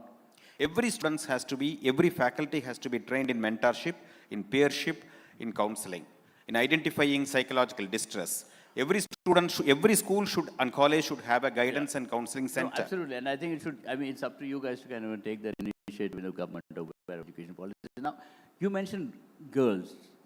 Okay. I mean, I read a recent survey that girls are more supportive of parents than boys, especially after marriage or getting a job, etc., etc. While we still have this prejudice that, oh, we should have a boy-child kind of a thing. And I also read somewhere that the girls feel more parental pressure and also social pressure, especially in the villages, that why do you want to study? We got to marry you off. Or and the girl has her own ambition. It slowly is changing. I mean, the girls want to kind of, you know, because jobs open up and, you know, girls are getting more independent and also exposed to media, blah, blah, blah, whatever it is. So I use eminent educationists, is there any real concerted move which has been governmentally baptized or institutionally baptized to really make girls into a powerhouse of education and this kind of, and that would actually change your gender equations as well? I think, you know, one of the real problems in the area of suicide prevention in India has been a lot of knee-jerk and what appear to be simple and easy solutions being done without actually being driven by any evidence or data. So, for example, we have a national suicide prevention strategy. I mean, most people don't know we do have a national suicide prevention strategy, which has not yet been implemented fully. We know that there are UGC guidelines for universities as to what they should be doing to prevent. That's not my question. I'm focusing on girls. That's not the general question. But I'm my focusing question, only on women. so exactly, my point is that what happens is that we pick up, see there are interventions which can be done which will address this problem of suicide with girls or with boys in education institutions. I'm looking at gender sensitization vis-a-vis suicide and girls, connecting the aspirations vis-a-vis.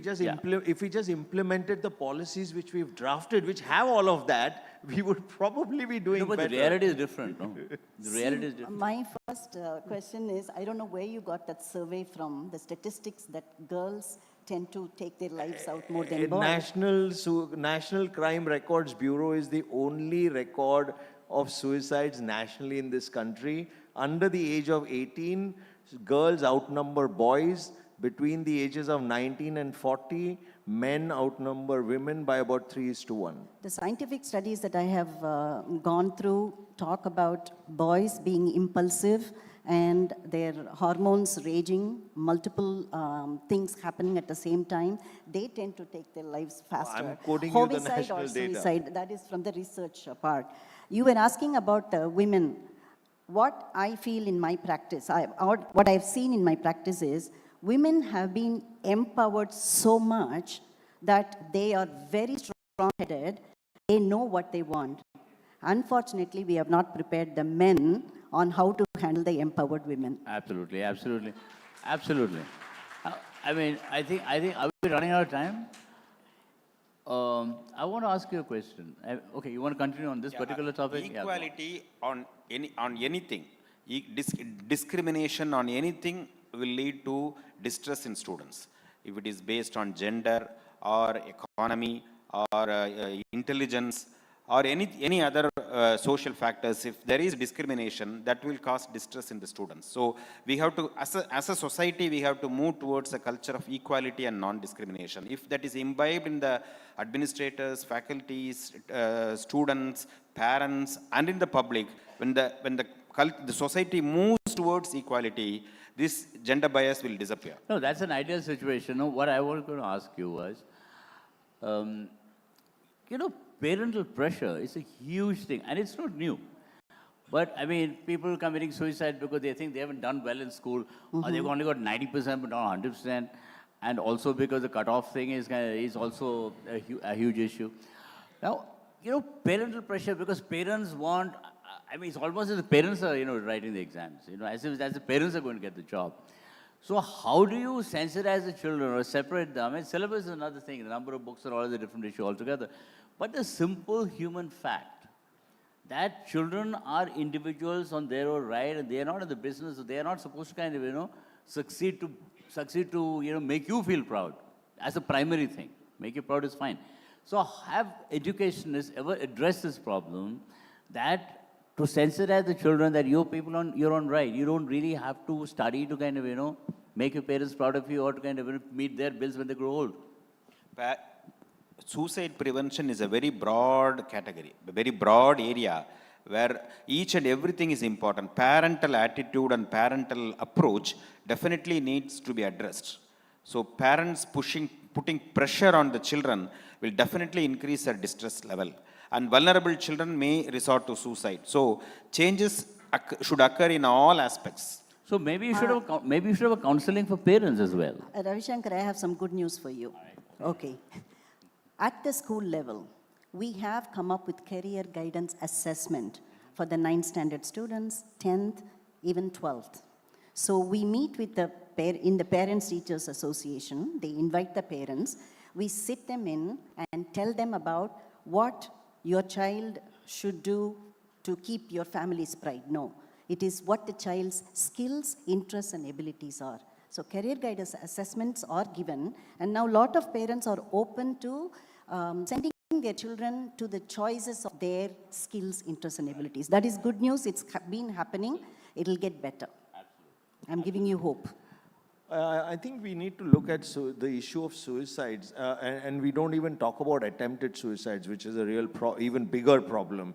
But we need to look at suicides as a public health issue, and we need to look at suicides prevention as a public health solution. What are the public health issues things that we should be doing?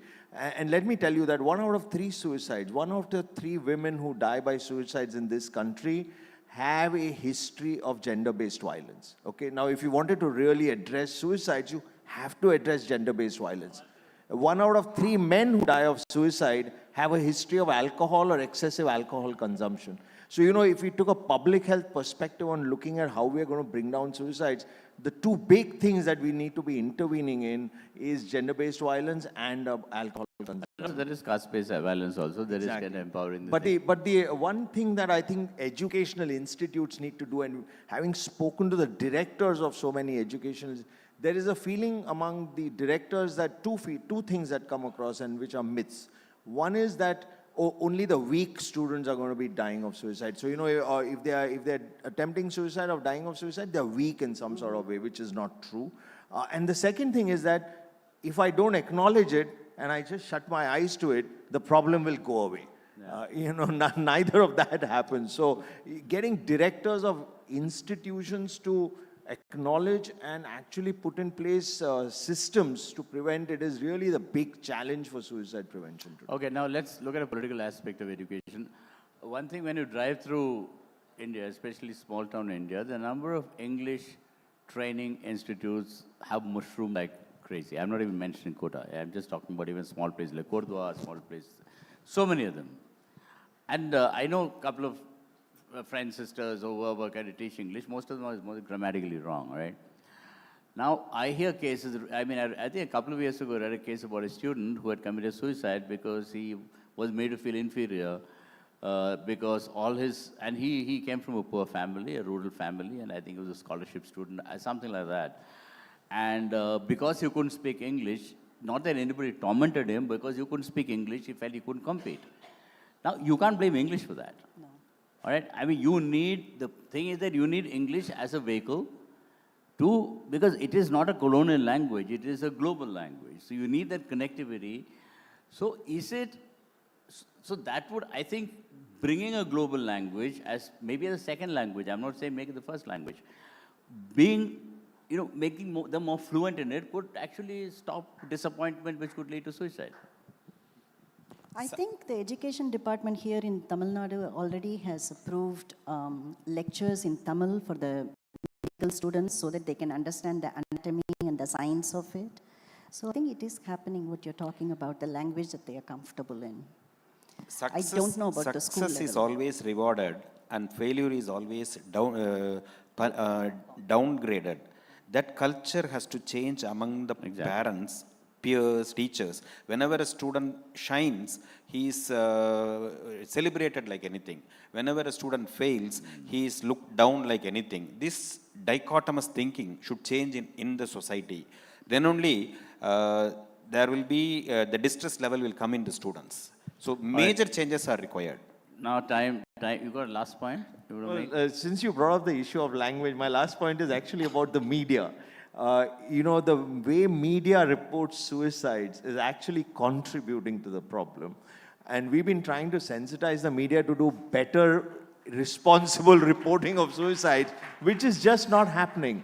You know, we've been monitoring the Indian media for now, like 4 years, giving feedback to them, and there's really no change. There are international guidelines which are routinely flouted by Indian media when they report suicides. Now, why is it important? Because there's research evidence to show that how media reports suicides can reduce or increase suicides by about 2%. What does 2% mean in the context of India is with 200,000 suicides, you're looking at 4,000 suicides. Just getting the media to report suicides more rationally, logically, and following the guidelines will mean 4,000 lives saved. Now that's not costing the media anything. There's a difference between television, which is called media, and we in the No, newspaper I'm talking business about, is called I'm press. talking about you media, about the media is the print whipping, media. The media is the whipping boy for everything these days. So I mean, yeah, part of it is true. But now that we're winding it, I mean, I'm sure that there are enough young people, I wouldn't say contemplate suicide, but how many of you have said, my God, I've had enough of this? Not a single young person must be very satisfied. Sorry? He has a question, I think. Who has a question? He's raising yes. his hand. I think you need to give him a mic. Congratulations to the panel for having deliberated this most sensitive topic of suicide and what institutions can do to combat suicide. In fact, it's a responsibility of the entire stakeholders of the institution to take a cudgel against this So malaise what's the question? That's a statement. I What's am the not. question? I am not asking any question because already you have given enough insights. I am only making this observation. Shastra University, Shanmugha College was the first in the entire country to have a dedicated psychologist in the campus. Which year was that? It is 1996, No, 2000. see, universities like Shastra are very advanced in terms of kind of, So at that point of time, to make themselves available for students to air thank and share their Thank you, sir. actual grievances. I need some questions. Does anybody have questions? Oh, yeah. Are you young enough to have gone to school? No. Yeah, okay. Am I audible? Yes. Yeah, hi sir, myself Sri Hari from Shastra University. I'm doing my MBA. Now my question is, I'm being a proud student of commerce. I have seen multiple parents in multiple places, even in not even in a rural, in a town places, where the parents are parents as well as few teachers, I don't want to mention the colleges and the name of it, few teachers are stressing those students who are getting great ranks in order to join in engineering or doctor. They don't have given in the choices of commerce. Whenever the teachers just say, okay, the students are interested in commerce, you can join them, the only perception that says is, commerce is for banks, I don't want my bank. So what is the question?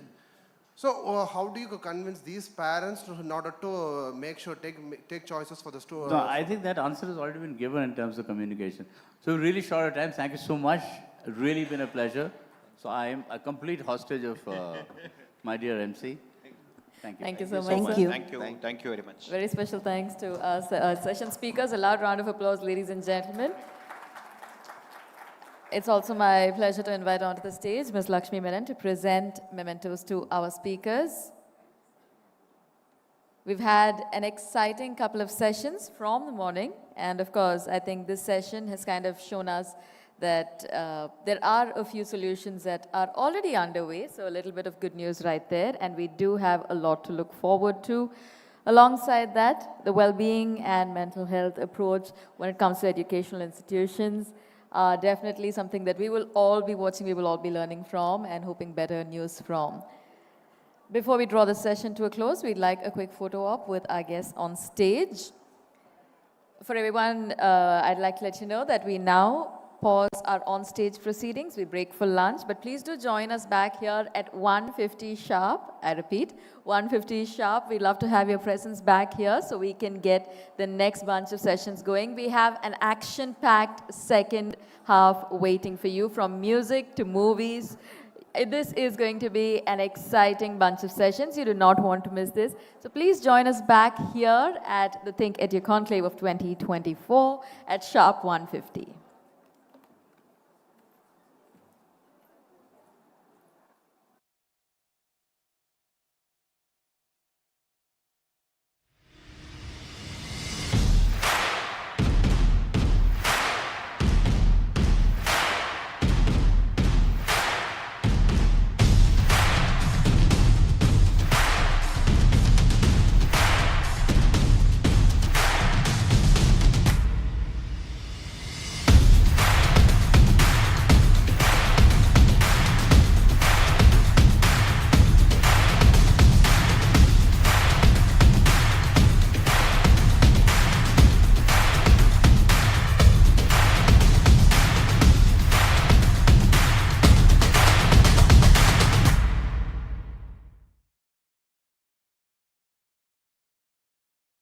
He showed us that courage does not need the crutches of power, and that oppression cannot suppress the will of the truly awakened. Today, his legacy is inspiring a new breed of Indians whose strength, vision, and idealism is changing the face of India. Saluting this new Indian, the New Indian Express. It's new, it's Indian, it's Express.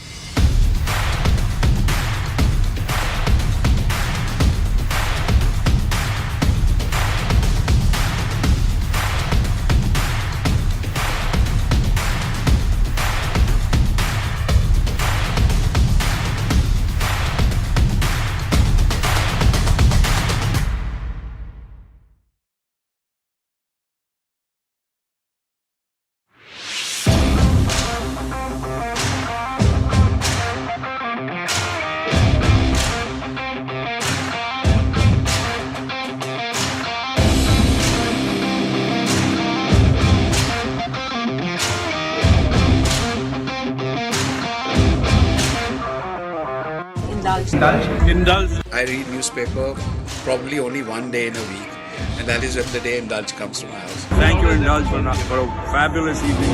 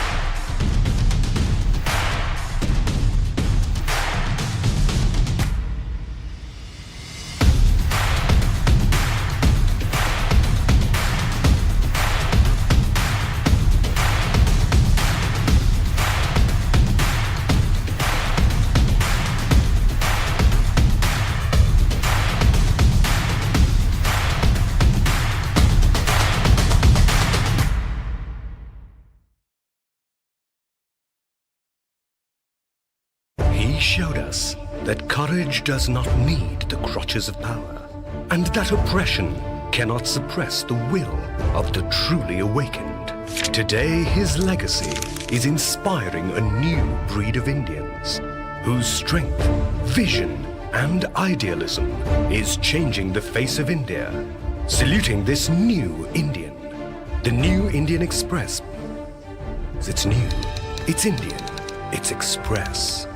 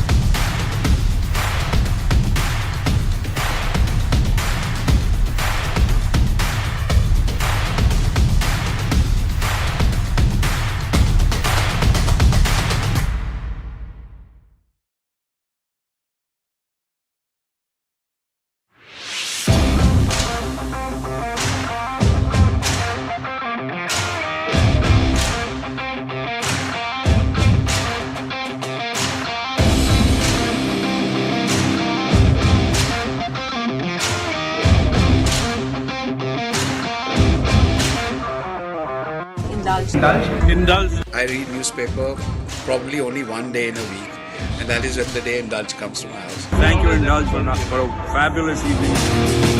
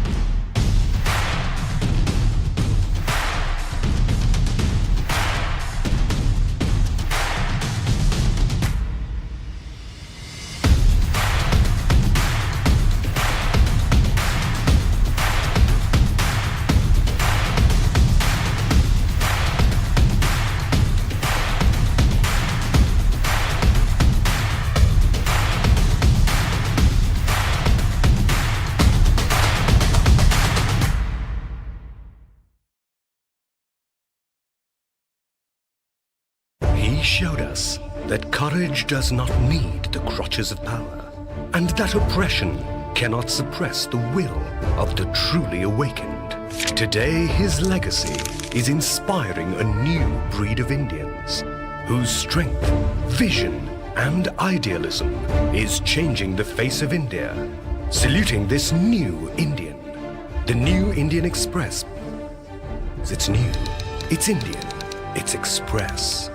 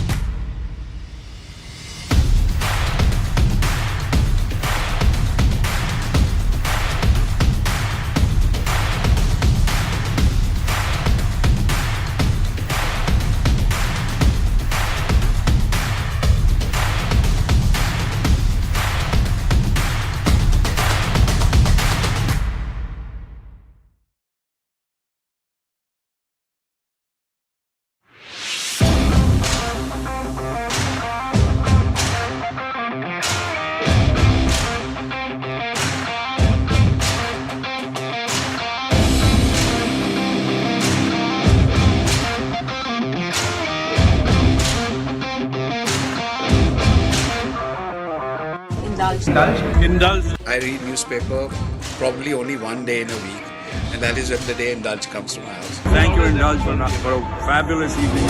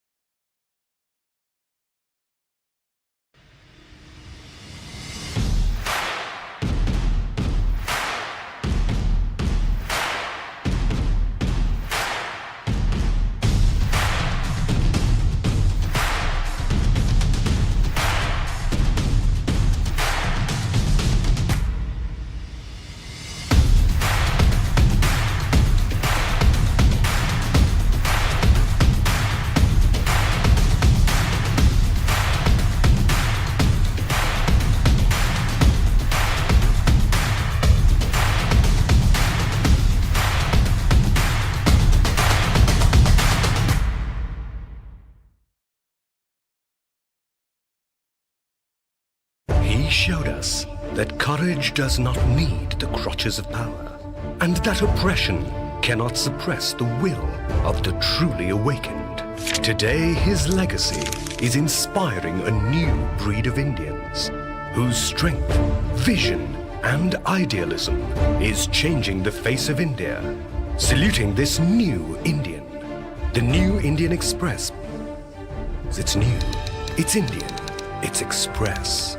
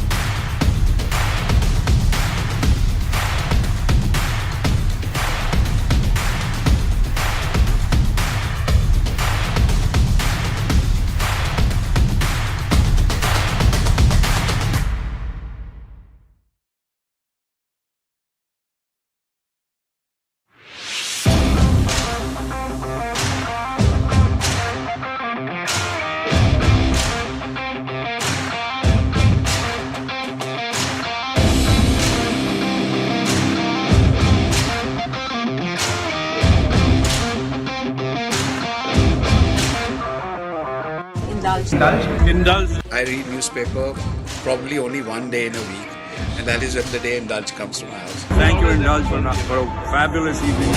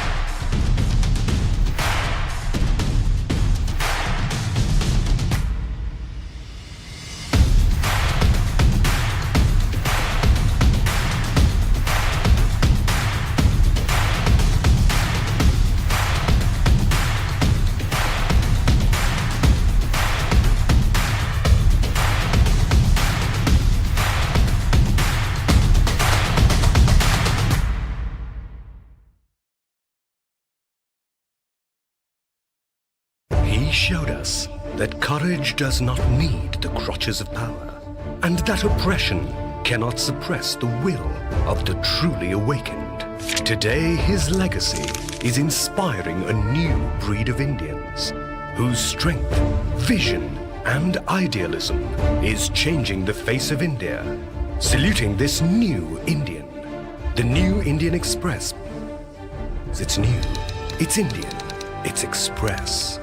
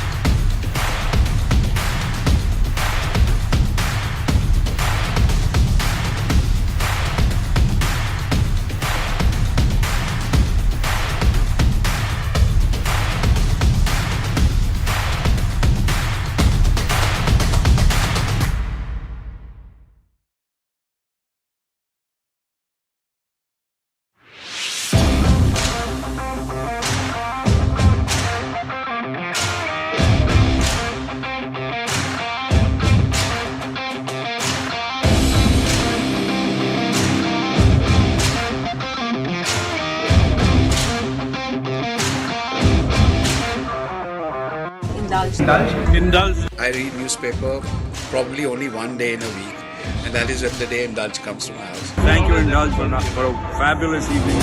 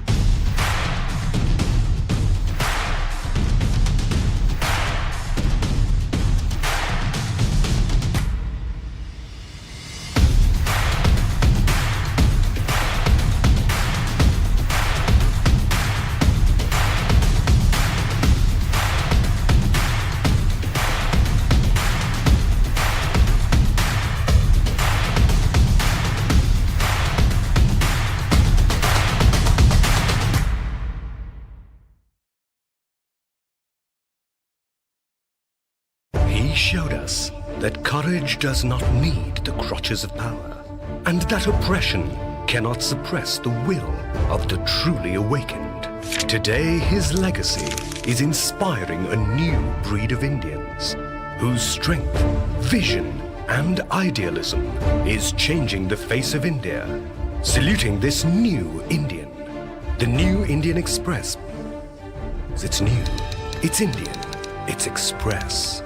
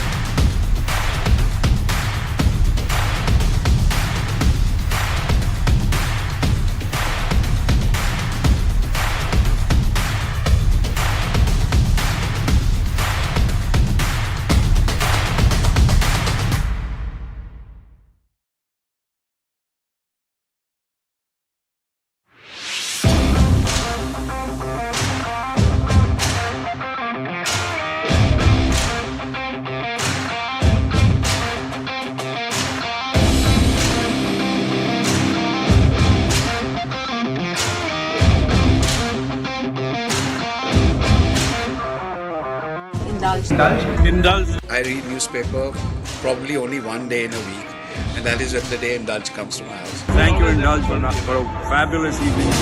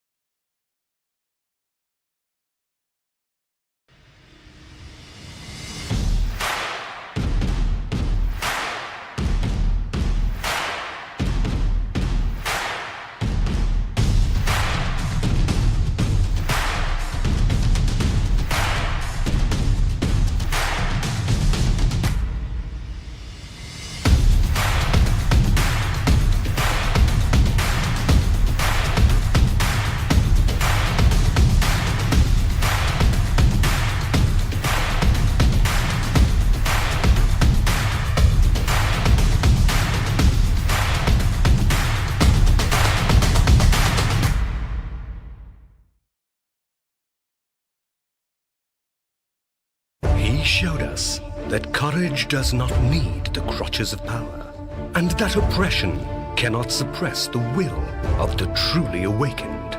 Today, his legacy is inspiring a new breed of Indians whose strength, vision, and idealism is changing the face of India. Saluting this new Indian, the New Indian Express. It's new, it's Indian, it's Express.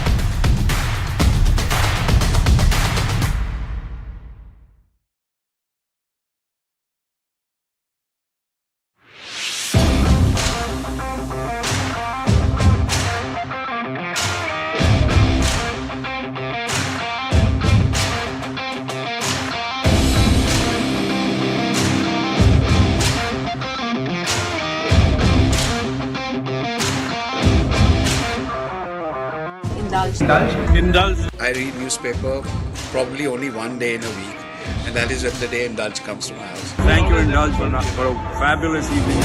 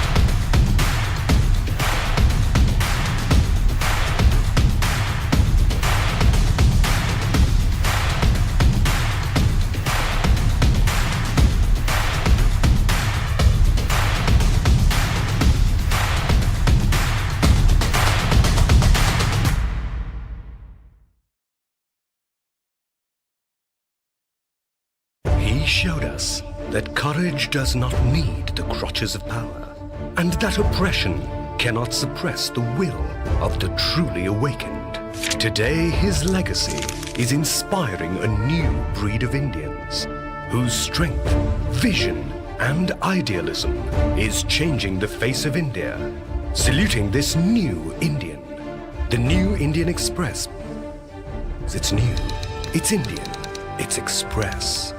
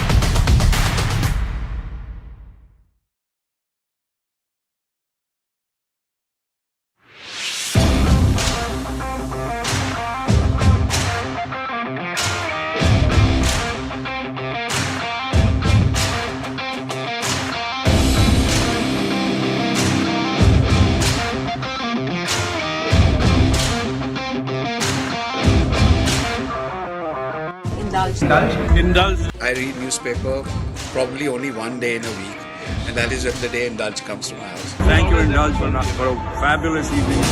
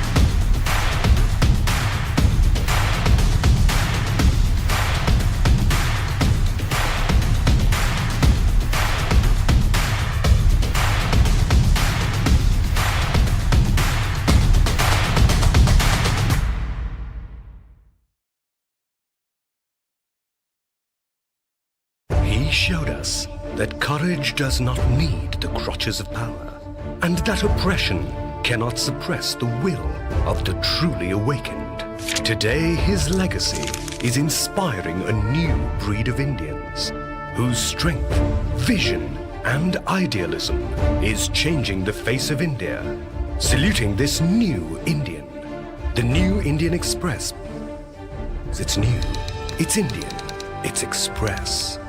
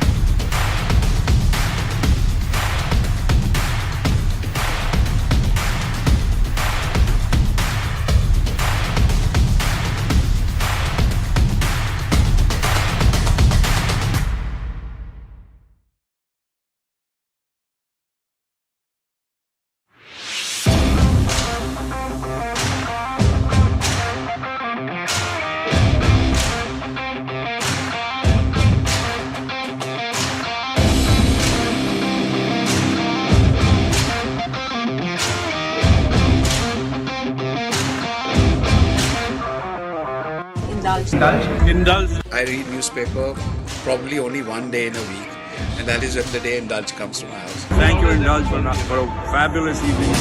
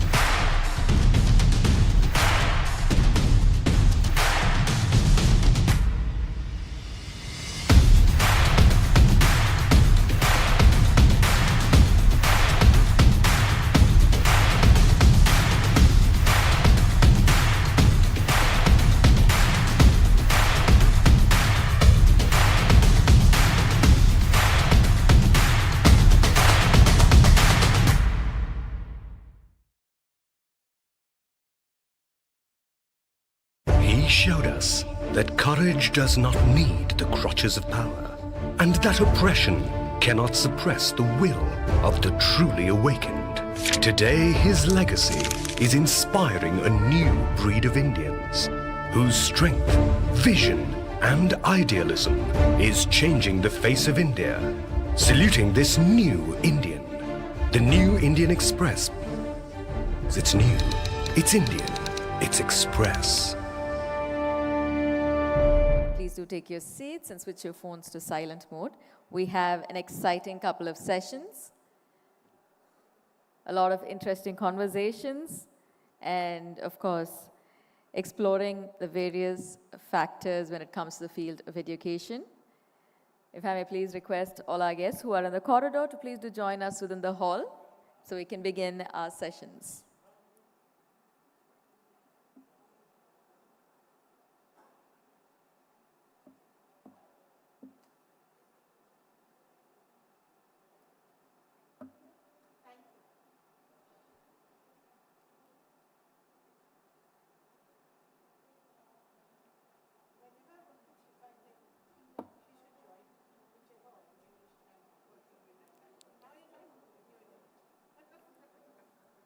have a thumbs up.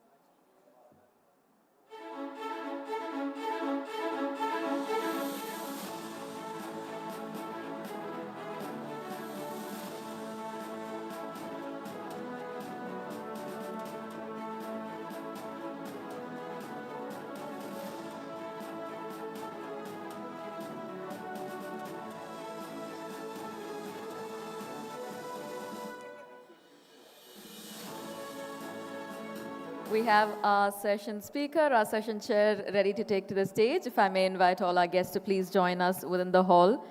We begin an exciting session. This is definitely going to catch your attention. We started off our day with music, and today we explore it deeper with our upcoming session.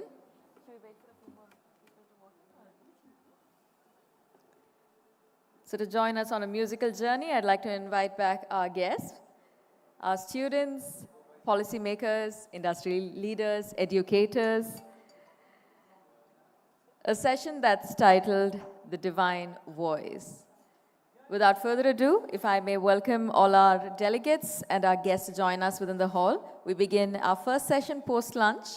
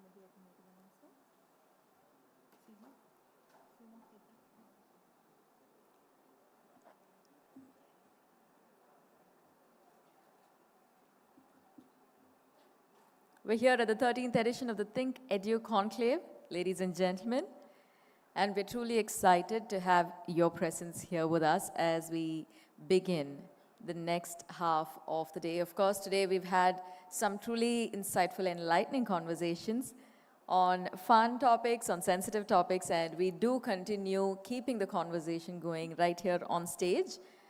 Before we do begin our on-stage proceedings, if I may invite our students and our guests to please do join us within the hall. We'd love to have your complete attention and participation through the course of this session.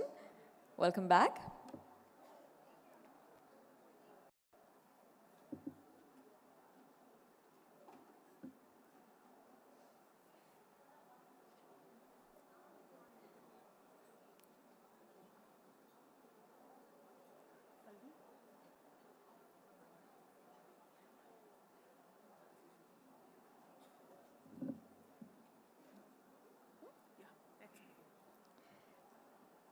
All right, ladies and gentlemen, welcome back. We hope you've had an amazing day so far, because the next couple of sessions are truly going to grab your attention and make sure that you stay engaged and participate throughout, starting with the very first one. This is titled The Divine Voice, a touch of class, and that is basically the only way that I could probably describe our speaker, Ms. Aruna Sairam, a vocalist. A loud round of applause as ma'am joins us on stage, ladies and gentlemen, as we get set to explore the ethereal essence that elevates, that enriches our experience here. Good afternoon, ma'am. Thank you so much for joining us today. Chairing this session, I'd love to invite our chair, Ms. Kaveri Bamzai, senior journalist, to take to the stage and, of course, drive the conversation. A loud round of applause from everybody in the audience. The ThinkEdu Conclave of 2024. We're stepping into the second half of day 2, so we do hope your energy runs through. Over to our session chair. I can't call you Aruna, so I have to call you Arunaji. It is a real privilege to be talking to you. I was just telling her that I've been listening to Aigari Nandini on loop since morning, and it really is so empowering. But it's because of your voice. That voice doesn't come from here, as we were discussing earlier. It comes from somewhere deep within. And it is the most amazing gift. And you're truly divine in that gift. So thank you very much for coming here. I really wanted to take you back to your growing up years and to being in such a fiercely feminine household. What were your early days like? Thank you so much, Kaveri, and thank you for having me here in this wonderful session where such eminent people have spoken and will speak also.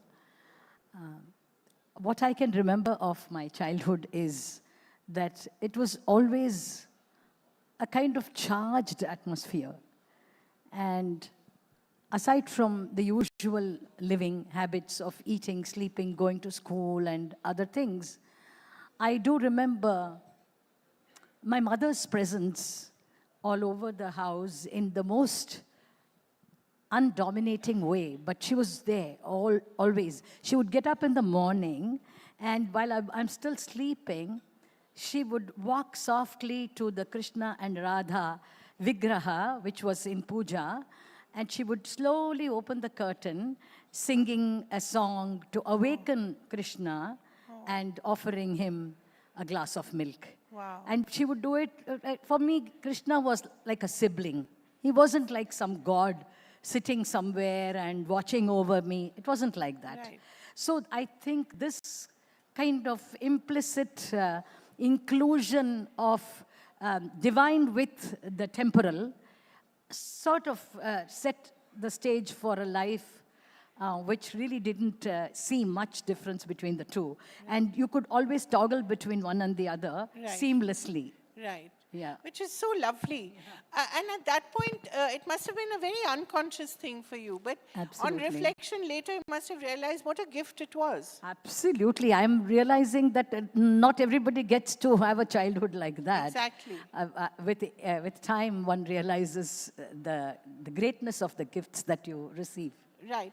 The other aspect, Arunaji, as we were discussing earlier, the whole idea of the female guru, who's sort of become a sort of hidden figure of history, not been given enough prominence, not been actually visibilized.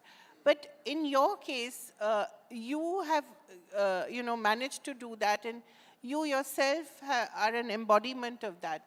Talk a little about this idea of the female guru and the lineage you come from. My guru, Srimati T. Brinda, is the 6th generation legacy inheritor of a line of women artists. And her great-great-great-grandmother, Papamal, was a court musician and dancer in the Tanjore court. So you see, every generation, these women were only serving music and dance. So my guru, strangely, was at the cusp of that sociological, socio-economical phenomenon where that system changed into women becoming non-Devadasis and becoming, Right. that So she system was the abolished. It was in her time that change happened. Right. So I, as a child of 10, and she was a woman of 60 at that time, but with all that, there was a bond between her and me, and which would manifest in her talking to me in the afternoons when she would plait my hair. She would apply oil at 4 o'clock and plait my hair, and then she would say things which I didn't understand then, but now I understood that it was a safe haven for her to express herself to like a grandchild. And she was an amazingly strong woman. I mean, the strength of this woman was so that when she entered a room full of the topmost musicians of the Carnatic firmament or from anywhere, all of them would stand up and give respect to her. that was the esteem with which she was held. So, but at the same time, so simple, so soft, and yet so firm, and so contained. I mean, this was an amazing opportunity for me to be with first my mother and then this guru who was an epitome of what we call today as woman power. Right. And a different kind of emancipation, right? Yes. She was very emancipated, obviously. Absolutely. But yet very bound by tradition and upholding the tradition as well. Absolutely. So that's a very interesting, it has now become a contradiction, but it ought not to be. Yes. And it's actually the best way of living. So talk a little about that, which ought not to be a contradiction, but has become one. May I ask you to rephrase that question? Yeah, in the sense of how emancipated she was and yet upheld tradition. Okay. So the emancipation came from the fact that she was her own person. Yeah. She was never afraid to experiment with what she thought was the right thing to do. Coming from the Dhanamal school, she went and did Gurukula Vasam with a male teacher, which was not heard of then. She lived with her guru and his wife, which never any of her family did. And she sang Ragam, Tanam, Pallavi and those difficult pieces, which none of her family ancestors did. So in her way, she was a trailblazer in terms of the choices she made musically and otherwise. And where she was traditional is that her faith, her rituals that she followed, her belief that she was sent to this earth to make music. That was the Lord's dictum to her. She was born to do this. You know, there she was very traditional. Right. So this was a contradiction which was so smoothly enshrined in her personality. Right. And that's what you picked up. Do you remember some of the things she told you while she was plaiting your hair? Yeah, sure. Sometimes she would sing. Right. And she would sing such ragas that she never sang in a concert. Oh. Those rare ragas like Hamsanandi or, you know, Pantuvarali, which she never sang in a concert, or a Shanmukha Priya, which she never sang in a concert. Why is that? She made her own, you know, branding, I would say, Right. of certain ragas which she thought she was a master, and she Right. would always sing those ragas in her concert. But so I thought maybe she doesn't know how to sing these ragas, but actually the way she sang a Shanmukha Priya is what I still go back to when I sing Shanmukha Priya. That one time that she sang it. Right. It was so impressive. You the still way. remember it? I carry the essence of it. If you ask me phrase by phrase what she sang, I wouldn't be able to repeat. But what it meant to me, what impression it made on me, has stayed with me. And I'm sure that's what comes out when I sing. Can I ask you to? A little bit of that? You mean Shanmukha Priya? Yes. Okay. So, yeah. May I switch on my electronic tanpura, if you don't mind? Not at all. Yeah, just a minute. You carry it with you wherever you go. It comes as an ad. This is called tradition with modernity. Everything is in an app now, na?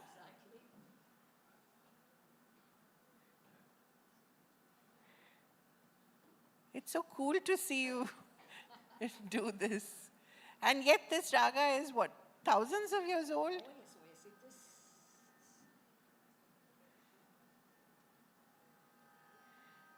Wow. Yeah, Shanmukha Priya, for those who perhaps don't know, is the raga that has been carefully nurtured by our Nadaswara Vidwans in our temples for ever so many centuries. So it's like, if you mean Carnatic music, this is it. That kind of raga. This is the core of This is an essence of that Right. flavor. So,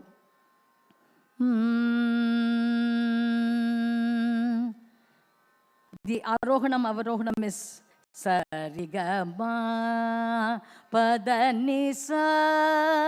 Sa, sa, ni, da, pa, ma, ga, ri. Ni Sa. That's Arohi, Avrohi. Na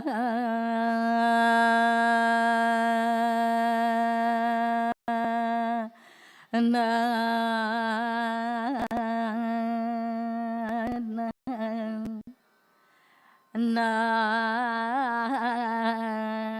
na ri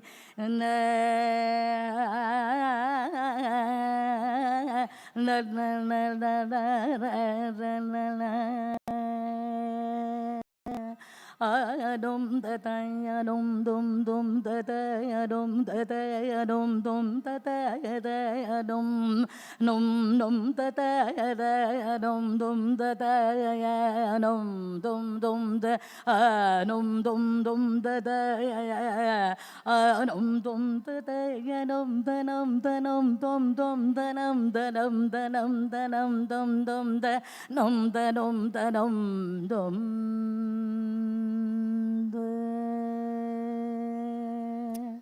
Wow, amazing. And I remember you saying somewhere that your mother told you there's no such thing as a mood. If someone tells you to sing, you sing. Oh yes, that is a story that I must share. Please tell us that story. Yeah, so this was, this 650 square foot little apartment in Bombay that we lived in, my father, mother, myself, and my brother. And so there was very little space, but bless them, their hearts were very big. So any musician that came to Bombay would eventually find their way into our home because of the friendship, the warmth, the good food. Otherwise, in those days, there weren't many hotels to stay in. And one day came into our house the great musician Ramnad Krishnayar. And at the same time, I had just come back from school. And, I had this habit of asking my mother every now and then to make rava kesari for me. That was a sweet that I just loved. So that day I was in a mood. I was, decided to have the better of the both of us. I said, right now I want Amma you to make rava kesari for me. And Krishnayar is sitting in the front room. How old were you? I must have been in first standard or something. Very young, very young. And then she said, yeah, just a minute, but let's say hello to him. Come and say hello to him, do namaskaram. Then when I went there, he said, Aruna, cholu, cholu. And I used to sing. Kids, you teach them anything, they will sing. So he said, or paatu choluma, or paatu cholu, he said. So I was in a militant mood. I said, no, enakku kesari taralena na paada mate. I said, okay. So my mother this went on, and then she had to take me inside. I was in a bad situation that day. I started rolling on the floor, and I said, without the kesari, I'm not singing. Okay, that day she couldn't do anything. Krishnayar, after some time, she gave him coffee, tiffin, he left.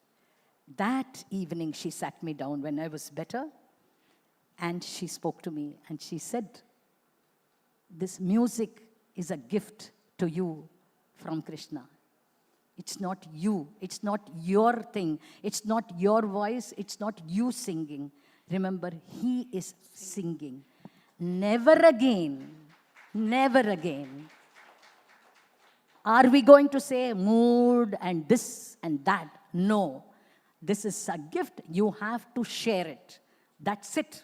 And the way she told it to me that day, till today when I go for a concert, I remember that, her face and the way she said it to me.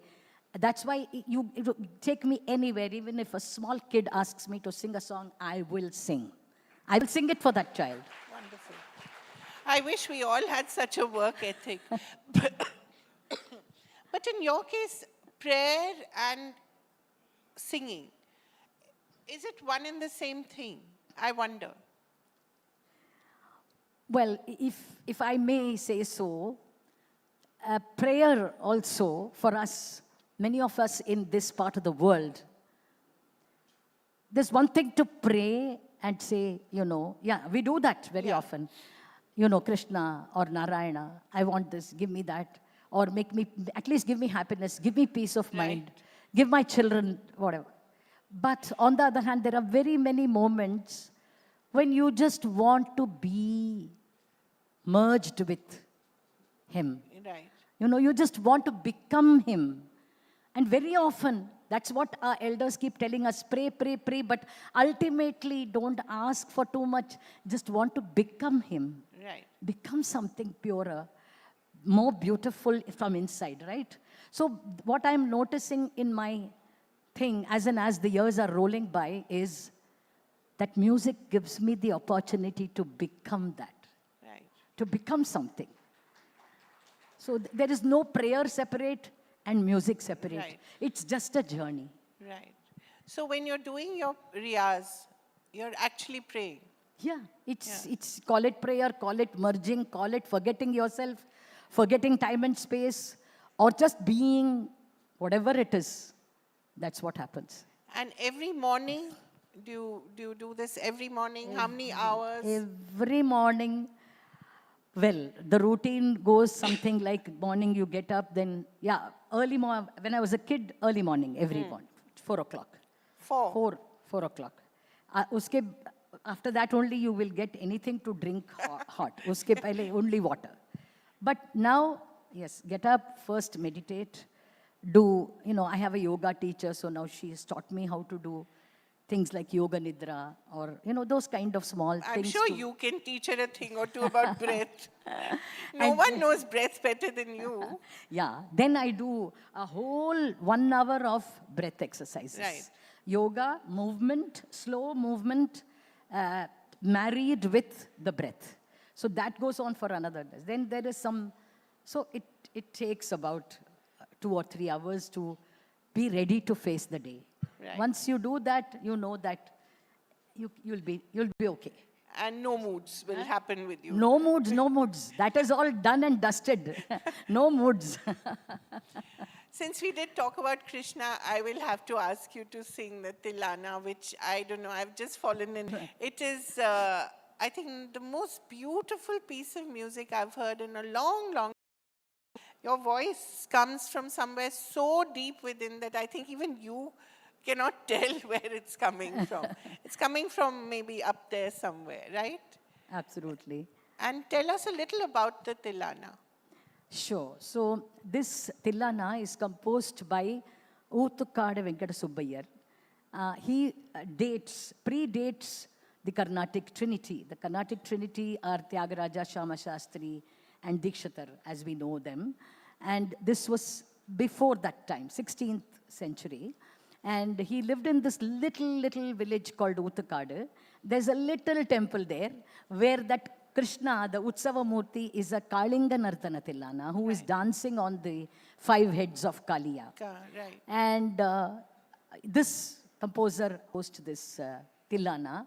If you listen to it, you get that imagery of the playway manner in which Krishna plays as well as subjugates Kaliya, and eventually persuades him to, see, according to the story, Krishna doesn't kill the Kaliya. Yeah.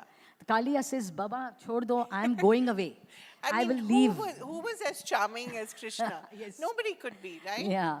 So that is what is the story about. Right. Yeah. That's why it's so powerful. There's something very seductive and very attractive about it, right? Sure. So when did you first hear it? And now it's really become your thing. Yeah. But when did you first hear it? First I heard it when, I told you all these great musicians would come home, like Emma Sama and Vrindama and all. So one of those great musicians was Nida Mangalam Krishnamurti Bhagavatar. He was a descendant of the Oothukada family. He would again come and stay in our house for 15 days, 20 days, and every day he would do Upanyasam at the local Matunga temple. And you grew up in Matunga? Yeah, of course. You're a Bombay girl.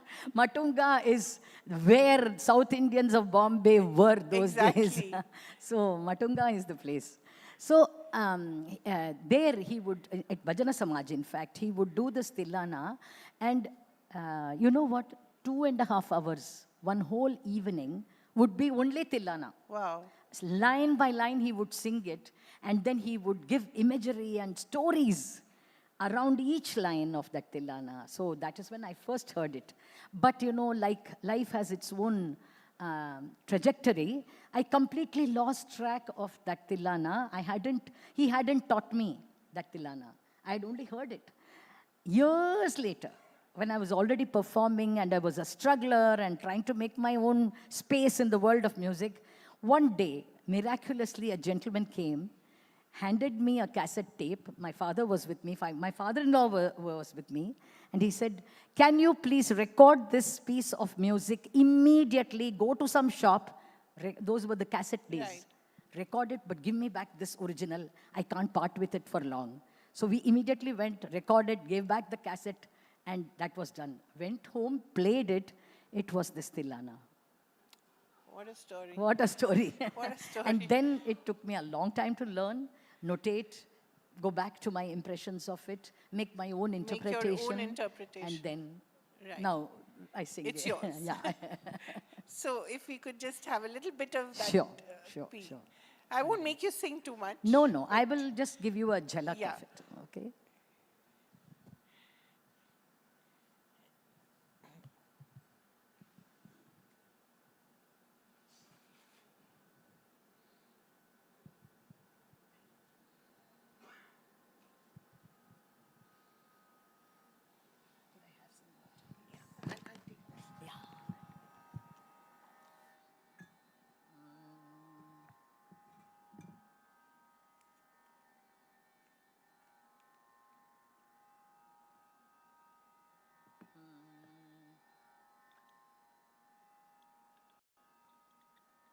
It's going to be difficult for me to stop short of.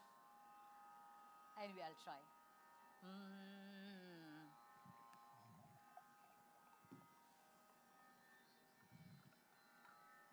Thank you.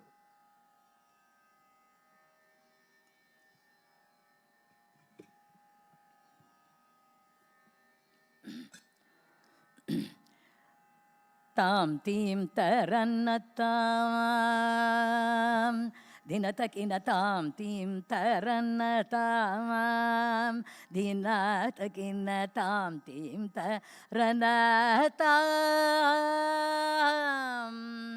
tam tim tarannatam dittagitadrigutagitadrigutagitadadiginnatam tam tim tarannatam yamuna tadagabangerugabavatam tim tarannatam yamuna tadagabangerugabavata kitata kitasara sadalanayanayaka sayaka mudrita jaya jayatam tim tarannatam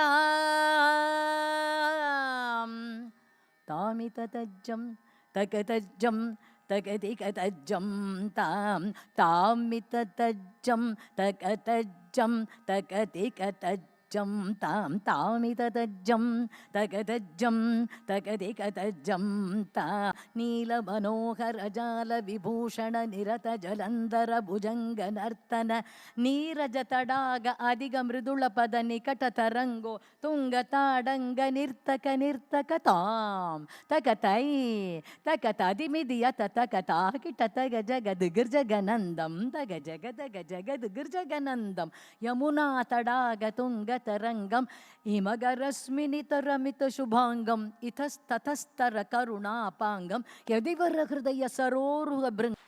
Thank you. You know, there's so much joy and divinity in your voice, but there must have been so many trials and so much pain in your life as well, as everyone has. How do you overcome that? And how do you keep the joy alive? How do you keep the curiosity alive? How do you keep your core happy? I would say that, firstly, as I said, music itself offers a great opportunity very often to forget yourself. So that helps. But yes, the painful parts of life do have a habit of doing action replay in your mind. Yeah. So you go through a pain once, but you replay it ever so many times in your mind. That is how most of us have been wired, or we think it's normal to be like that. But with time, I realized And there, I must say, the family helps. Like, my husband, Sai, is, I mean, if I could be as evolved as he is, you know, that is how Wonderful. he is. I think we should, yeah, we should clap for him. Great, sir. So, you know, slowly I'm learning, and I also have a guru who teaches me Bhagavad Gita every day. Oh. Every day we do a session over the virtual medium. Right. And so the point is to try to erase all those recordings of the past memories. Try to not go into the thoughts ke kal kya hoga, parso kya hoga. Oh my God. It's not easy. It comes, there are moments when you lose it, but every morning if you say, no, today I'm not going to do that replay, action replay thing. Every morning you have to work at it. Yeah. And I have to, that's why I told you it takes me 2 to 3 hours. They are spending enormous amount of time and money to be there in that auditorium when you're singing. Why? Because they're looking for joy. Yeah. So it's not fair. You don't have a right to do that. These things slowly you learn and you sort of. And you're always learning. You're Yeah. always Well, trying to it's- become yeah, better. Yeah, no? it's work in progress Yeah. all the time. Absolutely.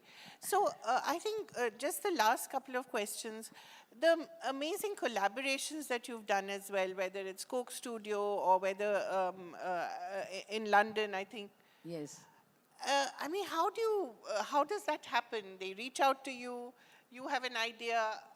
There's so much of fun that you're having with all that as well. And you get a whole new audience as well, I assume. Yeah.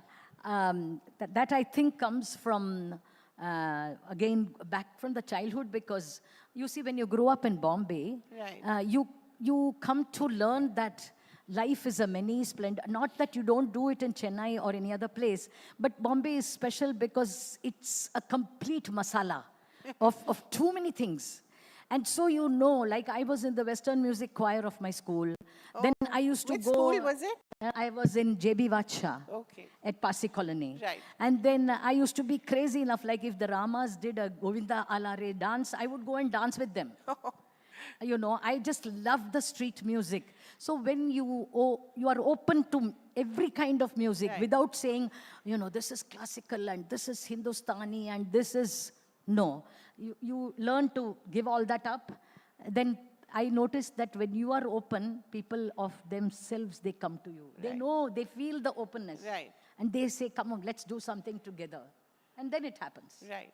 Yeah. So even now, whatever music you do or you start, who's the person you remember? Your mother?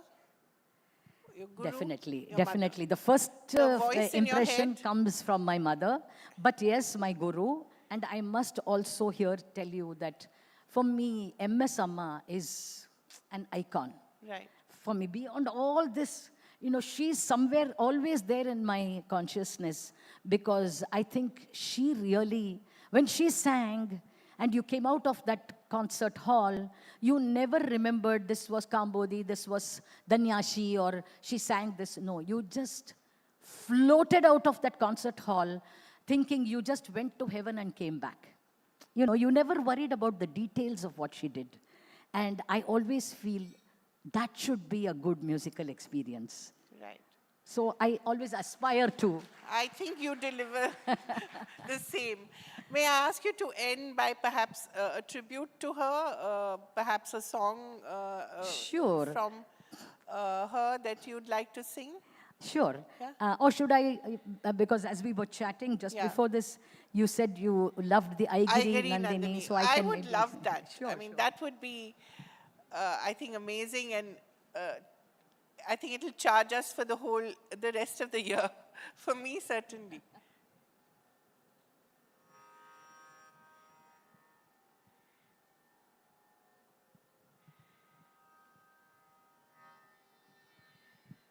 So I would like to, you all know that, you know, chanting and saying shlokas is a part of our Yeah. culture, you know, here. Every morning when we were children, our parents always taught us to chant something. So I'll do a little bit of a chanting from Lalita Sahasranama, and then seamlessly move into Aigiri and close. Wonderful.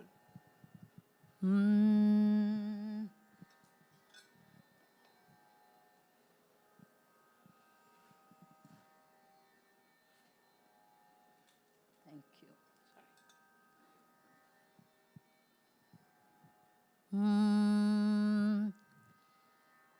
Om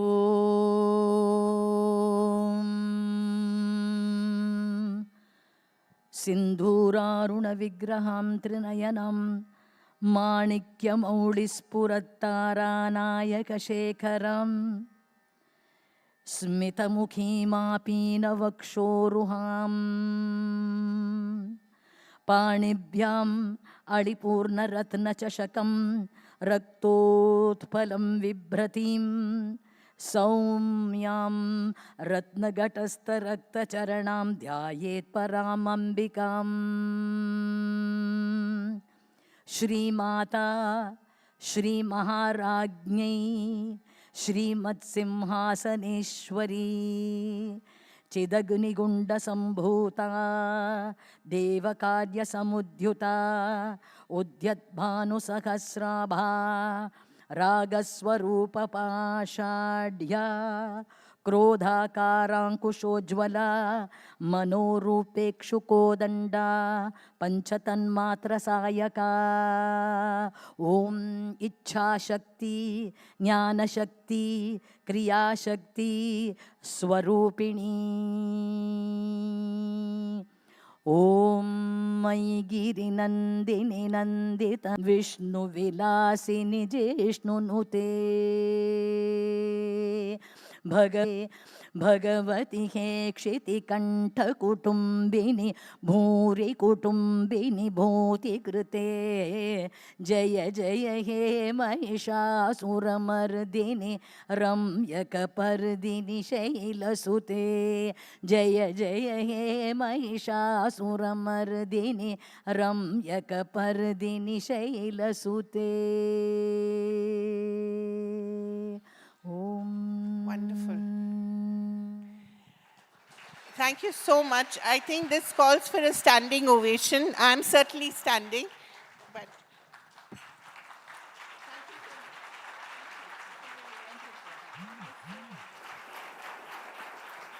Before we draw the session to a formal close, if I may request Ms. Lakshmi Menon to please join us on stage and felicitate ma'am and extend our thanks. Truly mesmerized, I think very moving session. Of course, we got to witness firsthand the divinity that seamlessly flows through ma'am's voice. And I'd say it is the icing on the cake, but from what I've learned, it's probably the cashew nut and the rava kesari. So a loud round of applause, ladies and gentlemen. Thank you so much, ma'am. We saw a little bit about the responsibility as an artist that you have to your audience. The next session is going to showcase a different type of responsibility, the right prescription, revamping medical education. Of course, for this particular session, it is my absolute pleasure to invite our speakers onto the stage. Please give them a loud round of applause, ladies and gentlemen. Dr. Sharat Kumar Agarwal, National President, Indian Medical Association. Welcome, sir. Good afternoon. It's also my pleasure to invite Dr. S. Sachidanand, former Vice Chancellor, Rajiv Gandhi University of Health Sciences. Good afternoon, sir. A loud round of applause, ladies and gentlemen, for our speakers joining us on stage. I'd also like to invite Dr. Sudha Seshayan, Director, Shastra University. Welcome, ma'am. And of course, chairing this session, once again, I'd like to invite Ms. Kaveri Bamzai. A loud round of applause, ladies and gentlemen, as we step into an exploration of the new era in healthcare. We're hopefully going to be unraveling the transformative approach when it comes to shaping the future of medical training. A lot to look forward to from this session. I'm sure we'll all be making notes. Over to our session chair, Ms. Kaveri. thank you. I'd like to start with you, Dr. Agarwal, because you recently talked about mixopathy and how, the government should not be emphasizing that, and, you think that they should take their time over that. Talk a little about that.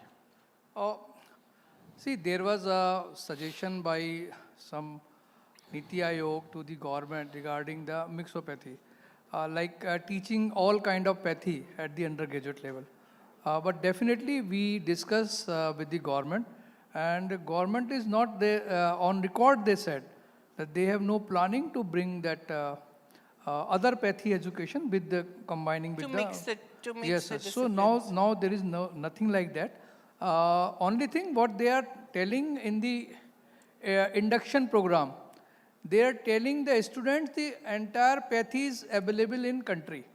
So that is fine with us. So knowing about what are the existing pathy in the country, I don't think that there is any point. But now there is no planning to mixing it with the medical education. I think that's quite a relief. Yes, yes. But medical education is still a hostage to a whole lot of issues, and I think one of the main issues is that perhaps we don't have enough doctors, trained doctors in the country, and trained nurses, in fact. So a little about that, and then I'd like to bring the two of you in as well. See, we all know the deficiency in the medical doctor in our country. Yeah. And as we know that last 10 years and after this regime, lot of new medical college has been brought into this thing.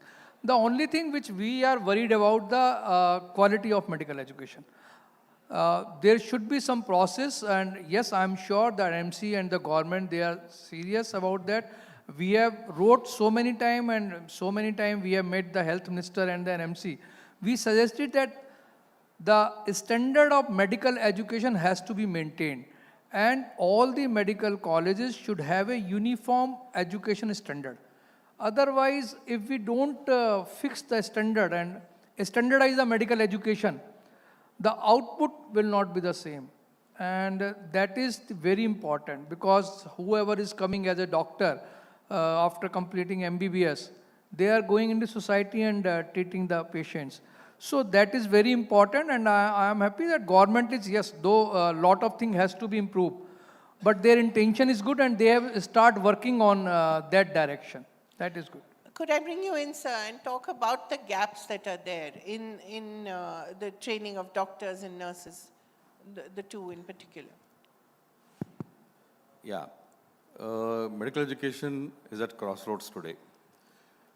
Though we recently had the introduction of a new curriculum, that is competency-based medical education, still there are some issues facing medical education. For example, it was 2019 when it was introduced. We need to know how it has fared. We find that still there are gaps between the actual curriculum taught in the medical colleges and the societal needs. So this gap has to be bridged. That is one thing. We need to tailor our curriculum as per the societal needs, in which wherever the present problems that the public is facing, those issues have to be raised, like malnutrition, anemia in women. These are all things which are ever prevalent. We are not addressing those. We are teaching students, we are giving them knowledge. Of course, now there are emphasis on skill-based learning as well, competency-based, and that is assessed.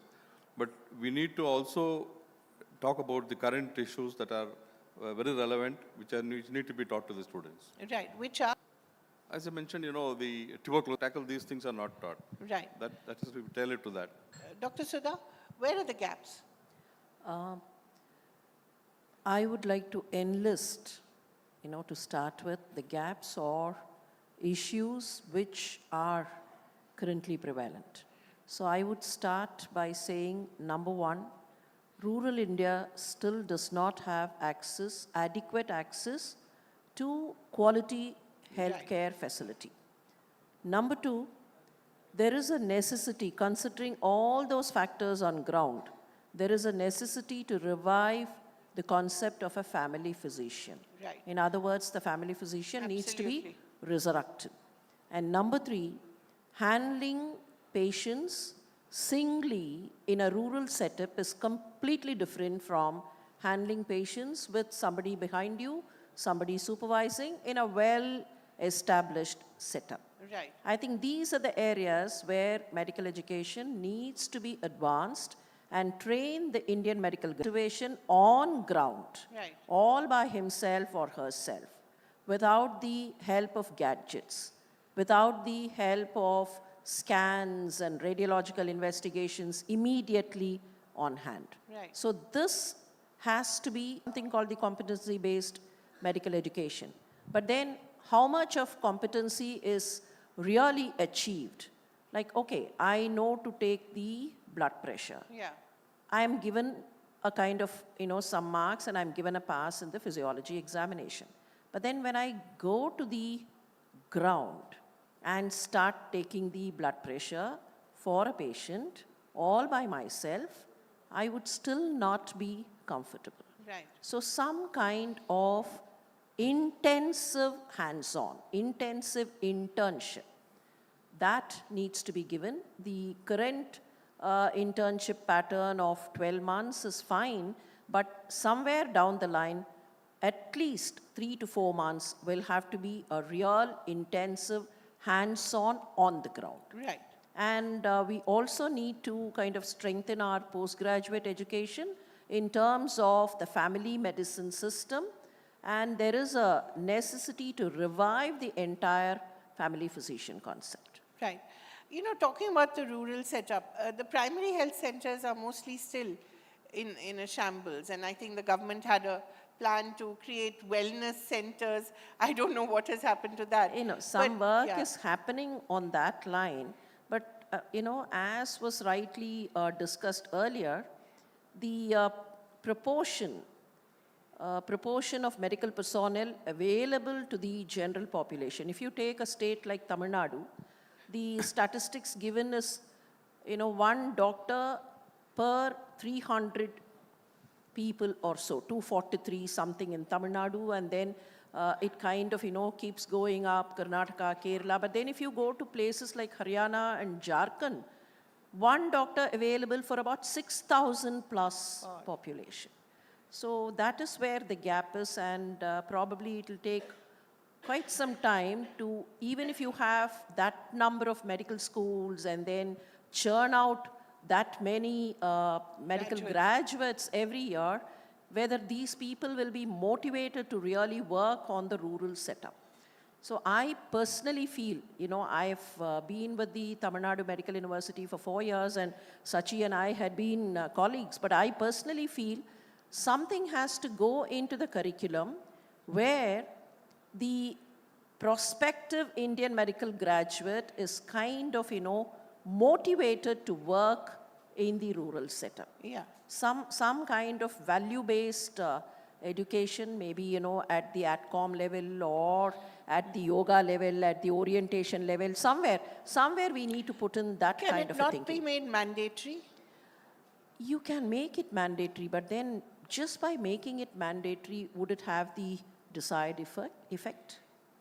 It would be there on paper, but then working with all your heart and soul is something different. And remember, these are people who will have to handle patients. Yeah. I cannot just be reflecting my moods, my ups and downs on the patient. Right. So that requires a kind of a balanced approach, and probably in the medical education, this needs to be incorporated and brought in. Right. Doctor, what do you think? How can this be encouraged in the students? Because as it is, you find fewer people wanting to get into the medical stream because they think it takes too long and it's too intensive, and engineering is perhaps more glamorous. Yeah, as it existed, medical education was knowledge-based. We used to teach theory to the students, Right. and very limited time was spent on practicals and this thing. Right. So that should change. It was knowledge, it was skills, and then attitudes. Now I would like to reverse that. What we need to concentrate is on attitudes, skill, and then knowledge. Right. That way, as Dr. Sudha mentioned just now, we would be training our students to interact very well, communicate very well with the patients, rather than show off his knowledge and things like that. That's one thing. Secondly, we want doctors who does rather than doctor who knows. We should prepare our young doctors to have that skills, develop that skills. So I can completely concur with her that we need to train students towards skill development. Right. May I add something here? Please. I had a professor, I wouldn't want to quote the name, my professor, where I had handled a post-operative patient with a particular drug. I was not aware that my professor never liked that particular drug because of some kind of bitter experience he had in his own internship days. Not knowing the fact, I used it. The next morning, I could see the reaction of the rest of them, the rest of the unit. They were, almost kind of telling me, I'm gone forever. And that is what was expected from the professor. If he only knew that I had used that particular drug, God knows what will happen. The heavens will come down and Himalayas will break loose and all that. But then he came and I went straight to him. I told him this is what I did. I didn't know, but then the patient is fine now. He just had one statement to make. He said, I prefer a complicated patient to someone who would not be alive the morning. That was his take. He said, I don't mind. She used it. She didn't know. She used it, but then the patient has survived. Right. If only she had not used a drug just because I did not like the drug, Right. I might not have the patient. Medical education, by the number of years spent in the medical school and trying to say an engineering graduate would be done. Right. Either it's the parent or the grandparent or the peer pressure, whatever you call it. I think that's not the right way to compare things. Right. There's no comparison. Yeah. May I ask you to weigh in on the NEET issue, because as you know, that's one of the biggest issues in the state. What's your take on it, sir? Next. NEET. The NEET exam. It's a NEET exam. What you want to know? Pushback from Tamil Nadu to the idea of NEET. They don't want that centralized exam. No, see, NEET is good exam.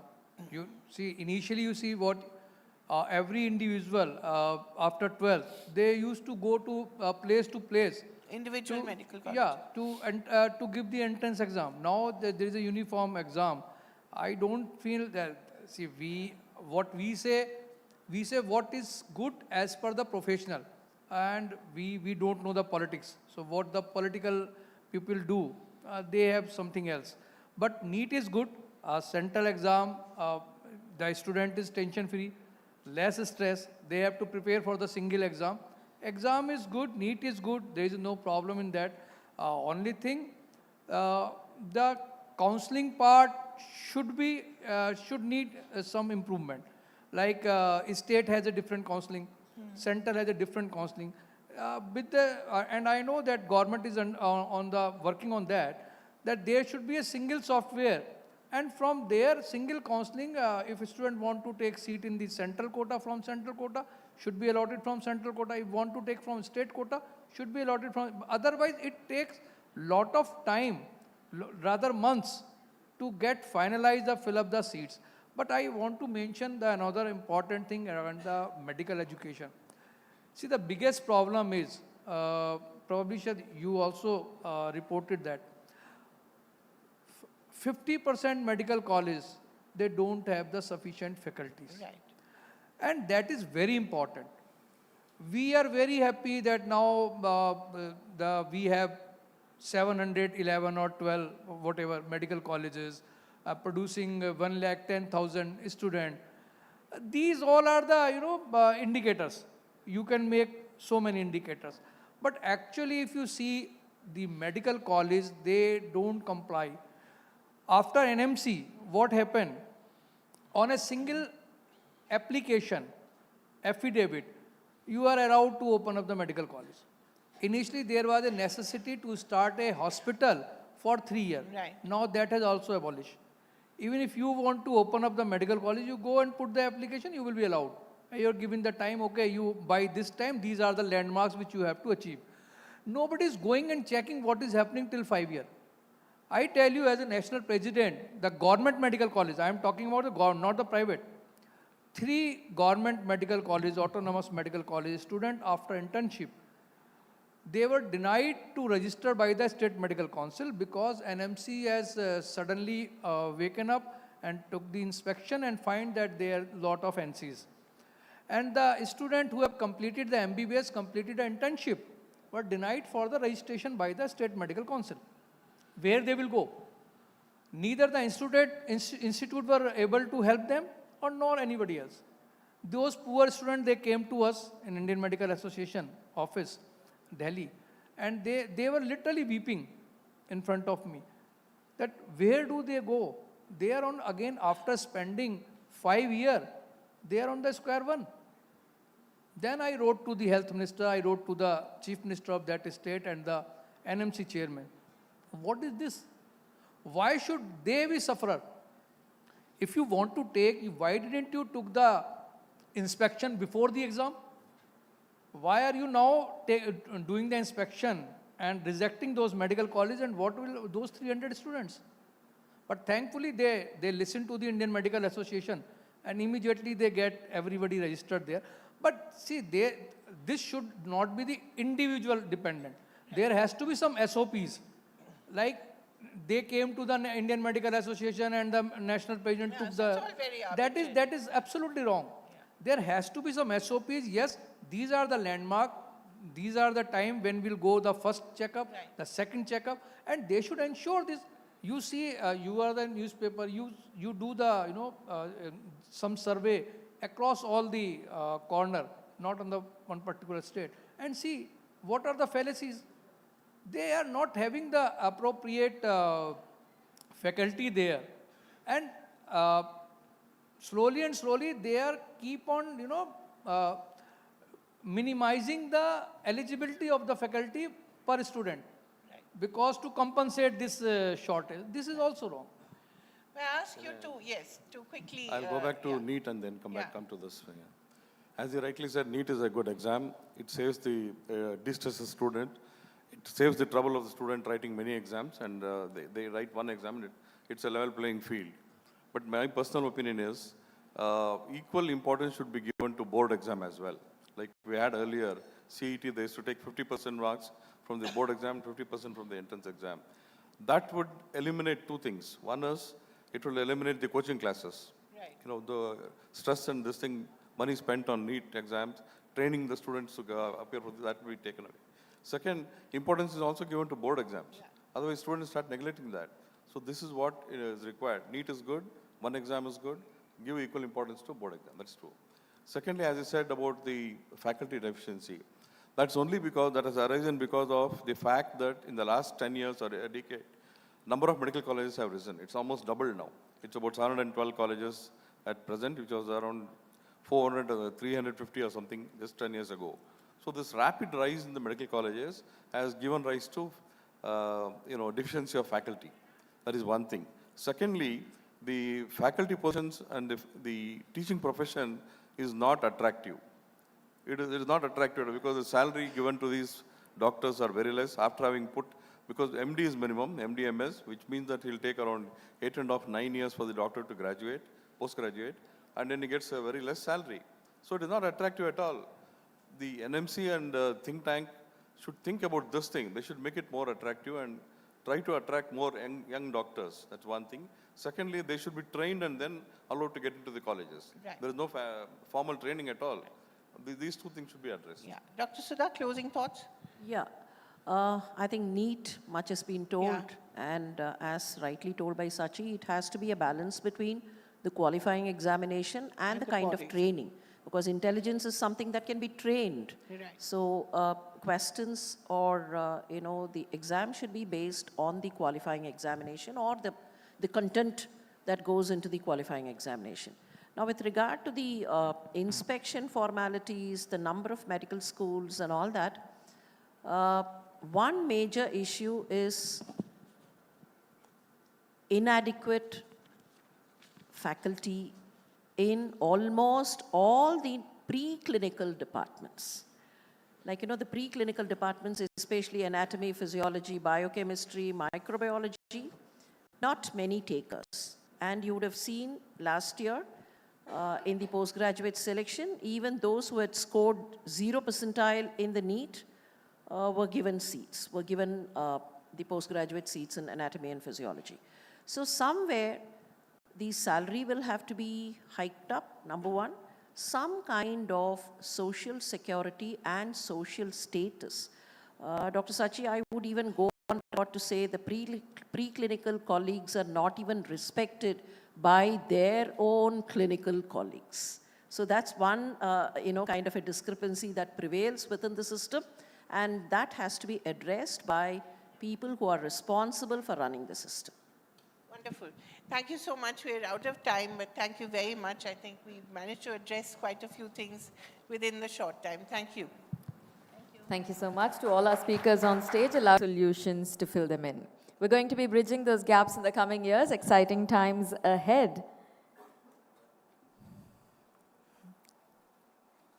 This session, ladies and gentlemen, the right prescription, revamping medical education, was absolutely comprehensive. And if I may request everyone in the audience to give our speakers and our session chair, and of course, all of them a loud round of applause as we draw the session to a close.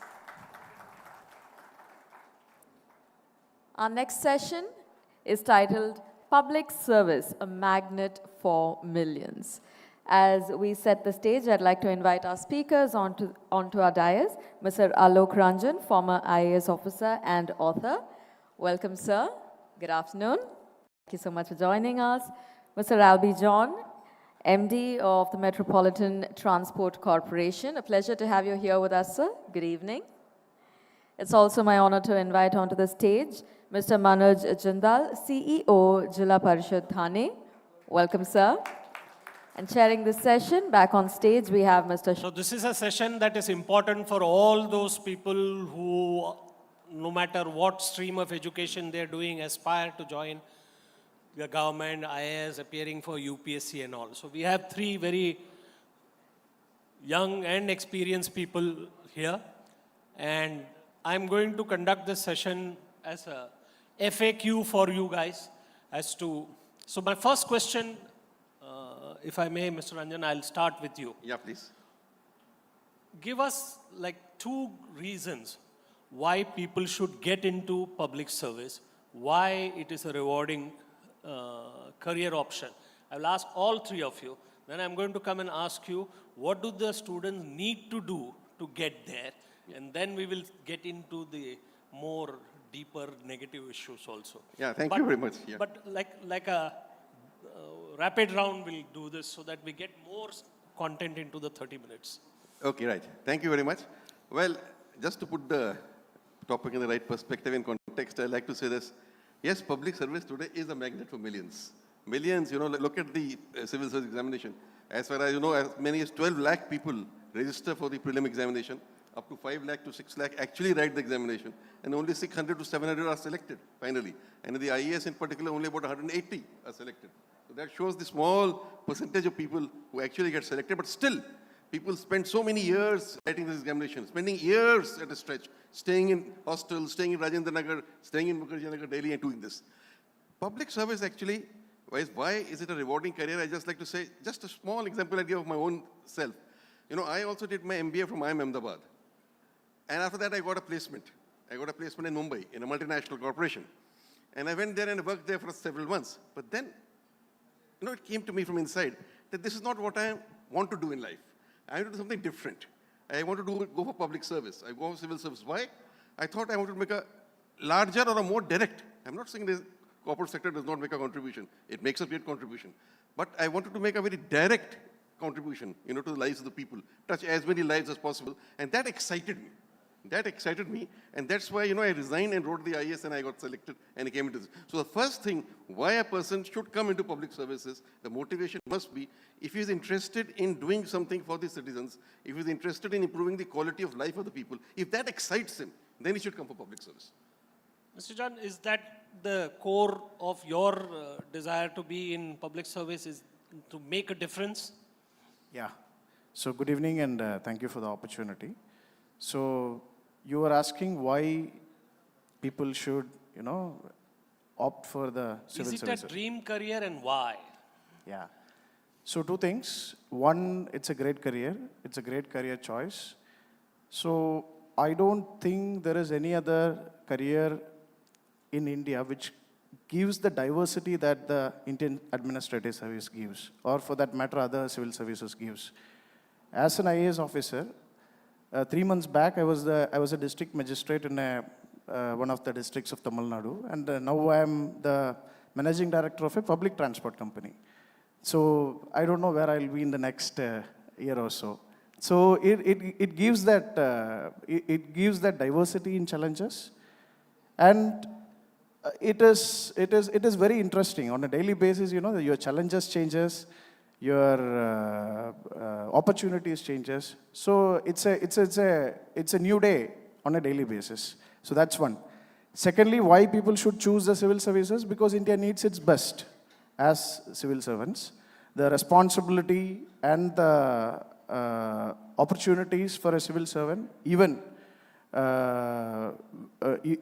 in any of the service for that matter, is very huge. And we need our best candidates in the service. That is 2 reasons, I would say, why our youth should opt for the civil service. Okay, so you said that India needs its best to be in public service. But does the government use the best as the best? Because one of the lines that IAS officers always say that as soon as they attain some expertise in a subject, they are transferred. So you become like jack of all, master of none kind of thing, and you keep shifting. But I take the point of the diversity of opportunities that you get and to crack problems in different areas. So, sorry if I can respond to that. Generalization, being a generalist in itself is a specialty. It's not easy to be a generalist. You can get specialist for anything. You can get a consultant. You can get a person with an expert opinion. But to see various expert opinions and to bring all those things to the table and put in a way which can be of use to a problem, that needs a separate skill, and I would call that skill as being a generalist. Thank you. Well said. But here's how I would frame it. I would say that the ability to execute ideas is what is the core to being in public service. I'd like to hear your views of why you chose public service. What's your background? So my background is in commerce, sir. I've done bachelor's in commerce actually from abroad.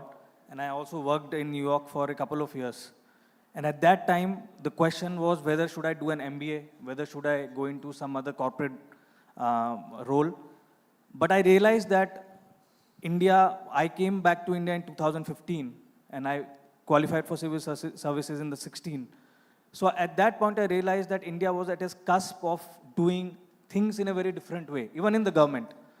And that is what I'm realizing in the last 6-7 years of my experience now, that there is so much problem solving, there is so much contribution, there is so much from changing the public service from just having individual driven to systems driven. So that quality of life, as sir said, people's quality of life can improve. I think there is great exposure for young college students, for young Indians, and I think that is why people should join the civil services. Mr. Ranjan, if the students want a reality check, now you're the most experienced person on this panel, and now you're a teacher and academic also, be able to navigate to be in public service. Well, first of all, let me say that I'll agree with my colleagues out here that it's indeed a very rewarding career. I spent 38 years in the IAS, and each day was thrilling. Each day was full of excitement. And every day I felt I was doing something new, something creative, and actually contributing. So I think that this service gives this opportunity, the diversity, and the kind of work you're doing. It gives you that reward by itself, inner satisfaction. Then, about navigating and how you go about, you mentioned a thing about frequent transfers. That is true. That is a reality. That frequent transfers, and they are more in some states as compared to others. I come from UP, perhaps UP has been guilty of that kind of a thing much more than my states from which my friends are from. But then, yes, that is a kind of an occupational hazard which you have to go through. And then second thing, of course, is about you have to navigate the political aspect also. You're working in a political system, especially the IAS is working in a political system. And today, the electorate, in our democracy, the politician is the master. He is the boss. And so you have to work along with the politician. And there's sometimes, political intervention is necessary in a democracy.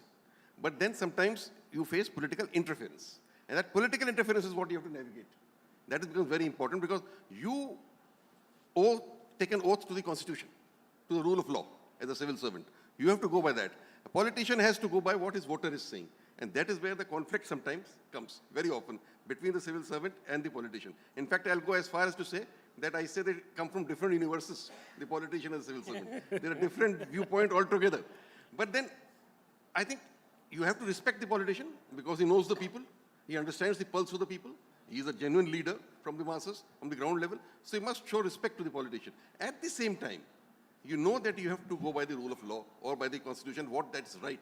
You should not get into the unholy nexus with the politician, which is what is the topic of criticism very often. The unholy nexus leading to criminal nexus also at times, which I think that is very detrimental for the civil service as such. For anyone becoming a civil servant or aspiring to become one, he has to keep this in mind that I have to follow and tread by the straight path. So you're from Ahmedabad. Yeah. So can you give us a quick case study of the downside and the reality, how you navigated it? Many things happen. I'll say, for instance, just to give an example, on both sides I'll give you. I can appreciate the political people also. I remember sometimes the politician comes with me a problem and the officers give a different viewpoint altogether. For example, he said this alignment of the road should go in this manner and not in this manner, when the engineers are saying something different. But when I, as a magistrate, went to the field, I found what the politician was saying was right, because they understood what was really going to help the people. So never distrust the politician, that's what I say. But the other side is, as you said, very often that happens sometimes. I remember when I was in this education sector only, and I was trying to recruit a director for one of the top engineering institutes. I wanted to make that engineering institute to the level of IIT or something and bring it about. And I thought I'll recruit purely on merit. But here was my minister, somehow he was the chairman of the board of governors. And he was the chairman of the interview committee. And he had pre-decided whom he wanted to select for various reasons. I was not going to highlight those reasons. But he had decided. I packed my committee with director IIM, director IIT and everything so that we could force upon him the right choice. But no, at the end of the interview, he said, no, nothing doing. And finally, when we insisted, he just banged his fist on the table and said, I'm leaving. Either it's my man or it's nobody. I'm leaving. And then I was stuck, what to do with that situation. But finally, I went around him then. I had to go up to the chief minister. I went to the chief minister, wrote a note, sent the whole thing, and the chief minister summoned me, talked to me, and finally she kind of saw my point and agreed, and then the kind of a meeting was held with all of us together, and I was able to have half my way. There were two directors. The chief minister finally got a compromise solution. You take one from your side and you take one from the minister's side. So that's the kind of thing that happened. What is your view? Now, you're relatively young to this. What batch are you from? 2013. 2013. Oh, very young. Okay. So what's the learning curve for you? The state of Tamil Nadu gives reasonably good tenures. Like I was telling, I was a DM. I did around 2 years and 6 months as a DM. So 2 years and 6 months is a good tenure. It is. Reasonably good tenure. In a particular post, it is. Yeah. 2 to 3 years is a good tenure. Good tenure as in a particular post, yes. So regarding the reality check you're asking, I think we can break it up into two parts. One is regarding the exam, the UPSC exam, and secondly regarding the service. No, we'll come to the qualification later. I want people, the youngsters here who are looking at UPSC, at public service as a career, to know the reality of life. When you get into public service, how do you navigate, say, transition? AIDMK is in power, then DMK comes into power, or in the case of Uttar Pradesh, SP, BSP, now BJP. In Jindal state, of course, it is a little difficult to figure out who's in power at times, but how do you navigate this? What is your experience been in terms of managing the political system? So I think I may not be as wise as Alokranjan sir due to his seniority. But the thing is that what I have seen, and from my little experience, what I see is that as long as you do your job, and you do your job alone, you'll be fine. You do fine. Like our job and our responsibility is to the Constitution, and we are positioned in a particular post to do a particular job. As long as you are good in that, and as long as your allegiance is to the Constitution, it should be fine. There is no problem. But there is one issue which we many times miss is the, the challenges on a daily basis you feel. It is very stressful to be in the IAS or to be running departments or to be running a district. The challenges and issues will come on a daily basis, and it is stressful at times also. So that is the reality I think we should face. When we see the stories of toppers clearing the exam and give speeches and all that, many a times we don't see what is awaiting you on the other end of the So table. what you're saying is that it's not a cushy job. I would not say that, yeah. Okay. But this is what you are signing up for. These are the challenges Yeah, which is there. that's precisely the idea. Students, youngsters should know what they're signing up for. There should not be any illusion that they are going to sort of get into and there will be a powerful post, because a government position comes with its own trappings of power. 4 people are around you, somebody is saluting you. When you're Jilla Parishad, you're the king of the Jilla. So what is your experience been? So my experience has generally been very positive.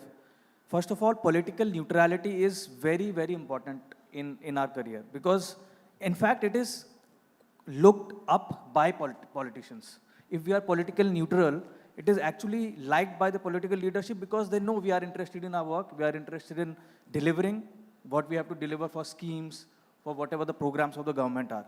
So our priority, and for young students, I think in a lot of popular TV series, you will see politicians, it is showcased in this TV series that there is this constant struggle or battle between the bureaucrats and the politicians, but it is not that. There could be rare instances of that when publicly you see that, but whenever I have presented my logic, my reasoning to a political leader, they appreciate it. But it has to be logical, it has to be backed by facts, it has to be backed by some government orders, and then a way is sought in order to do the public good. So I think, sir, overall, that is how I have approached the services, and it has been overall positive. So I'll start from that end now. There is a perception among people that the Babudam doesn't deliver. They are all apathetic, they are lethargic, they don't solve problems, they don't care because they have had it made. So why do you think that perception is? And do IAS officers have an incentive to do better? Is the incentive process aligned? Sir, I think that's very, very important question today, because definitely there is a perception among the people. In fact, the first day I went to my office, first month, I remember I went and sat in the different departments to see what was the public footfall and how was the public being treated. And definitely there is much to improve. When it comes to a service delivery, there is much that desires to be improved. Now to do that, the whole idea, now governments are, like the way I like to think about it, government is a monopoly. So the government servant who's sitting there, the lower bureaucracy, a lot of times that apathy or that lack of care, lack of empathy for the person coming into the office is because of this monopolized behavior. So I think that has to change over time. And it has happened in a lot of offices. Like in Maharashtra, there is something called right to services. You can go apply for over 100 services online, and there is a very specific time-bound manner in which you should get those services. 10 years back, sir, those certificates would take months. And now it takes literally 24 hours to get them. So things have improved a lot, but there is a lot we have to do. And I think in the next 10 years, technology is going to transform that. And civil servants are definitely working in that route. John, any thoughts on it? I would beg to differ that I actually think that, the civil service delivers to an extent. As in, we have done reasonably well for a country with its inherent complexities and issues and the challenges that we are facing. And in my opinion, to an extent of this can also be contributed to the Indian civil service also. Yes, there are issues, absolutely, and many of them are getting addressed. Some issues have to be addressed also.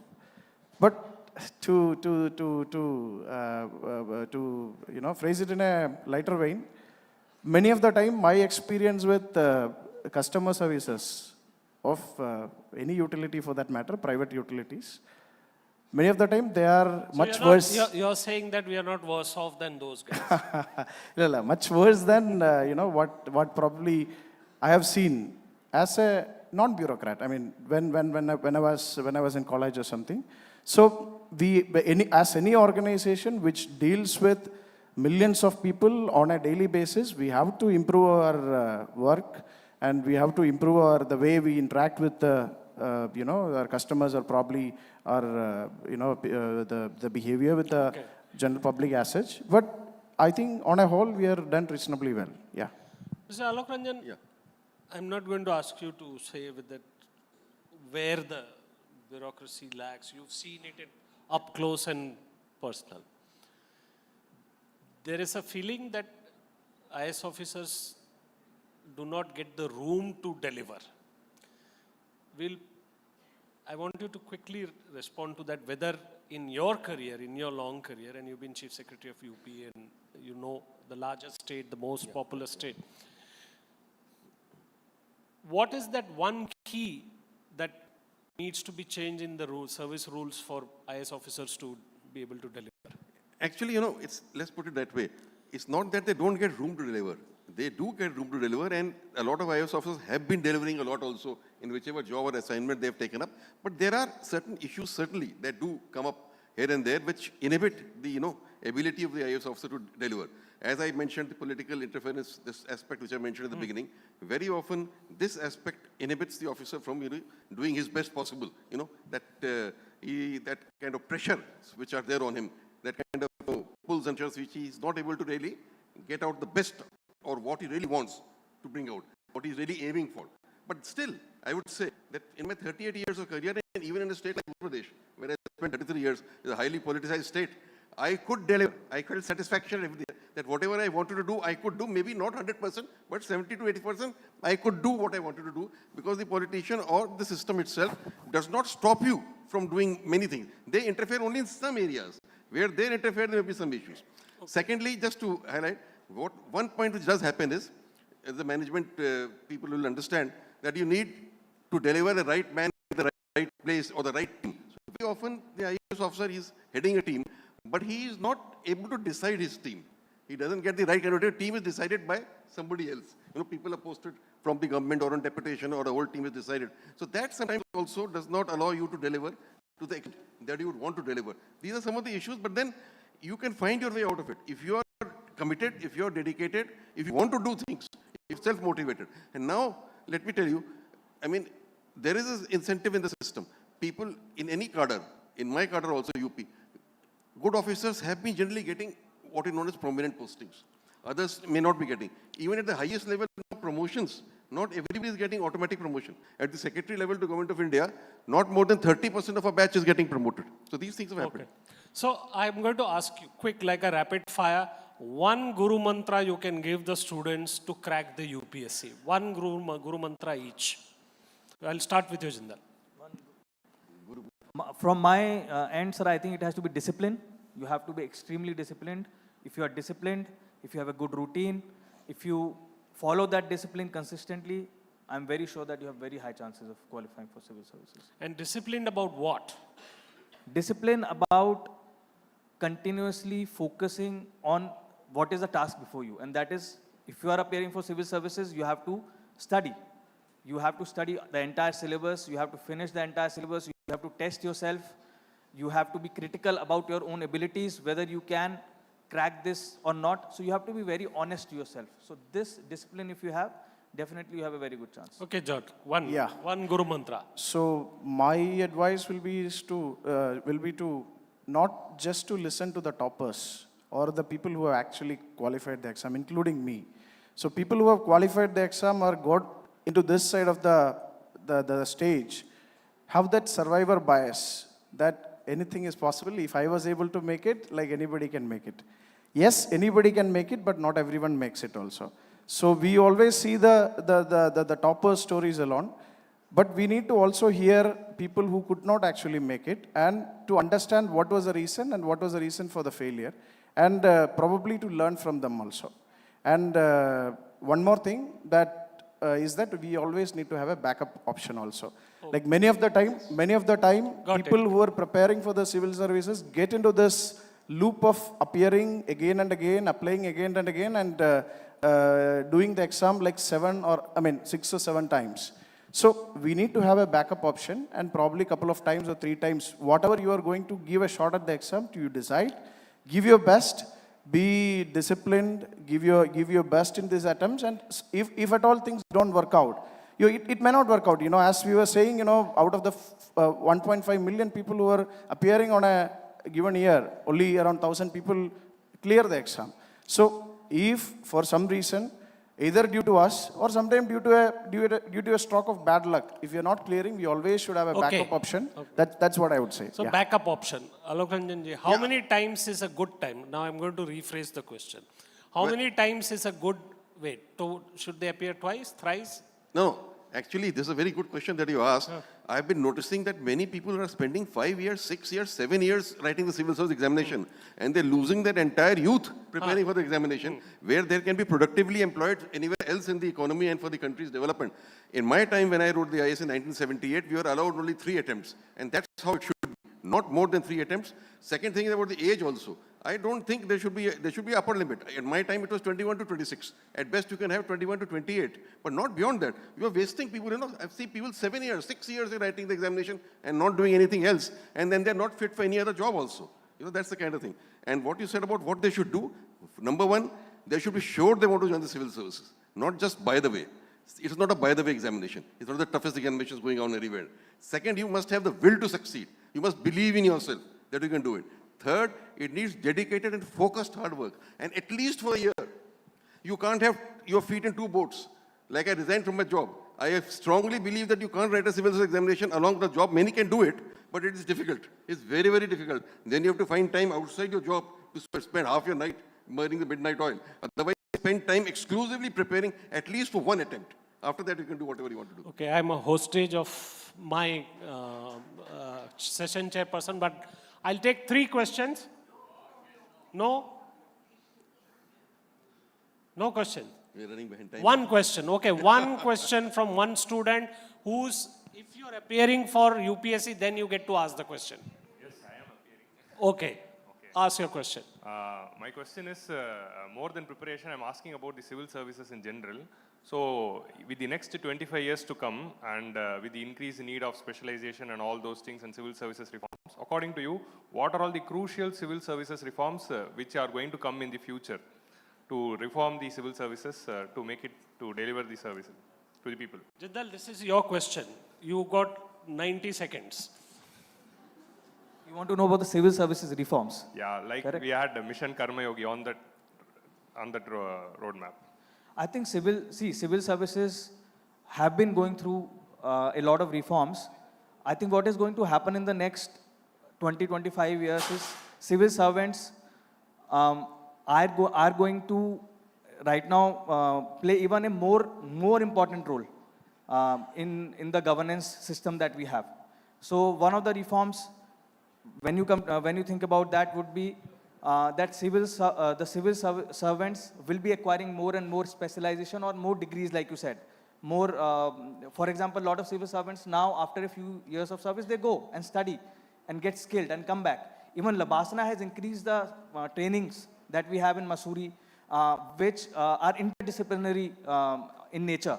So there are trainings with the military, there are trainings with other departments as well. So I think that, and even with the private sector. So that is going to make civil servants even more and more dynamic in the future. So basically, he wanted to know whether AI will replace civil service or not. No, that's not going to happen. No. Thank you very much, gentlemen. Thank you, sir. Ladies and gentlemen, drawing the session to a close, I'd like to invite onto the stage Ms. Lakshmi Menon to present our speakers with mementos. Of course, with this particular session, we had an interesting conversation on the contribution towards the betterment of society, of course, creating a transformative impact. And our speakers, their personal experiences have truly brought to the forefront the various ways in which we can move forward. A loud round of applause for our speakers, our session chair. Ladies and gentlemen, a truly interesting session.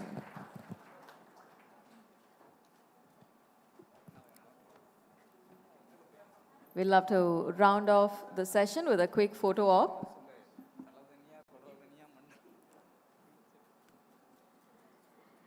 Our next session is on getting the economy right, the rise of India. Of course, we do have our session chair continuing on stage, Mr. Shankar Iyer. Joining us is Speaker Mr. V. Anant Nageshwaran, Chief Economic Advisor, Government of India. This particular session, we aim to unveil the economic trajectory and explore the pivotal factors that propel our country towards unprecedented growth. A round of applause, ladies and gentlemen.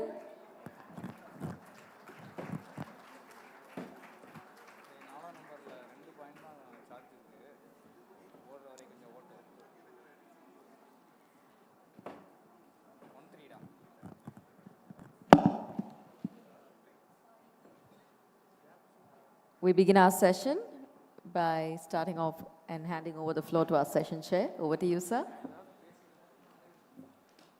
Thank you. For all the students there, here's a tip-off. Dr.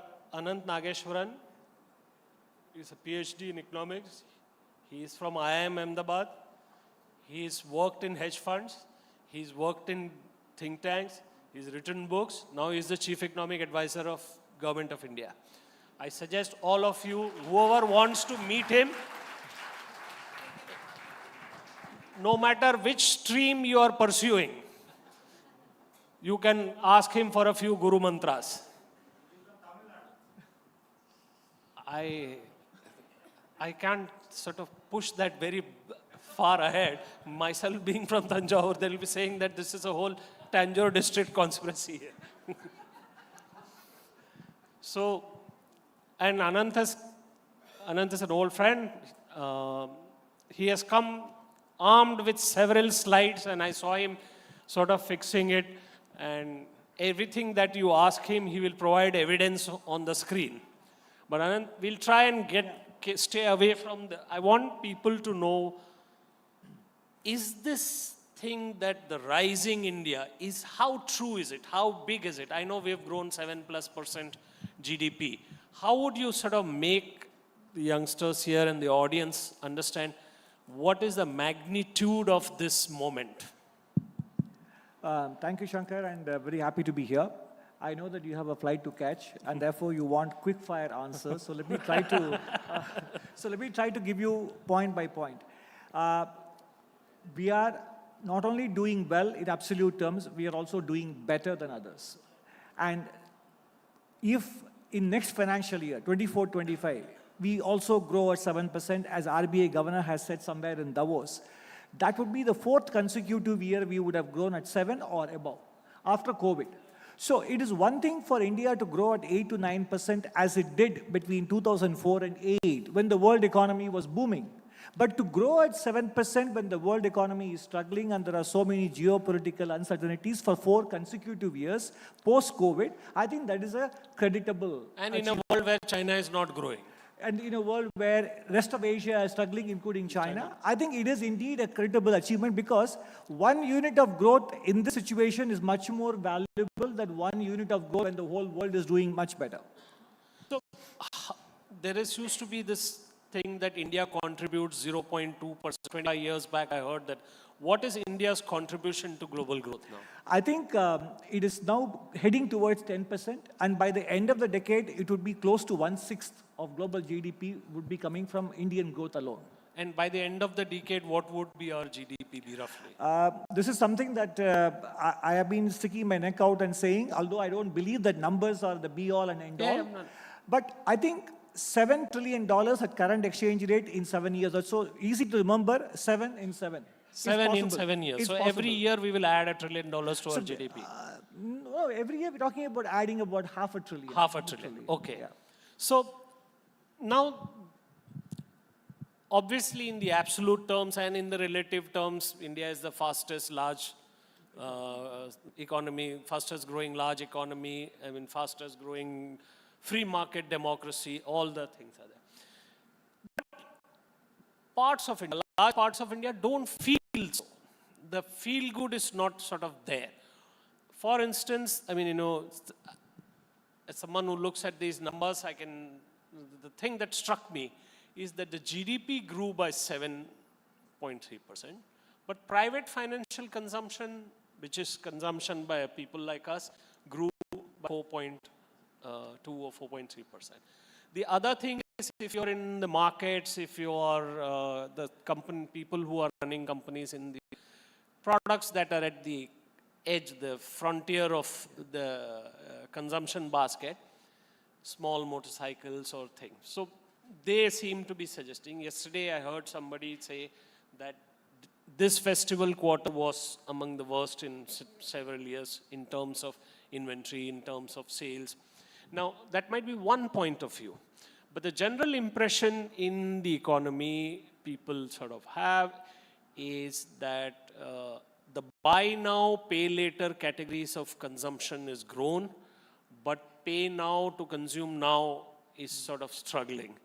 And I mean, you know, so I said half in jest, you know, the whole government runs in buy now, pay later economics. But what is the truth? I mean, I'm sure there is consumption because the GST figures are showing consumption.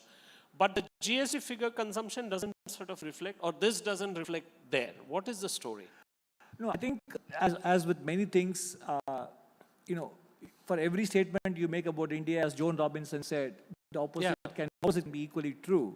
And it is true that rural consumption is not growing at the same rate as urban consumption. But I don't believe that we have a so-called K-shaped recovery. Because the way you talk about K, it's as if one portion of the economy is growing and the other is contracting. But that's not the case. You can say that some portions are growing faster and some are growing less. But it's important to remember that much of these things are anecdotal in nature simply because we don't collect statistics on the basis of urban and rural demarcations. Even if you go to, for example, the Federation of Automobile Dealers Association, FADA, gives you automobile sales. They don't collect statistics on the basis of urban versus rural. So when the two-wheeler sales, people say two-wheeler sales is a proxy for rural consumption. It is not picking up. The moment you say, no, look at the recent data, last 3 months it is picking up quite well. Then they turn around and say, no, but two-wheeler sales which are in affordable category are not picking up. Then you go to FADA and ask them, can you give me that kind of breakdown? They don't have that kind of breakdown. So many of these statements are also based on very anecdotal samples that are happening. But that said, I do track some of these indicators from a company that is based out of Tamil Nadu, Kavin Care, etc.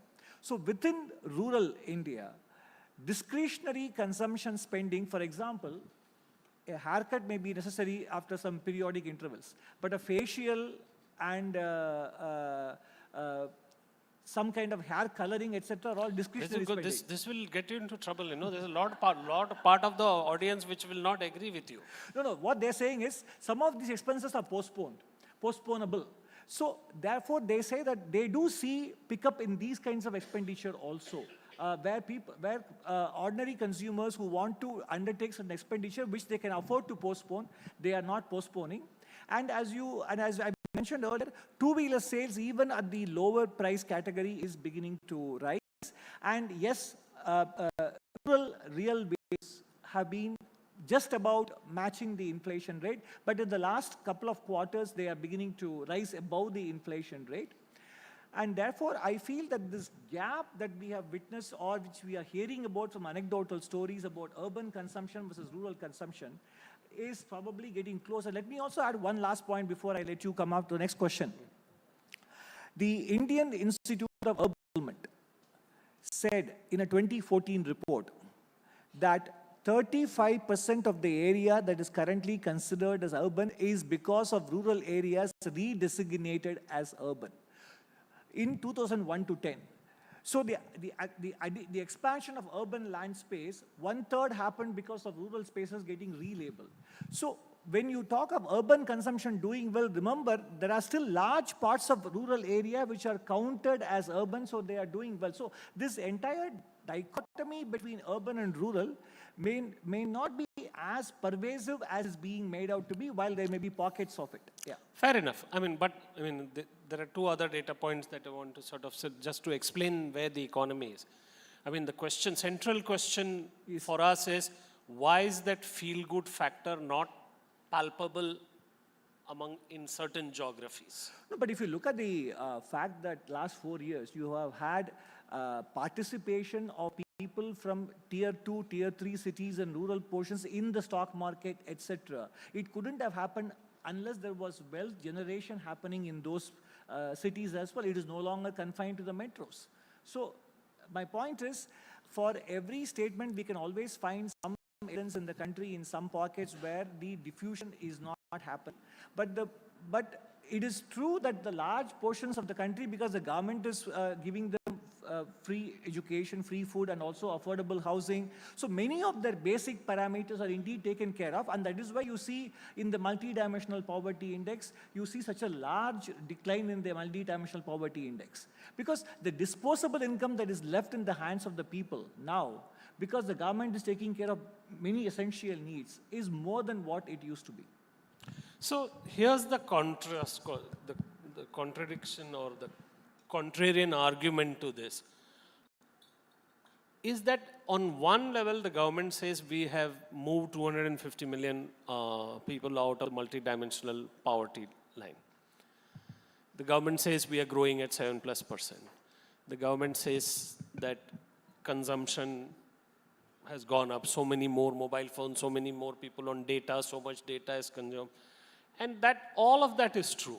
And yet, the political response to this economic growth is 81 crore people getting free ration, 10 crore gas cylinders under the Ujjwala scheme, I think 3 crore, 2.5 to 3 crores PM Awas Yojana, about 26 million people are registered, 26 crore people are registered on the National Rural Employment. And every election, every party is saying that we will give free cylinder, free this, free that. Is there a divergence between how the politicians or the political parties perceive the economy to be and how we perceive the economy? I think again, this is a special topic in and of itself for a discussion. I don't think you can compress it within half an hour conversation. I am aware, okay, acutely, but no, I think yes. Your point is well taken. That if there is such a palpable improvement in the economic performance, then do we need all these? I think it is fair to ask, but I think. There are some segments of the population that are still making the transition to better opportunities because they now have these essential things taken care of. But at what point you draw the line, at what point you I mean, I can understand maybe 40 crore need, but if free rationalism, should it be 80 crore? I mean, that's the question. And you know, they have increased procurement price, they have increased there is now the PM Kisan is PM scheme plus top up. The gas cylinder LPG is top up. So there is this question that is coming is how much can this be done? I would say one thing. Shankar, you have been in this journalism business for 30 years, right? So 40 years. 40 years. 40 years. So I have been a chief economic advisor only for 2 years. Okay. So you have a 20 times head start over me. So I would simply say that, therefore, you have a very great question here, and let's move on. No, so I mean, you know, I am a believer that in 2 years back, I wrote in the New Indian Express that Destination India, the $1 trillion dream sort of unrolls, and that. At that time, I was asked, why am I saying? Just like when I wrote a book on Aadhaar and called it the 12-digit revolution, people said, what revolution? And now people are saying that, okay, it's the question is that can you be, so this has been, the government has spent 60, 67, 68 lakh crores in the last 7 years on infrastructure. That has pushed growth. We see metros everywhere, we see roads. The change is very visible. There is no question about it.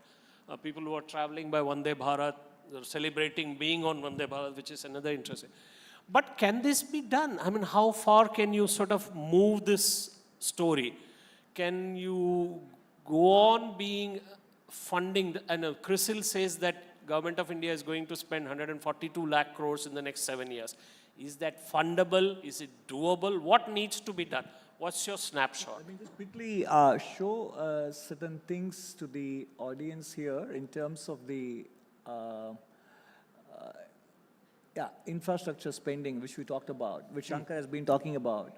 So capital expenditure of the union government has gone up from just around 1.8% of GDP on the left side. The green line is taking you to 3.5, 3.6% of GDP. And then here on the right side, the private sector is also beginning to spend. So your question is it sustainable? What the left side chart, is it sustainable?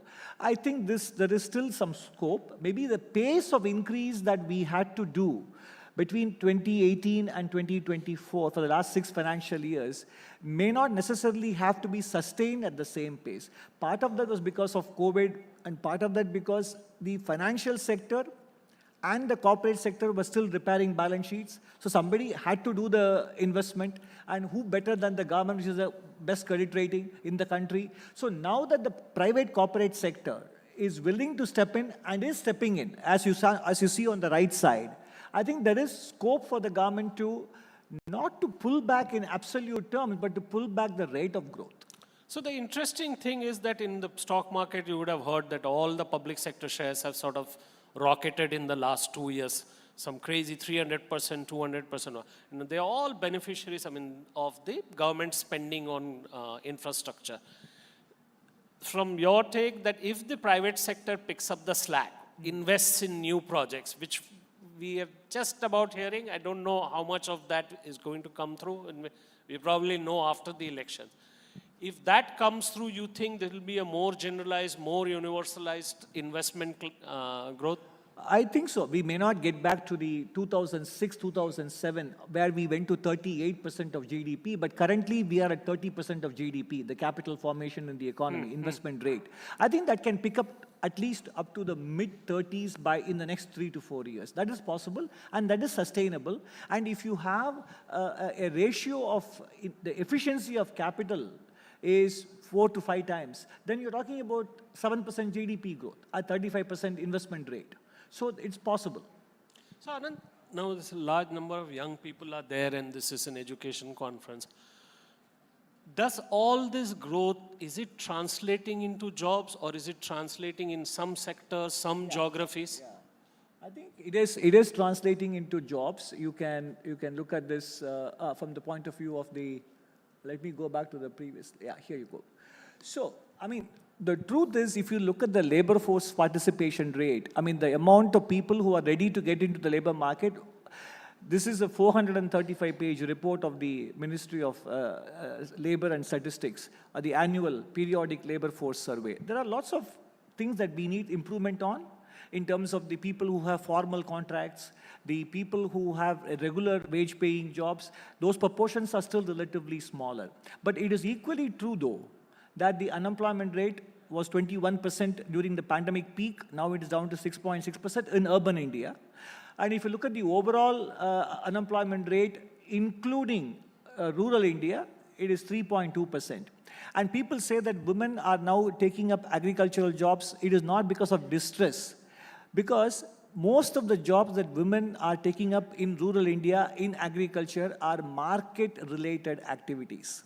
So it is not subsistence wages, it is proper wages. So in that sense, the job market situation is improving. And if you look at the formal sector, in 21-22, IT sector created jobs. In 22-23, financial services created jobs. 8% growth in 21-22, 5.5% growth in 22-23. So the economy is, and then we are completely excluding the gig economy, which employs close to 700,000 or 7 lakh workers. And you see it in the Employee Provident Fund Organization net enrollment, which is stepping up year after year. So job creation is indeed happening, but more organized sector jobs more have to be created.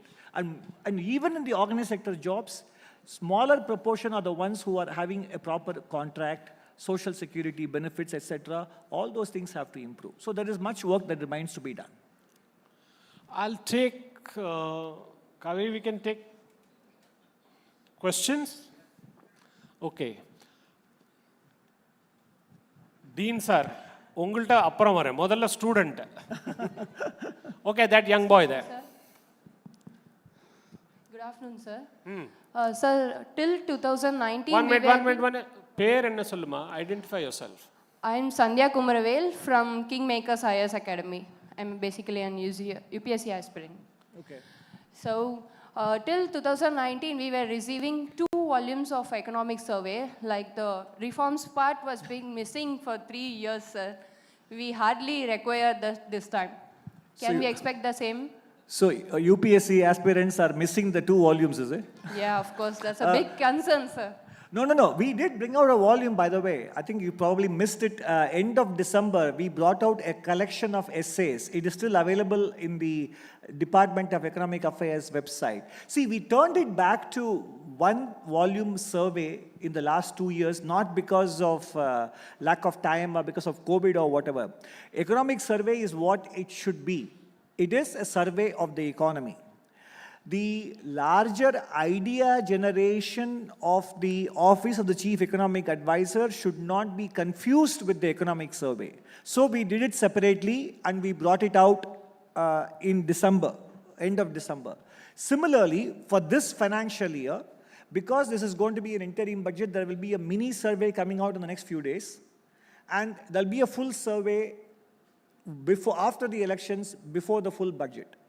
And in that survey, we will talk about some of the best practices that many civil servants spoke about here that happen in different parts of the country. For example, you look at stunting in children, height for weight. Sikkim and Bihar have done exceptionally well.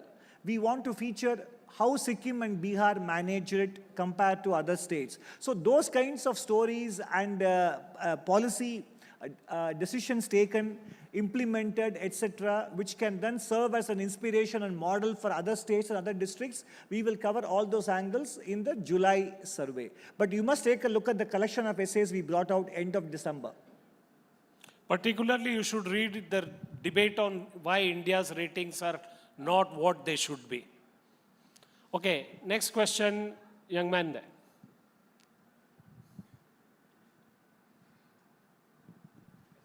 Good afternoon, sir. Yeah. Myself, Balaji, currently pursuing bachelor's in electrical engineering. So I have one question for you, sir. In recent quarter of our GDP data shown 7.6%, but GVA, the gross value added, is declining a lot, especially in the IT sector and manufacturing sector. So, which is the major GDP contributor in our GDP. So, how come GDP can grow when key sector like IT and manufacturing is in trouble? You must have seen in the data that there are sectors like mining, construction, tourism, hospitality, and other services, they are growing. You get the breakdown of the GVA. Obviously, not all sectors will be able to grow at the same rate at all times. The IT sector is subject to global cycles, and therefore there will be periods when they will wax and wane. But the data gives you the breakdown of which sectors are contributing at what points in time. And therefore, if there is a slack in one sector or the other, there are other sectors that are making up for it. More recent periods, I think construction, mining, manufacturing, tourism and hospitality and other services, they have been rising even if the IT sector has not contributed as much in 22-23 and also in the first half year of 23-24. Okay, we have to wrap up now. Dean sir, you're escaping your question? Very quick question. Recently, you were very critical about the World Bank metric used by credit rating agencies on investment safety of countries. Now, World Bank, IMF itself, they themselves are getting irrelevant. And I know about your deep research, empirical models that you're developing. Do you have an alternate framework that you're working? Can we expect that soon? Because now India is no longer going to consume anything. We have to contribute to the larger scheme of things. Alternate credit rating, because these credit rating agencies are the ones who escape all crises and still surviving, enriching themselves. Right. No, I think there are two parts to your question. Obviously, that's the first essay. So we have made some proposals to these credit rating agencies. Then the second part of your question will be, if they don't do these things, do we have an alternative credit rating mechanism itself? Now, that is a completely different set of problems because they have 100 years of incumbency advantage. And if we sponsor some credit rating agencies, they will naturally face the problem of upstart versus established oligopolist. So it's a different problem to solve. And that may not be solved in a year or two. It is a process. Thanjavur பாஷையில் பணம் கொடுக்குறவன் தான் கெட்டி மேளம் எப்போ அடிக்கணும்னு சொல்லுவான். Thank you very much. I have to wrap. All the students I advise, Anant is here. Grab hold of him, get some advice from him. He has been in different streams, different places, global exposure, Indian exposure, public service exposure. You should catch hold of it. Now, I will also tell you one thing. Shankar is a good friend. That's why he's saying all this. And second, I benefit a lot from having periodic conversations with him. Okay? Thank you. Thank you. On that note, ladies and gentlemen, we draw our session to a close. If I may invite onto the stage Ms. Lakshmi Menon to present our speaker with a memento and extend our thanks. Of course, in this insightful session, we've kind of had a compass of sorts guiding us through the landscape of economic evolution itself. A lot of shared insights that will for sure illuminate our path towards understanding the evolution that is ahead of us. Ladies and gentlemen, a loud round of applause. And on that note, I'd like to invite onto the stage for our next session, which is titled The South Story, a New Narrative, our speakers, starting with Mr. Neelakantan R.S., data scientist. A loud round of applause from everybody in the audience, if I may request you to. Mr. A.R. Venkatachalapathy, Indian historian and author. We're also happy to have with us our session chair, Mr. Ravi Shankar, consulting editor, Sunday Standard. This session is on the South Story, a new narrative, of course, exploring the vibrant narrative of the South. Alongside, I know that a lot of us are tuned in virtually, and I'm truly proud to let you know that we have crossed over 7 lakh views today in our virtual attendees. A loud round of applause for everyone who's tuned in right now. We truly appreciate your virtual participation as well. And on that note, over to our session chair, Mr. Ravi Shankar. Good evening, sir. Welcome, gentlemen. It's a contentious topic these days, South. I don't know whether you call it South versus North, but the South divide, especially after your book. I would start with I would rather not start with the data of, 30 to 31% increase in GDP, UP 9%, etc. I mean, I would rather go into a larger context, a larger civilizational or cultural context or historical context into the South, not versus, the South different from the North. So where do you see the South standing today?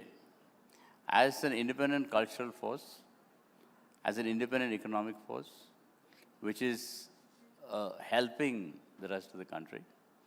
Or do you see the South as part of a unified cultural economic force, which is enriching the country's economy? I don't know what, culture.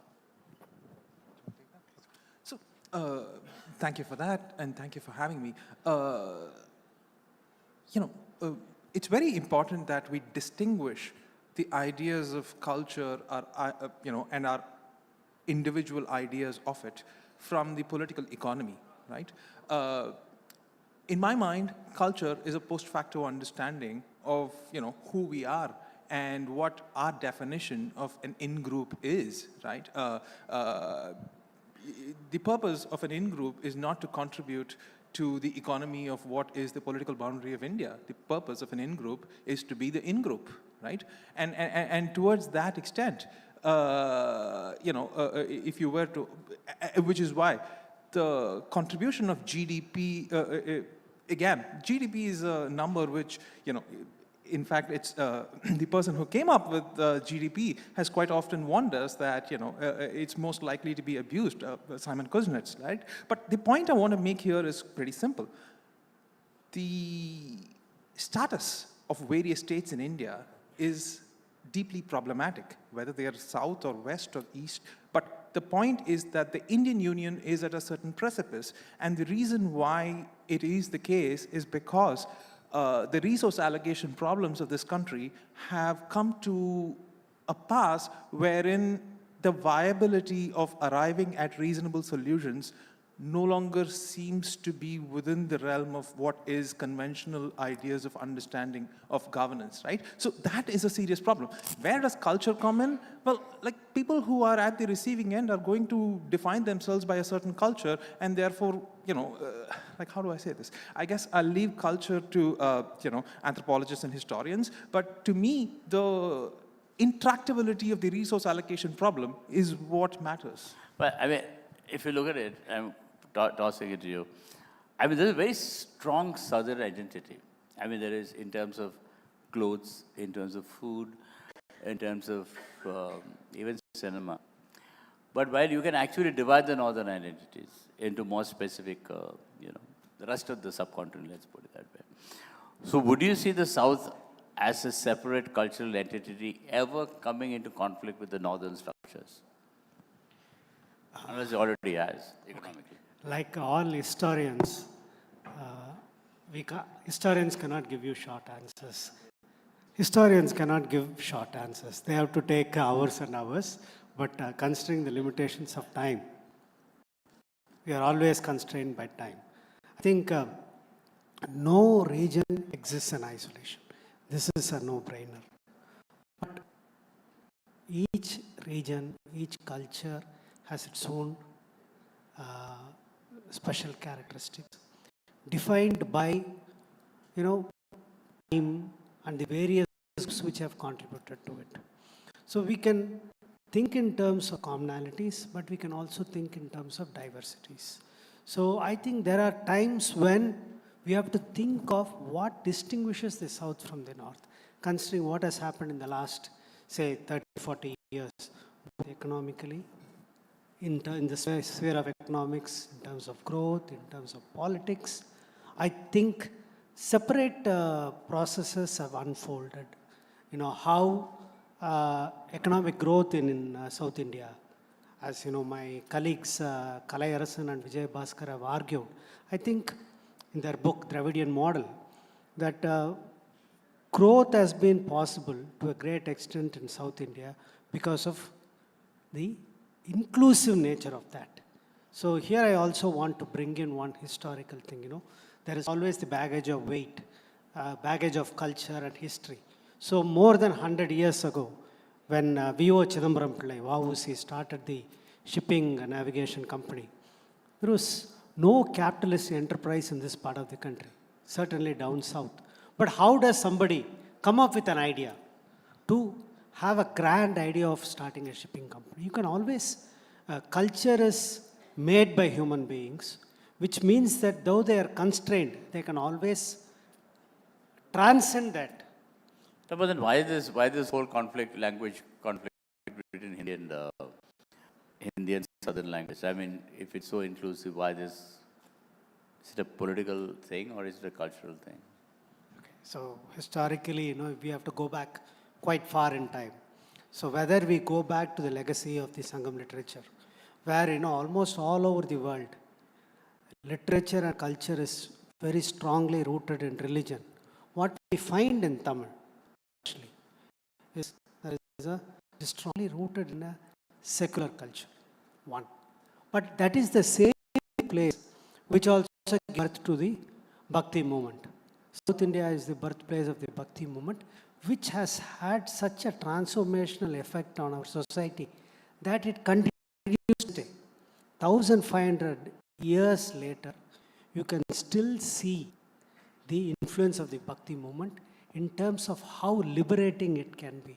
We find this the difference between how practiced in South. But you had that in the Bengal Renaissance, period in the East, which you didn't have as the northern, part of it. Well, I agree with you to a certain extent. Now, I'm going to venture into slightly dangerous territory.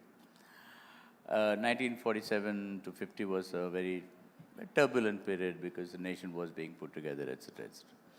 So if you remember Dr. C.P. Ramaswamy Iyer, who was the Diwan of Travancore, he was actually envisaging two separate countries in many ways, like a loose federation where he had made an arrangement with the Nizam, so the Madras Presidency, the Travancore state, etc., etc., would be part of a federation which is different from the rest of the country.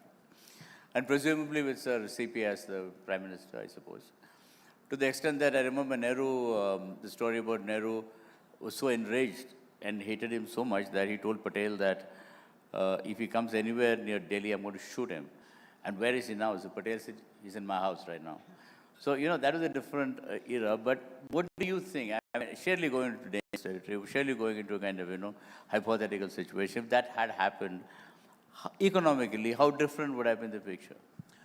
So before we come to the economics, I think you're right in that the, consider, Hyderabad, for instance, right? Like the Indian Union never asked its people whether, what were the different provinces of British India to ask them whether do you want to be part of the union in any formal referenda, even in cases where it was absolutely clear that the population was for joining the Indian Union. Take, Hyderabad, for instance. Like, the Indian troops marched in, they sort of won it over, but the reasonable thing to do would be to ask them, hey, don't you want to come? Especially given that the union at that time knew quite well that the answer would be yes. So the lack of, the idea of the consent of the governed does not seem to be in the DNA of the Indian Union since its inception. And that is probably what is causing many of these concerns. To answer your question as to why is it that there is this problem of language earlier, like all you need to do is, go to Finland and their hatred for the Swedes to this day is actually very, very, there is still a law on the books in Finland, for instance, in that if you're stopped by a policeman, you can either, whatever, the charges have to be read out either in Swedish or in Finnish based on what you want. And most people who are drunk and get caught pretend that they're Swedish and ask that to be read out in, Swedish, right? But therein lies the problem.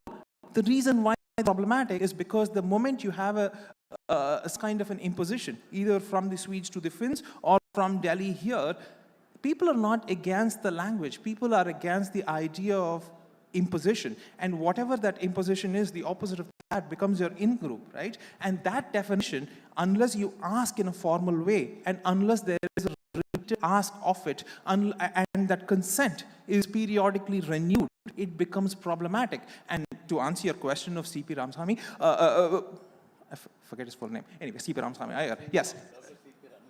Iyer, right? Yes, yeah, the road on which I go. But the point is that,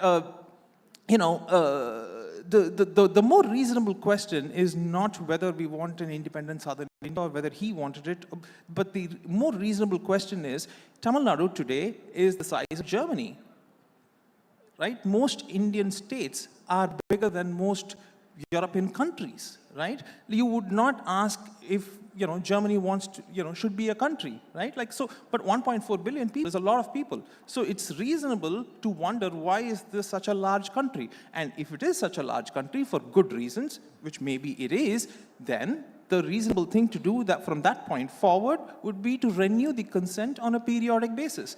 That is a mechanism that we don't have.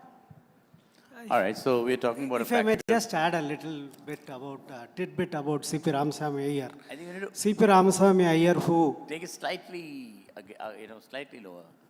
Too close to the mic. Okay. So C.P. Ramaswamy Iyer, who wanted to declare Travancore as an independent state, in 20 years' time, he was made chairperson of the National Integration Council. And C.N. Annadurai ridiculed Nehru for it. So the question of consent, it is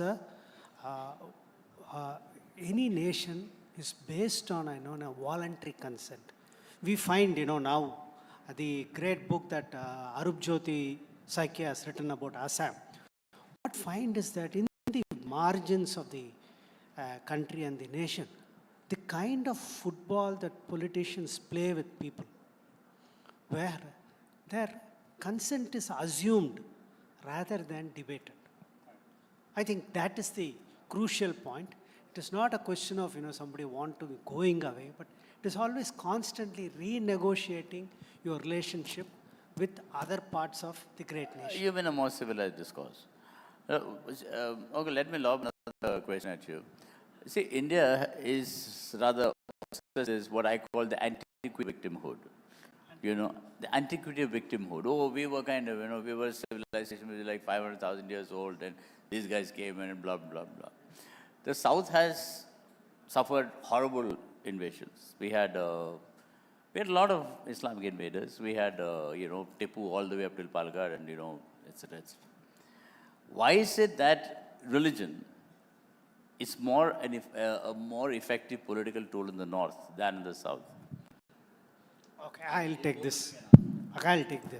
I think once again we have to go to the Bhakti movement. When it originates in Tamil Nadu, South India, in the 6th or 7th centuries, it is a profoundly liberating movement. It is able to mobilize all classes of people. And it uses not a ritualistic language which people can't understand, but the language of the people.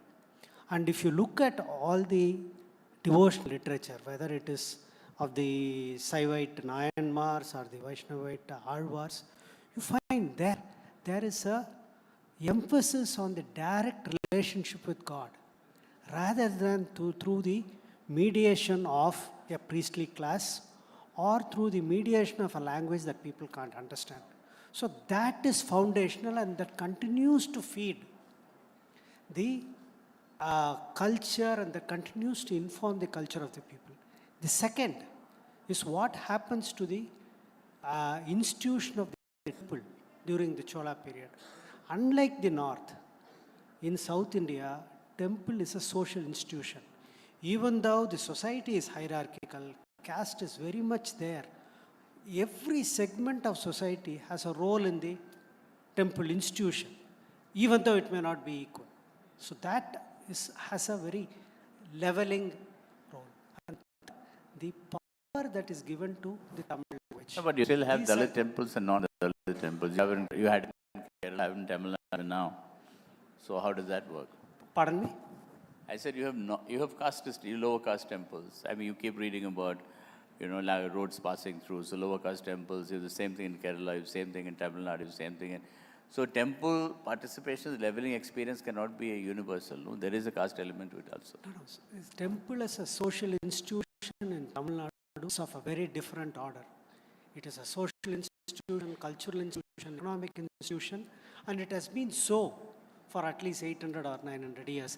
That is why we find that to this day, we find social conflicts played out in terms of rights in temples. We want to pull in Kerala have done the same. I don't know about the rest. Yeah, let me continue. Just to add to what he says, while that might be true about the historical evolution of this society, if you were to look at states wherein Prerna Singh wrote a wonderful book on this, and she measures the degree of subnationalism in every state. And if you basically correlate that degree of subnationalism to the use of religion in that particular state's politics, you find that the states with the highest subnationalism have the lowest use of religion in their politics. And coincidentally, Tamil Nadu and Kerala happen to have the highest degrees of subnationalism, and incidentally, their use of religion in their politics is much lower. So. Let's switch to a more contemporary kind of a thing, because I'm talking about the film industry, right? The great stars were always from Raj Kapoor to Shah Rukh is still, he's done something amazing recently. But suddenly, the South seemed to have just rocked, people in the North are really like taken aback. It's like they hit them. Who's RRI? Who's Prabhas? Who's this thing? And they're kind of commanding the kind of fees which very few North Indians, which a few North Indian stars kind of do. And there seems to be no heroes come up, while South seems to be manufacturing one after the other, and to the extent that many of the Hollywood guys are turning to Southern, movie plots to kind of repeat this. So do you think the South as a modern cultural force is ever going to take over the North or leave the North behind? I think the nature of the film industry is very, very different in the north and the south. Bollywood, because it wants to cater to a very huge market, what it does is, it is kind of a rootless wonder. After the times of Raj Kapoor and Gurudutt or whatever, what we find, at least my little exposure to Hindi cinema, is that in the last 30, 40 years, most of the stories are, they are made in New York and London. While the films of South India, most of them are rooted films. You can make those films only in that region. So that linguistic boundedness, which limits its market, is also its strength. Now you are trying to break it through these pan-Indian films, and the same problem comes up. See, there's an image percolation, okay? I mean, people wanted to dress like Shah Rukh Khan. Remember, they used to be Devanand, sadhana haircut kind of a thing. So in many ways, Bollywood influenced the Indian look all across. Maybe a little bit in the north, there was south, there was separate. So in the 70s or even the early, the whole concept, I live in North India, so the whole concept of the South End was a Madrasi who would wear a dhoti, eat sambar, chawal, I don't know, whatever, right?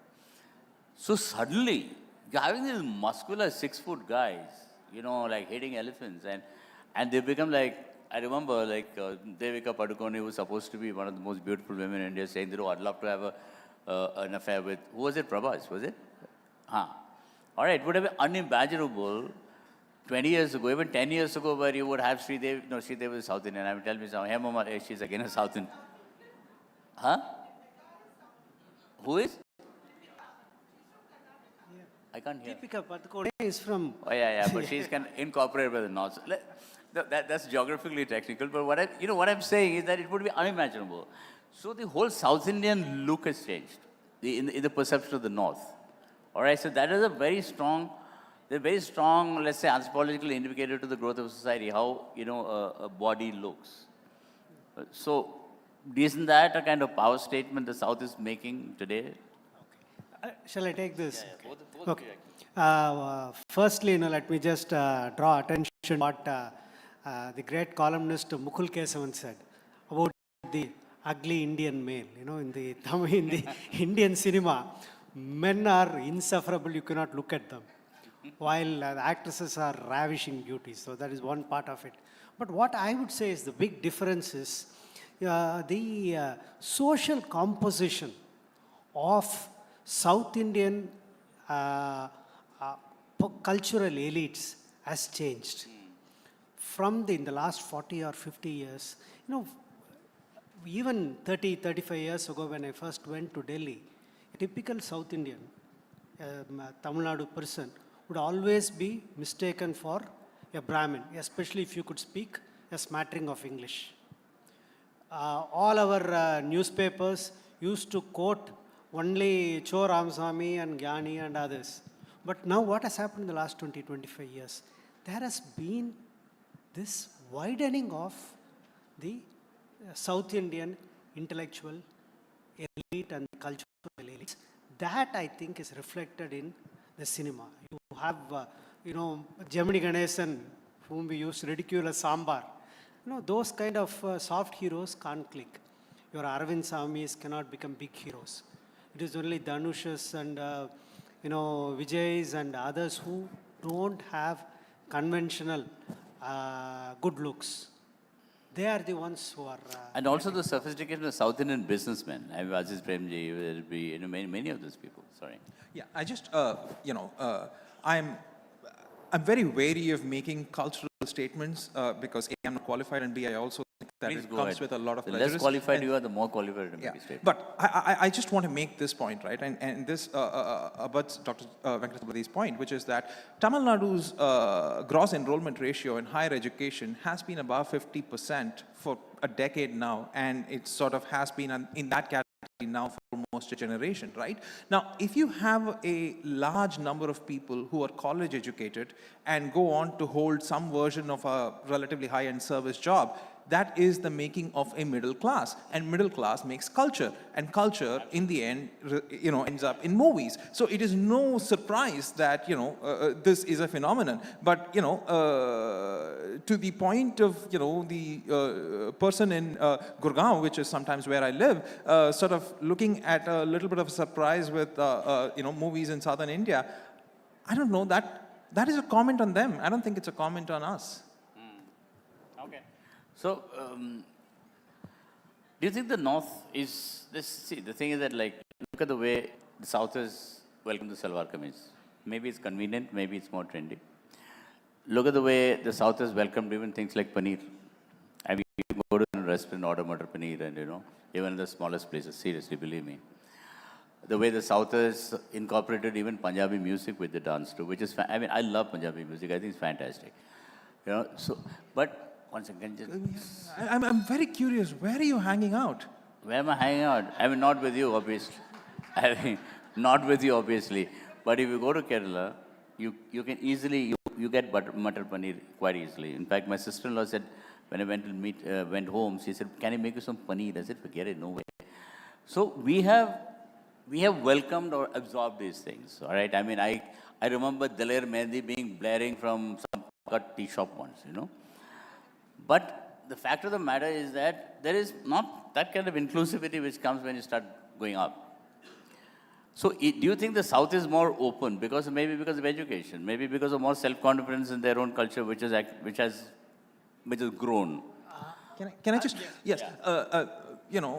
Much as I would like to sort of, put this chauvinist hat and say yes to this question, the answer is we don't know because there isn't research. And I'm very sort of cautious to say that, any one part of society is more or less welcoming unless we have data to prove it. But if you drive through Kerala, at any garment shop, you'll see salwar kameezes. I have nothing against them, but which was not the case when I was growing up. No, I'm not saying it's the wrong thing. I'm not. All I'm saying is that Kerala is more, or maybe the South is more inclusive. They're more open to kind of, absorbing other experiences. That's all I'm saying. It requires a survey and a book is all I'm saying. Okay, since I don't use numbers and I use qualitative data, I would broadly agree with it, but there is a geographical reason for it. South India is a peninsular region. We have the coast, and historically coasts are very porous. So we have been open to various influences. We have been open to Arab traders, Roman traders, German, Greek traders. Moors have been here, Portuguese have been here, Dutch have been here. So we there African has been kings. more openness. While in the north, because it is a large hinterland, and the major empires of North India, even the great Mughal Empire, was not a naval empire. While South India, because of its long coastline, has been a naval empire. Maritime seafaring has been very, very prominent. And I think that explains. Okay, one last topic. One last topic is, the South India had the greatest Hindu empires, much before those, the Gupta Empire. I mean, you had the Chola Empire, you had kind of empires which went all the way up to Indonesia and Bali and all that, which actually spread Hinduism, and they're not kind of, But those roles have really been played down until that movie, what is the new movie which has come out, I don't know, something about Chola, whichever you will help me there. There was a new movie which has come on the South Indian king. I mean, there was Ponniyin Selvan, yeah. Right, until then, I mean, the Chera Empire or the Pandya Empire, Chola, please go laughing, was not kind of, so the most of the empires which were considered the Hindu empires, the greatest empires were the Guptas, who the other guys, the Maurya Empire, etc., etc. Why? So, I mean, why is it a historical anomaly in terms of projection? Okay, the indifference and apathy of North Indian elite towards South India is, it's intolerable, uncondonable. I have lived in Delhi, I have interacted with the North Indian intellectuals. Their knowledge of South Indian culture, language, and history hovers around a statistical zero. So they are to blame, we are not to blame. There you go. Right. Again, I just I just want to also say that, I don't think, these empires happen to be Hindu. I don't think that the reason why they aren't in the popular discourse, in, for instance, the CBSE textbook in any great detail, at least at the time that I was a student, is not because, they were Hindu. It is largely probably because, the Chola Empire's heyday was like, 1,200 years ago? And, the Mughal empires were more recent, and probably because there is more, historical sources available. It's lazy historians to blame. No, not Hindu in the sense you understand Hindu today. That's not what I mean. I don't mean Hindu as you understand Hindu today. Whatever the case, I'm right? Like talking there is a recency bias in the way in which education and history happens, and that is true for all of the world. Fair enough. But one thing which If really... I may add just one point Yes, to your please. question. This kind of, binaries that which we are operating with Hindu and Muslim, we have to remember that the so-called Hindu empire of Vijayanagara had Muslim soldiers. Its king wore the robes of a sultan. So this idea of, this black and white definitions in terms of religion did not operate in medieval India. But it did operate during Ashoka, when he had to kind of, work the Brahmins against the Buddhists. I mean, where you look at... Anyway, that's a totally different story. But, so, is it the failure of a political leadership? Because we had very strong political leaders. When you had Kamaraj, you had presidents who were Hindus, South Indians. You had Tamil Nadu chief ministers who controlled who would be the cabinets and stuff like that. So, do you think it is a political failure on part of South Indian politicians? Absolutely not. It is a failure of the structure of the Indian Union. You can basically win the Indo-Gangetic plains and form the government in Delhi and completely ignore southern India. And therefore, you get to sort of, live in your own world in Delhi, right? All right. Any questions from the audience? Nobody wants to ask them questions? Okay. There's a lady at the back. Is it audible? Yep. I'm Abhirami from MOP. My question is to Mr. Neelakandan. So I did a little research and I found that you were a data scientist. So how do you go from being an engineer / data scientist to writing a book called South versus North, India's Great Divide? Like, what drove you to that? I mean, it would be extraordinarily rude to my co-panelists for me to answer that question on some personal tangent. But if you really want to know, what I did was, I was living in Madras at that time. It was 2011. There was an assembly election. I calculated the probability of my vote impacting, in electing my MLA.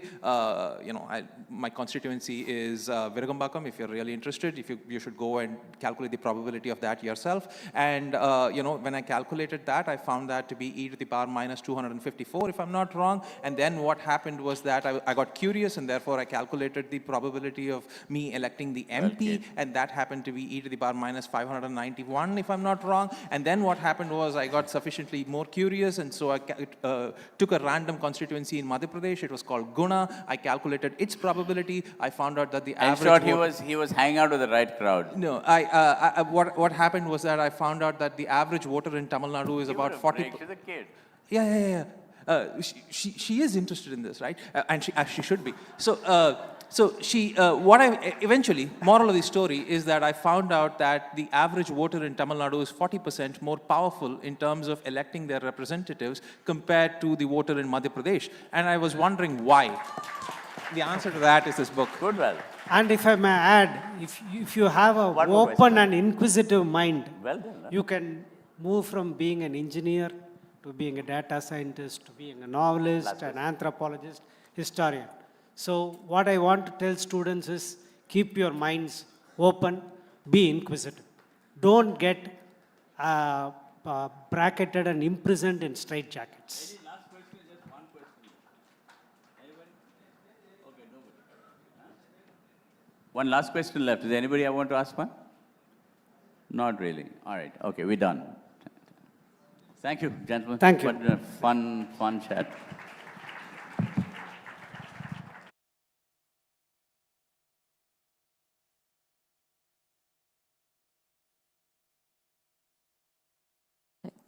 Check.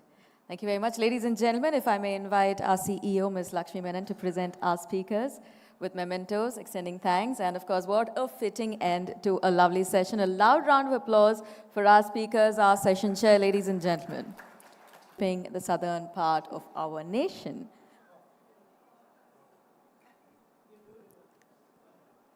We've spent the last session understanding our world, our land, thanks to our speakers. If I may request you to put your hands together as loudly as you can as they take their leave. Thank you very much. Thank you, ma'am. With that, we move on to a much awaited session. This is called Passion and Progress in Cinema. Taking to the stage this particular session, we have actor par excellence, Mr. Siddharth, joining us. A loud round of applause. Chairing this session, we also have Mr. Sudhir Srinivasan, entertainment editor. A loud round of applause, ladies and gentlemen. When it comes to creative fervor and cinematic evolution, they always go side by side. Today, we explore the interplay.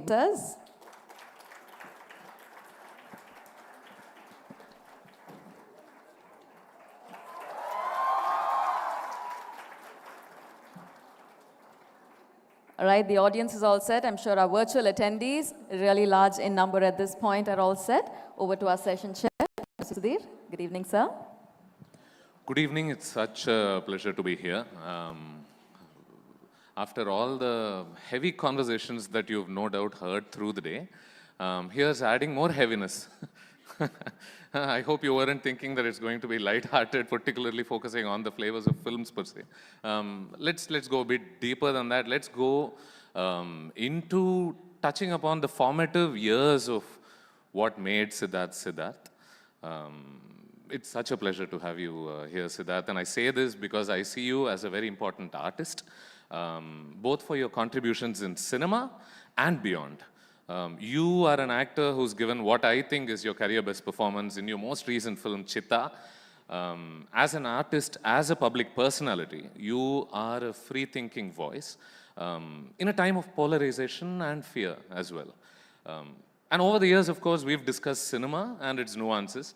But today we are in the presence of many students here, youngsters who at this age particularly often seek a sense of direction. I don't think that ever goes away, by the way. Some reassurance that the world is all right, and I thought we'll speak about your formative years. And let's start off by having you talk about when you were a youngster. I don't want to imply that you're not one now. One of the first questions we're asked then is what we want to be when we grow up, right, as a career. What was that for you? When your teacher looked at you and said, Sidhu, what do you want to be? What was that for you? First of all, good afternoon, everyone.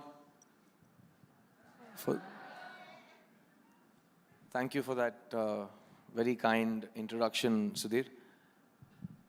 So when we discussed having a conversation here in front of students, I told him, it doesn't matter what we try to do, it's important what we try not to do. So we can't be boring. So was the first, instruction I gave him and request. And the second I said is, no matter what, we are not going to dumb down this conversation in order not to be boring. So we're going to try to do both of those things with this conversation. I hope that's okay with our large student crowd here.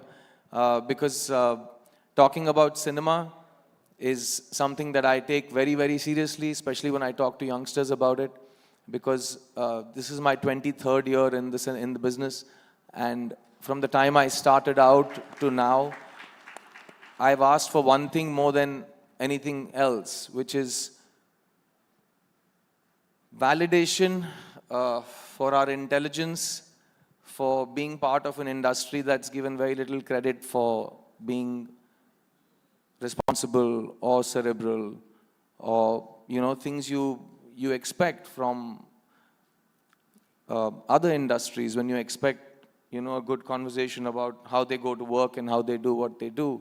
And in my business, it's always brought down to frivolity and trying to make somebody get a smile or a laugh. So I don't work at the circus, so that's not what I'm going to do today. And now I'll start with the question that Sudhir asked me, which is what I wanted to be when I was growing up. And the most important thing about being an adult today for me is keeping the child I used to be alive inside myself. And that's what I work on, really hard. So when I was young, I was, shock, surprise. I was very outspoken and I thought a lot about myself, and I was a confident kid.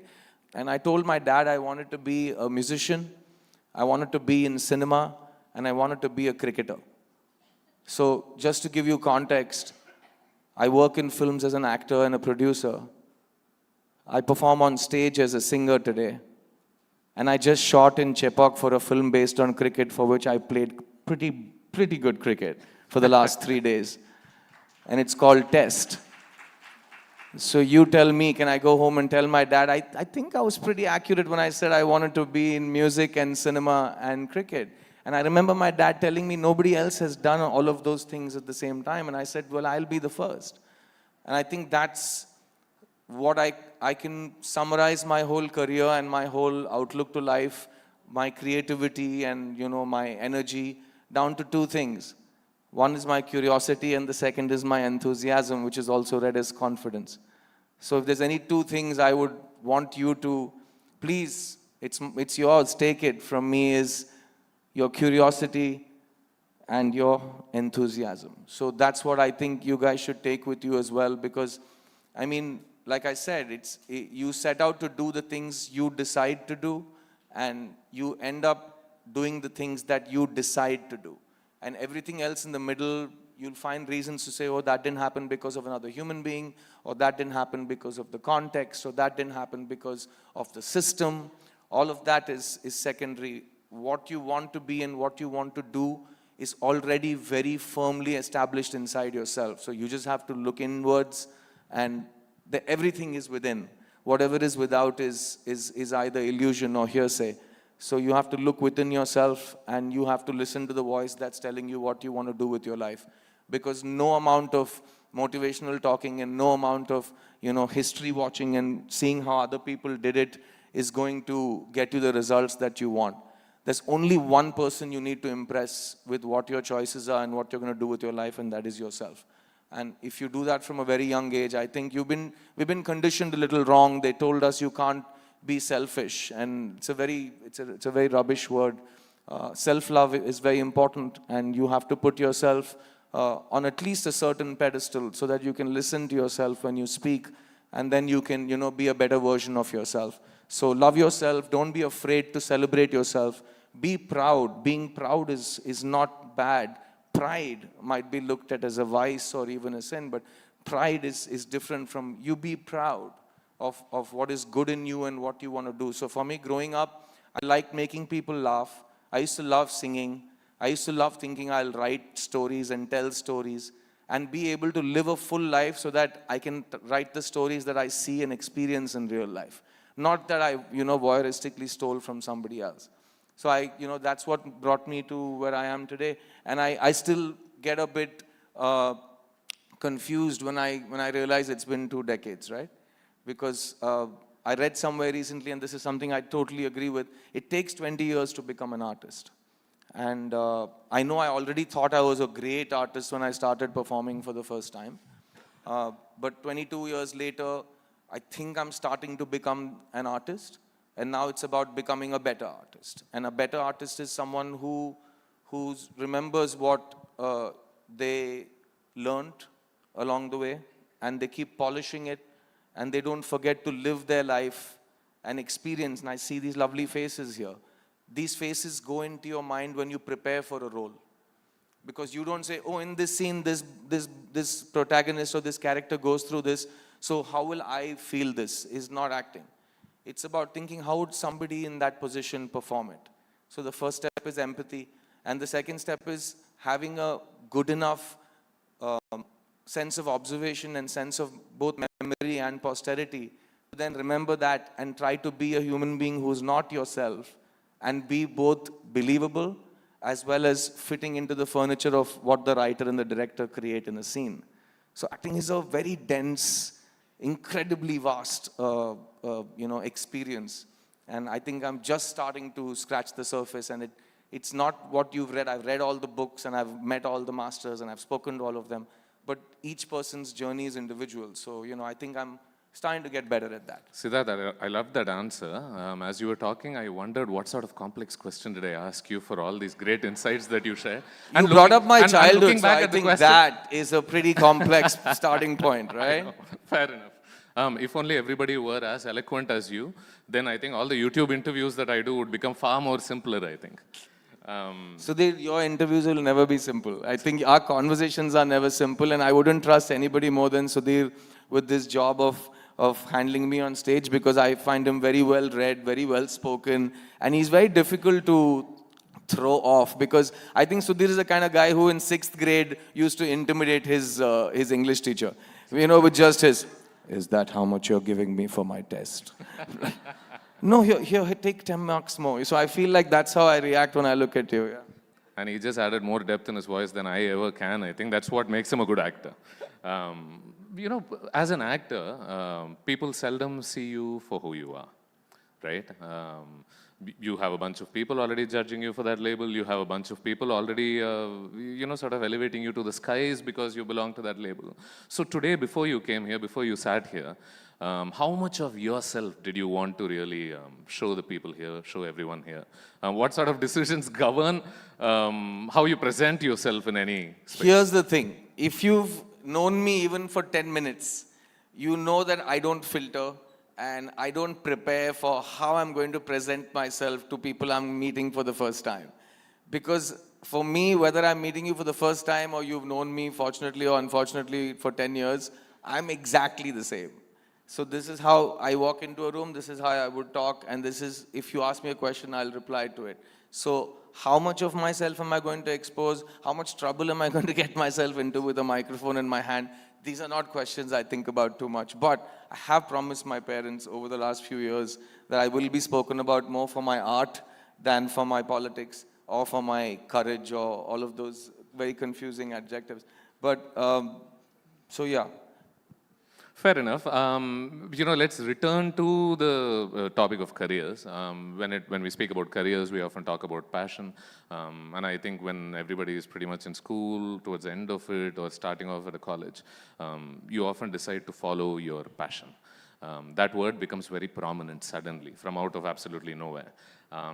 But few people are able to follow suit and move on with doing what it is that their heart wants, you know, tells them at that space. Looking back at your life, what's the place of this word, this passion word for you? You told us that you wanted to do about 2-3 things during your formative stages. And I almost suggested that it was impossible for you to do all of them together, because cricket and cinema, they're diametrically opposite, but you already told us how you've managed to do several of them. What place does this word hold for you, the word passion, and what place should it hold for people about to make something of themselves? I'll tell you, the most unfortunate thing about growing up today, I mean, I speak to younger people, and from their experiences you understand that the binary of winning and losing has become such a violent binary, where you're told you have to win. And when we were growing up also, they said, no, it's not about winning, it's about, you know, enjoying yourself. I get all of that. That was in one section of a very small part of society. There would be that thing that it's okay for you to just have fun. But as you grow up with that, when you then look around and society is showing you that winners are the ones that are being called good. So they never won anything of consequence, but that word winner. So you associate that success, and that success is something which is very scary to look at from a distance as a kid. And for me, the cure for that kind of violence of that word success or winning is this word passion. Because do you decide you've won based on somebody else's rule book, or do you decide you won based on why you left home to persevere or to work hard? So you need to first set up the rules of the game so that you can give yourself a chance of winning. If somebody else holds the power of telling you whether you won or not, is damn confusing. So again, when you look inwards, what you're finding is your passion. So for me, passion, if you ask me what do I want to do, what is my passion? My passion is to make films. I love making films. Now in that passion, is it a one-word answer? it's very, again, it's very detailed for me because I love process. So you learn something and you realize that that's the right or a better way of doing something which you weren't doing before. So you learn that process. Then you want to pass that on and you want to tell somebody else who's in the position you were in 5 days ago that this is the process. We call that best practices. So for me, making films is the subjective way of saying that that's what my heart tells me to do. The objective thing is doing what I do well. You know, and well is best practices. So it's easy to say it's objective. So you try to do it a little better, and for that you need a lot of passion. You know, I know a lot of people who look up to people who made something of themselves, who become very successful in, you know, the careers that they created for themselves out of passion. I hear a lot of youngsters often talk about, Ajit's film Mugavari comes to mind. You know, he's currently pursuing something, but it takes a step back because he prioritized something else at one point. Because so is it a privilege to be able to follow your passion? Do you need a basic sort of support system in order for you to be able to do that? Did you have that? Were you fortunate to have that, or how do you see this? No, see, the word privilege will color whatever answer I give you right now, because no matter what story I tell you, I'm very privileged. I mean, all my life, I've never lived in fear. I've never lived in a sense of being ghettoized, traumatized, physically or mentally or spiritually assaulted. I've never experienced any of these things. So that privilege is going to be in everything. But that can't, I mean, become the reason that the following of the dream becomes any less, you know, special. That way, though, because I'm born and I will die privileged, none of my actions or thoughts have any consequence. I should just live in guilt. I can't live my life then like that. But for me, a lot of, like Ram Gopal Varma's film Company, there's a famous line that says, "Faisle galat nahi hote, unke natije galat hote." Decisions are not the problem. The consequences of those decisions is where the fault lies. The positive flip of that is also this, which is Chitta example. People said after it was made, after it was seen, after it was celebrated, people said, yeah, it's a no-brainer. Of course you should make a film like this.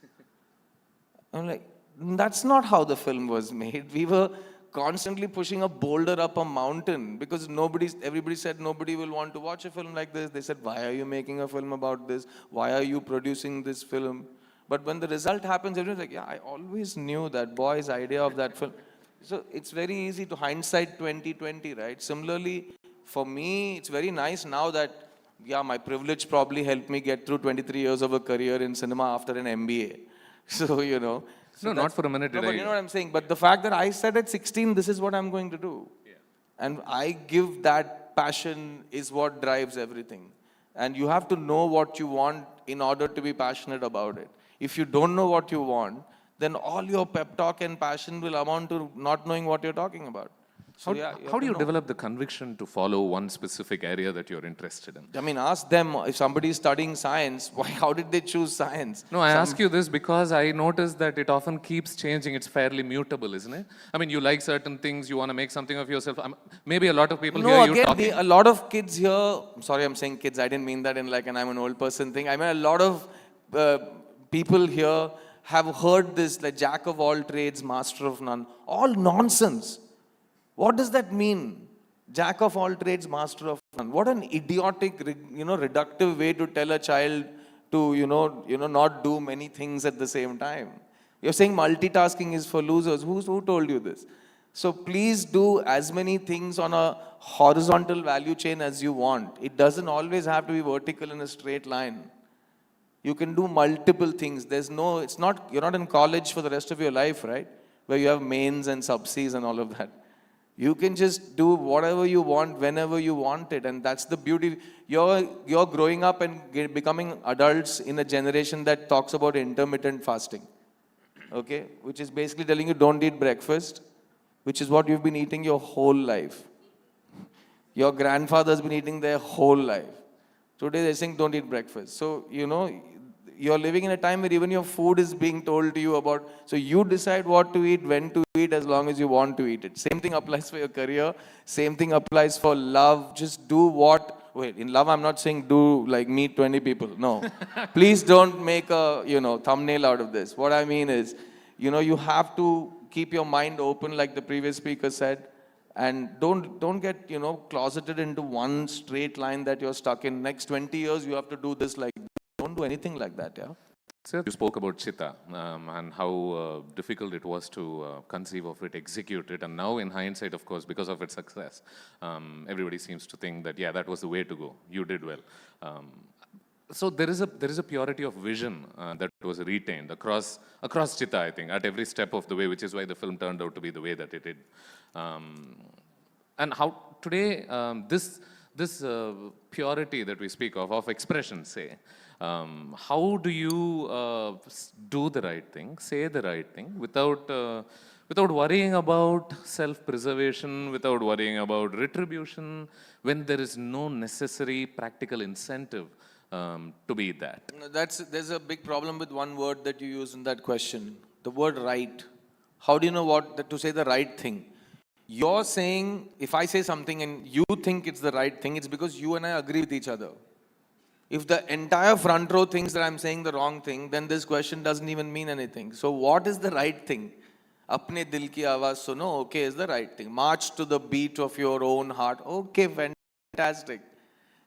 There's no right and wrong. There's only what you will do and what you will not do.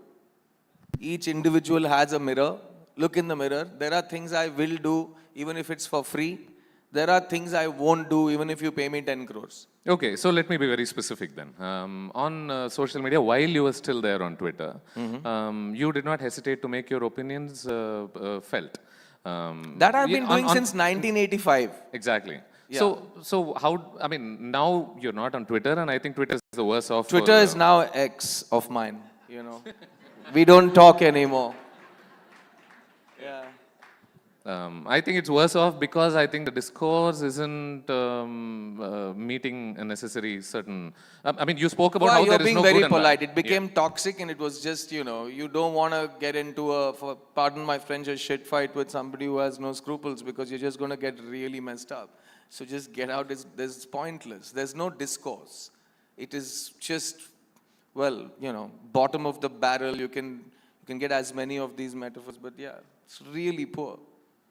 Yeah. I told you, we also live in a time when somebody is killing somebody else. I'm saying, please don't kill that person. They're like, who are you to say don't kill this person? Do you know who this person is? Do you know why you should kill this person? Do you know where he came from? That's the world you're living in right now. Where if you tell somebody, please don't kill another person, it's a fight. This is not the world we used to live in. First, nobody kill anybody. Let's just sit and talk. That used to be the world we lived in. So it's a dangerous world. So now sit and talk only doesn't mean anything in the information age. Tomorrow you won't know who said what, where. Everything will be deep fake. As it is, WhatsApp University is the world's largest talked university right now. On top of that, tomorrow these guys are very uneducated buffoons. What are you going to do? And they're going to, then use digital technology, hacking, deep fake. You will have no authenticity. We don't have a media. It's just, scary place to be saying that, yeah. Thank you for hesitating for a second before you said that. Yeah, so we can cut it and, edit it differently, right, Kaveri ma'am? Come on. Teach them some cinematic liberty. Come on. Yeah. Let's, with respect to Chitta, I mean, I keep going back to that film because I think it's one of my most favorite films of the last year. It pushed boundaries in many spaces. Commentary on men, portrayal of child safety, characterization of the protagonist that wouldn't necessarily be, unicolored. If someone says they want to make progressive cinema today, what are some things that you would expect to see it do? I'll tell you what helped me, and this might not be easy for you to follow, but if you can take the root of it. I called Chitta my first film in many ways, because it took me my whole career to make a film where I can say everything that's on celluloid is exactly what we wanted to say in that story. It is made to the best of our abilities technically. It was released and distributed to the best way possible, and we stand by the entire film. So to be able to say that, I self-funded Chitta. So for me to to even attempt to make a film like Chitta, I have to make a whole lot of money, I have to pay my taxes, and I have to keep some aside for my family, and then whatever's left I put back into my cinema. So the good part of that is that I don't have to answer to anybody else except myself. Because with cinema, I'll tell you, I don't know how much this applies to every other profession, but with cinema, you leave your house, let's say on a Monday morning, to make a film. And from there, every Friday, a new film is made, a new star is born, a new trend is created, a new safe way to make money will be introduced. The system gets used to that, but you can't keep modifying the product you left home to make with what is working. Achha, let's just take this from this and put it into this film. You can't do that. And there are films where we have all done that. And they become, some people ask you, did you even see the film before releasing it? Why did you want to make this film? Because sometimes films get confused from the point of making, to, the conception to the point of consumption.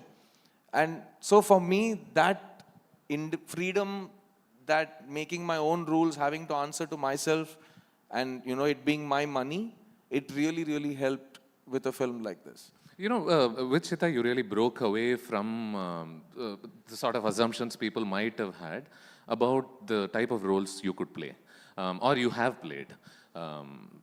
I ask you this not just in terms of cinema, but in terms of many people's lives. After you do a certain thing for a few years, 10 years, 15 years, you often get boxed into a safe cocoon, right? Because you now know how that system functions and you know how to rig it in such a way that provides for your basic survival. Now, how do you break out of that? And I think you did that with Chitta. I don't know whether you set out to do exactly that, or whether it happened anyway. Now, what would your advice be to anyone who sort of box themselves into a safe space where they do the same things over and over again? Where comes this energy, this creativity to try and step out of that box? Is it because you have to? Is it because you were bored of what it was? No. I told you, it's in my SOP, okay? The SOP is very simple. I didn't do an MBA and take a 9-to-5 job because I don't want to do anything twice. Because I'll tend to find fatigue or, boredom or something I don't want to do the same thing twice. I don't want the routine. I want to keep surprising myself. So the film industry is the best place in the world to do that. You don't even know if you'll have a job the next Friday. So it's great. So that was, one part of it. But when I was starting out, like I told you, I had very clear ideas of what I will not do more than what I will do, because I also wanted to write and direct and all of that. But as an actor, I said I won't do certain kind of films. I won't do, let's say, an item song. Something that's called that I find deeply disturbing, and I'll never do that. And I've never done it for 20 years, even though there's a lot of money in it. I turned down, the largest contract of my life 15 years ago for a fairness brand. And I said, are you mad? Why the hell would I endorse that? So there are things that I knew I will not do. Now, what you will do, it's a list of two things. One, what you want to do, and one, whatever the, opportunities, so to speak. So I was told to pick a language and work only there so that I can be the biggest star there after 20 years. So I said, but I don't want to be a star, I want to act. So then I said, whoever gives me the best, work, I'll go there. And I sat here after my first 2 films and I didn't get anything interesting, and then just, something just happened and I got my first film in Telugu.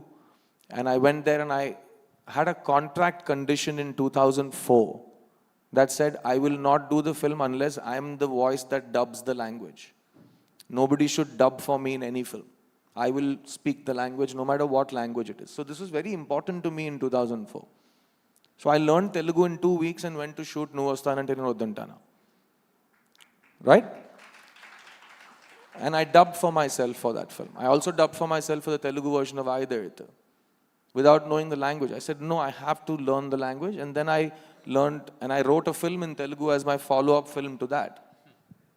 So that was, after doing the biggest hit of the year, I could have chosen to climb up in that same swing. I said, no, I'll write one film for myself and see what happens. Because I get to learn something new. I get to do something I haven't done before. So that was selfishly the way that I planned that. So I guess the answer on some level... No, so then people advised me, pick a language, now pick a language. So I was there 8 years, then I said, I'm not enjoying this, I don't want to be a star, I want to do new things. Like you said, know that people associate you with a certain... I didn't want anyone to associate me with anything. My job is to pretend to be somebody I'm not. So whoever that character is created by the writer and however the director tells me to perform it, I should be able to perform it. That's my job, to pretend to be somebody I'm not. So to become somebody, the moment he comes on screen, everybody's like, that's my guy, clap for him, is the exact opposite of why I became an actor. I love acting, I love being part of films, I love watching films with people and watching good acting or good films. But I don't want to be the biggest kid on the block or the most famous person or the number one, or everybody should always, think of me the same way. I don't want to do that. So I learned different languages. I worked in 6 languages now. I'm going to do my 7th next year. And when I produced a film called Chitta, I dubbed it in Tamil, Telugu. I learned Kannada and dubbed it in Kannada for the first time. It took me 6 days and 70 pages of writing my own dialogues in all of my other languages so that I could speak perfect Mandya Kannada. So I've always wanted to do films and play characters and speak their language the way their locals speak it. Not just learn it in 2 days and, and speak Ungalike and Ramba Padicherika. I don't want to do that. I want to speak the language like a local. So that makes me happy.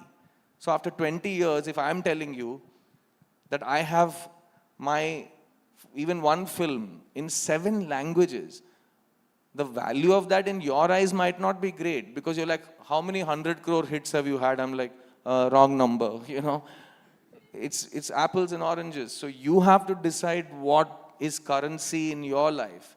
Otherwise, none of your achievements will matter. And that's why most people are unhappy because they get what they were told they should get to be happy. Then they get it and then they're even more unhappy. That's because they didn't know what they wanted in the first place. So if anything, the only luck, if just permutation, randomness, is me wanting to work in art.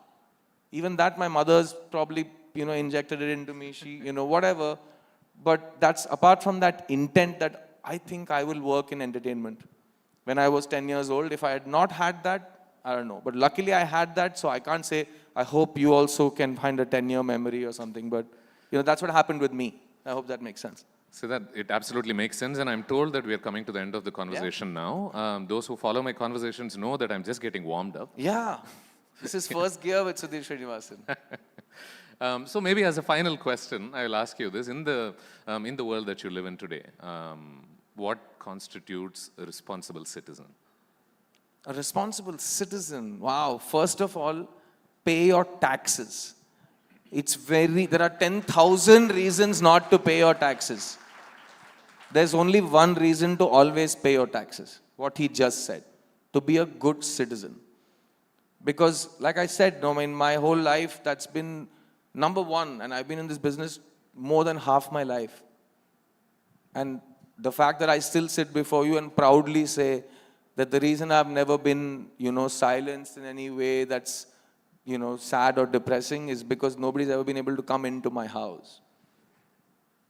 They can say whatever they want from the outside. They can't come inside. So you need to do your job as a citizen and buy yourself that insurance. If you didn't do anything wrong, nobody can bring you down for something you never did. So that's one reason. But apart from that, this is a great country. And we call ourselves Indians in this room. None of us can fathom how big this country is and how many people constitute Indians. And beyond this room, as it starts widening, how little you know about the real life our country lives in. And for you to be able to be part of the discussion of how this country is run, you need to pay your taxes. And that's the first thing, right? The second thing, and this is very important, is to be able to affect your immediate surrounding. I think as a good citizen, just your immediate surrounding. Because today you're hearing 10,000 things all the time and you start thinking with one viral video, I'll change this forever. Nothing ever changes forever in an instant. Every single thing is just pushing stuff up a slope. But what you can affect is your immediacy, where you are, around you, And, it doesn't always have to be people that you're sworn to protect like your family. It can be somebody outside of that. And even one person or two people outside that spectrum per person in their lives, if they can in some way affect their lives positively, then that's a really big citizen move. Because everything else is, money doesn't have any value anymore. People's lives don't have any value anymore. History doesn't have any value anymore. Authenticity doesn't have any value anymore. So what do you have left as a citizen to keep all of these things alive within yourself and be the best version of yourself that you can be? That's what a good citizen should do right now. On that note, I think we'll open the session for a question or two, because I'm sure that a lot of people there do want to ask you certain questions. Yes? Sir, I'm from Sasta Institute of Technology. My name is Jacinta. First of all, I'm a very big fan of you. Thank you. And everyone knows that cinema is highly persuasive. And according to you, what is cinema? And if you want to persuade something in means of cinema, what it would be? First of all, cinema is not persuasive enough. Otherwise, with 100 years of the messaging that has come from cinema, we should be a much better behaved society. So please stop giving cinema credit it does not deserve. Cinema is a mixture of two things. It is mainly entertainment and engagement. Okay? Now, what happens during this entertainment and what happens in the process of this engagement are just the two, waves that carry this medium through. But persuasiveness, even if it works in cinema, is fleeting, which is why it's called manipulation more than persuasion. So it's a magical medium. It can make you believe unbelievable things. And, as far as good and bad is concerned, throughout history, even our country's history, it's like Charles Dickens, it's the best of times, it's the worst of times. There's good people and there's bad people. There's good messaging and there's bad messaging. So, that in the cinema also exists. And it's an artistic expression.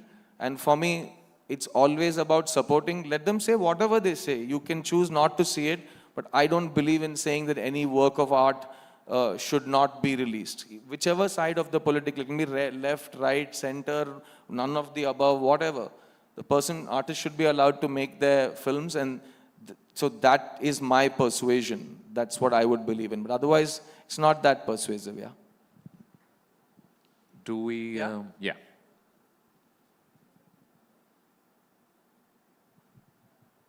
Good evening, sir. I'm Gideon. So we know you are a confident and an optimistic person, and I have seen your interview. I have quoted a statement: "Man mein hai Vishwas, pura hai Vishwas, hum honge kamyab ek din." So being in this society, like everyone tries to push you down always. It's general in a life of a teenager or a college student. So how you keep yourself optimistic all the time?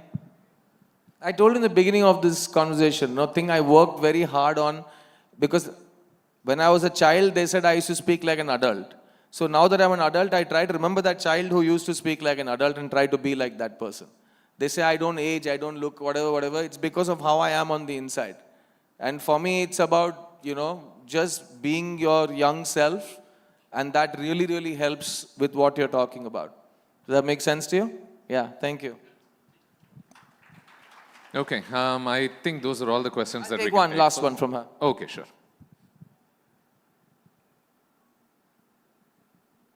I fought for your question. Make it worth it, okay? I'm Manaswini from Sastra University. Hi. You said that you didn't want to be associated with one thing, but today when we talk about Siddharth as an actor, everyone seems to think about Chitta. So what is your thought on that? Well, that just means I have more work to come in the next year. When everybody's talking about your last film, things are very good. So, and to answer your question, my next 6 films, hopefully that's what I know my slate. My next 6 films, no film will have anything in any way to do with Chitta. I don't believe on milking things beyond what they're supposed to do. Chitta was an expression. It was a very important wake-up call for all of us in society, especially my female compatriots and parents. And that's what the film set out to do, and that's what it did it. So I don't like to do the same thing again and again. So it's not like I'm going to announce Chitta 2 next week. Yeah. So we won't do that. Don't worry. That's sort of a trend, so I can see where the question came from. Yeah. So there's no cinematic universe in my films. It's only one film at a time. Thanks.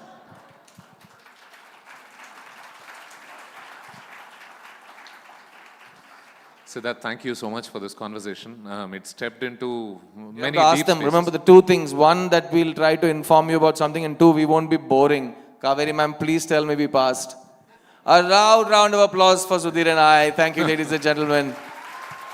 You know, it's not easy speaking to young people. You know, it's not easy. And I count myself in the audience as well, yeah. Thank you so much. Thanks, guys. Thank you so much. Thank you for being such a lovely audience as well. Thank you so much, sirs. Before we let you go, if I may call upon Mr. Prabhu Chawla, Editorial Director of the New Indian Express, to present our speaker with a memento. Truly, like Mr. Siddharth said, entertainment and engagement is exactly what cinema is meant to be and what this session transpired as well. A loud round of applause, ladies and gentlemen, for our fantastic speaker and session chair, both of whom kind of navigated the cinematic odyssey that we've been listening to for the last session. A quick photo op as we draw the session to a close.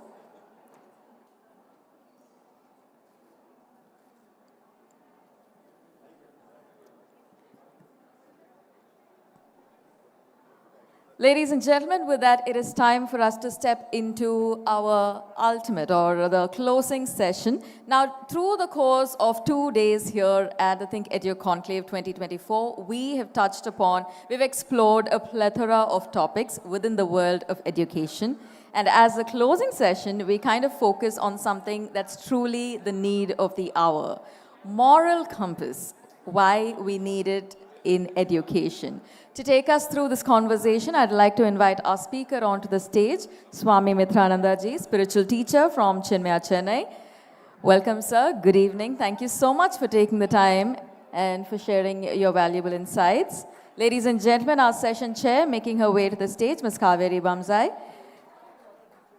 Like I said, we've explored the diverse facets within the field of education, but this one is going to be truly different. This one is definitely going to be a well-rounded conversation, and for that I'd like to hand the floor over to our session chair. Good evening, Kaveri. Thank you.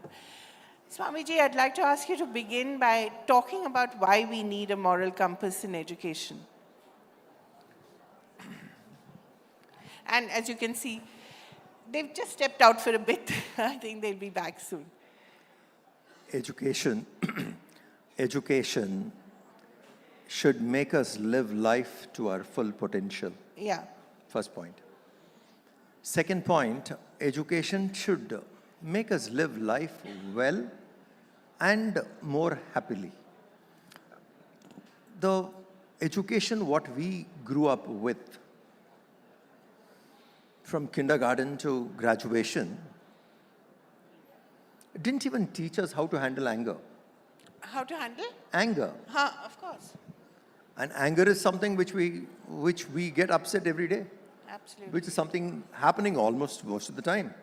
But we were not taught how to deal with something like anger. Now, the education is incomplete. It is this moral, spiritual values which will guide you how to deal with this. So whether it is anger, whether it is guilt, or whether it is failure, the education did not guide us how to do it, how to learn. We learned how to deal with it outside the schools, but not in the school curriculum. So moral compass is mandatory when it comes to education. Another most important thing for education is the education should help the individual to find one's own swadharma, one's own inner calling. I'll tell you a small anecdote. A person who is artistic by nature joined army. Mismatch. Absolutely. And he was in the army, and one day they were to move from one place to another. So just one second.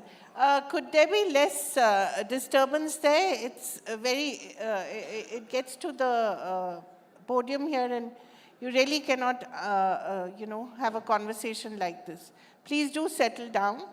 If you wish to come in, sit down, pay attention. Otherwise, please stay out. Thank you. They'll settle down. Young Even people. then, That's you okay, know. yeah. So this man joined the army, and the battalion was to move from one place to another. So the regular engineers, civil engineers were not there, so they want someone to do things quickly. So this guy, the chief comes and says, "Is there anyone who can draw? We want a bridge." So this guy gets up saying, "I'll draw." And he goes there and he draws a bridge. A nice, small, and two children sitting on it with a fishing rod, butterflies flying all over the place, and a distant rainbow. Very romantic. How beautiful. And he gave this to his chief. He looked. Do you think the chief was asking for that bridge? He said he was taking his army, the troops. So he said, "Remove all this." So next time he went and he said, "Take the children off the bridge and show me the bridge." So he made the bridge again, keeping children below the bridge.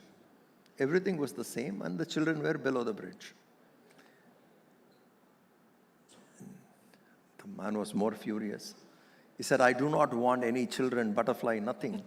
Just a plain bridge to tell my troops how to cross." Right. So he makes a bridge, plain bridge there. Nothing. No butterflies, no rainbows, nothing. It's just a plain bridge. But below the bridge, in one corner, he put a tomb, 2 tombs. So the guy looked at the whole thing and he said, "What is the tomb?" He said, "Those 2 children you killed. The 2 kids which I drew, you killed. They are there in the tomb." That which you are born with, if that doesn't find an expression in your living, then education has failed. So in education, what we really need is Swadharma. We should teach our children to identify their inner calling. That should be, an opportunity should be created to find that. If that comes, then children grow. They grow up living more happily, living life with their full potential, and more those who have found their Swadharma, they live from happiness. Others live for happiness. So education should help you to do this. But of course, it's easier said than done, isn't it? Because the entire society is sort of engineered in a way that success and material success is paramount currently. Yeah. And that is confused with happiness. So what happens here is we are not guiding. See, when you find your Swadharma, Yeah. you can be materially brilliant. Yeah, there's no reason why you can't. Like, if I have to give you an example, Steve Jobs. Yeah. He found his creativity. Creativity was in him. And, I mean, Swadharma is not opposing material prosperity. Swadharma probably can help you. And even if you have material prosperity, or you don't have material prosperity, like Subramanya Bharati, Right. you would still be happy. That should be provided. It's not against. Perhaps I phrased my question inaccurately. What I meant to say is that what re-engineering in society do you need so that children can find that Swadharma? Because as you said, you don't necessarily find it in schools. Perfect. The kindergarten teachers. Yeah. Is school teachers here? Kindergarten? Anybody? Kindergarten teachers should be paid the highest. Yes. They should be paid the highest. And you should select people of that kind. Who has that ability to observe child and start noting it down? The primary school teachers should be the next required people. They should observe so that when the child leaves or when the child comes to 8th standard, the report should be like, in 2nd standard, I found this talent in this child. Right. This interest in this child. And I could see that in the pre-KG too. And now it is there even in 6th. There is a continuity. Now that is a field. You should plan your career in that kind. So these teachers have to be good observers, notice and do it. Schools are doing this today. Many schools are doing it and they're forming. What is the child's interest at different stages? This is one change, if we can bring in, it'll happen. Because this is moral. You're making a person live well. See, today, unfortunately, moral science, when you say, people think moral science is like, do good, be good. Yeah. Moral science is reclaim your divine. You are born divine, you are divine. You have forgotten, reclaim it. The education should be able to take us there. Right. So, Swadharma has to be compulsorily brought into the education system. I think what I have seen with the new education policy, NEP, because we run schools, I've been checking, that caters to this more or less in helping the child find one's own calling. Yeah. But as you said, you need the right teachers at all levels, not just kindergarten. Yeah. So is it very important that your guru has to be, your GPS has to be a guru? Or can your GPS be inside you and you can read enough and find your Swadharma? There are so many people who found truth on their own. Yeah. Like Ramana Maharshi of Tamil Nadu, he didn't have any guru. He found for himself. And there are people, my guru is Guru. Swami Chinmayananda's Guru Tapan Maharaj, he found the truth by himself. They were not guided. So there are people who are self-taught. That is called Swabodh, self-taught. And there are some who needs guidance. So these two types of people will be there. Those who need guidance will seek guidance. Those who have that quest born with it, they'll find it by themselves. I want to take you back to your youth. When you talked about anger, I was reading about your life, and as an 18 or 19-year-old, apparently you were full of anger and rage as well, until your sister apparently took you to your guru, and that changed your life. Is that so? No. I have not conquered anger even now fully. No? Okay, because when you have to work in the world with people, anger is a thing. Given. But the only difference is I keep the anger issue-based. Okay. I don't take it personally. Right. If it's issue-based, the next moment I meet that person, I don't carry that forward. Right. If it is personal-based, then every time you see that person, you'll get angry. Right. So anger should be handled as issue-based. And when you are transacting in the world, not all of us in Vedant parlance, it is called gunas. Sattva guna, Rajo guna, Tamo guna. Not all of us are in the same guna. Our combinations are different. Right. Some gunas, anger is the best way to communicate. Really? Yeah. Yeah? They won't understand otherwise. So then the anger plays a role. Right. And I love what my guru taught me about this, Swami Chinmayananji. He said, keep anger in your pocket. Okay. When you want and put it back. Right. You don't get angry. Right. Just use so it. Use it. Sparingly. So when it is required to, you're dealing with that kind of a guna. See, adult, child and parent conversations we have. When a child like you, somebody approaches you, you take a parent stand. Yeah. Same way, if a particular kind of a guna comes and they can understand only the language of anger, then you use the tone. Right. You use the word. But actually you're not angry. You flashed it out, but you're not angry. So anger, if at all we get angry, it should be issue-based and we should not take it to person. You've talked about the 3 books that all of us must read, the Gita, the Puranas and the Upanishads and the Brahma Sutra. You've said that those are a must. For any young person, why do you say that they would be a must? See, if a person is seeking the divine, who's on a quest, there are sources for the information. So these 3 books in our culture are called Prasthanatraya.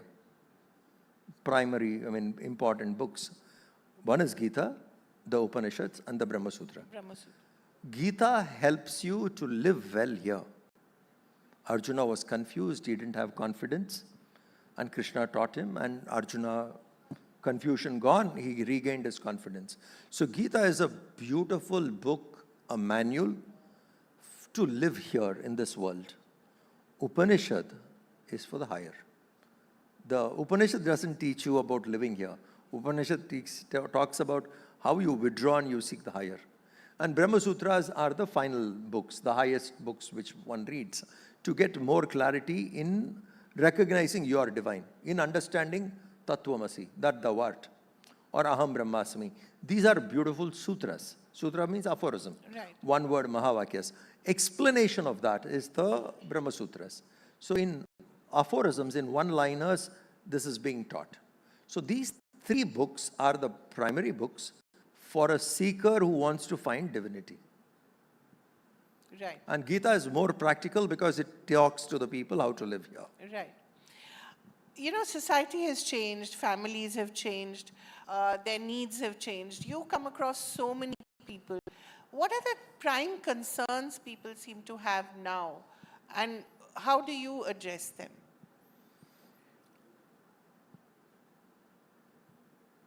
People are loaded with too much information continuously. The attention span has gone. You can't hold anybody's attention.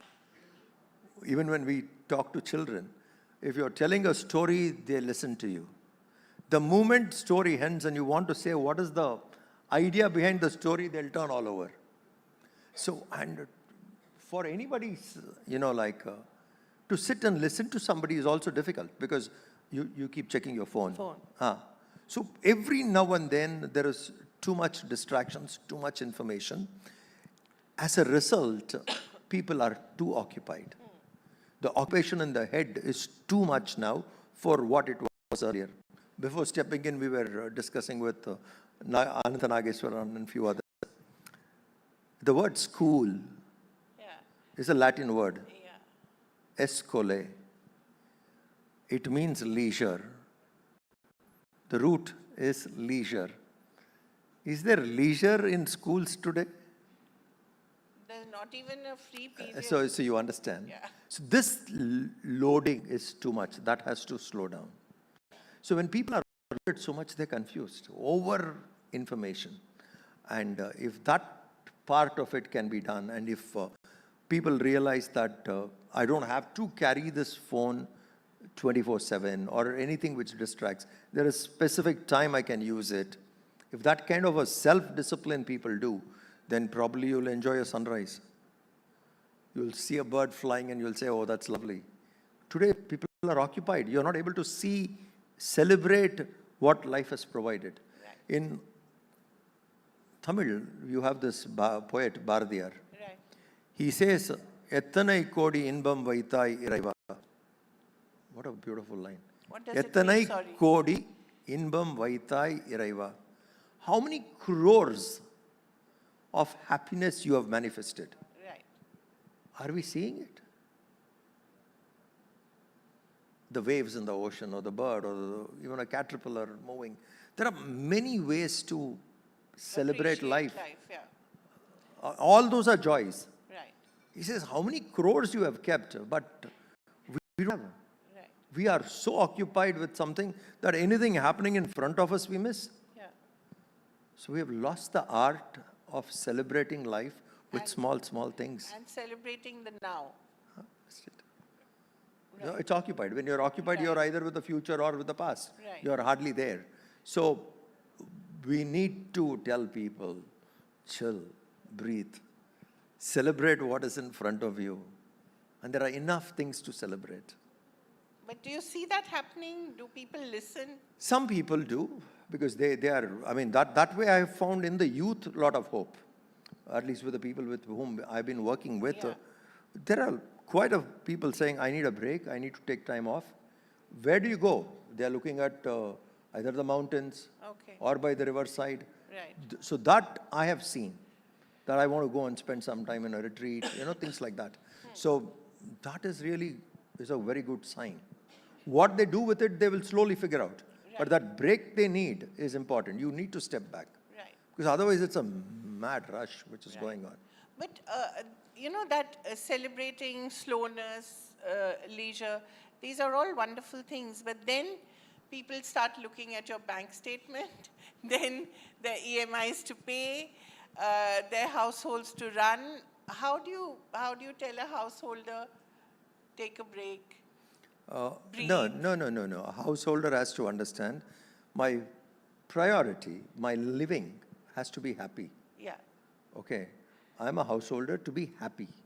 So the person need to realize I need to be happy. Right. So what are the ways by which I can be happy? Money is one of the many. So if I'm happy by 9 methods and money is just one more, then I'm okay with it. If I think money is the only way, bank balance is the only way to be happy, then I'm lost. Right. So basically, it's like we started this conversation with the education didn't even teach us how to handle anger. Exactly. The education never taught us how to live. Where is the knowledge how to live? In the past, Right. we had an education which is called Paravidya and Aparavidya. These are the two terms. Paravidya, Vidya knowledge. Paravidya, supreme knowledge about the absolute. Aparavidya, that which is not absolute. Finite, infinite. Matter, spirit. Education should have a combination of these two. Then we are prepared for life. Just the absolute last question, because I have No. my friend telling me to wrap up. Love. The absence or the underplaying and the lack of importance we are placing on love and compassion in modern life. Very few people love. In today's world, when you see, very, very few people love. To love, you have to be selfless. Yeah. Nobody wants to sacrifice. You have to be selfless. Yeah.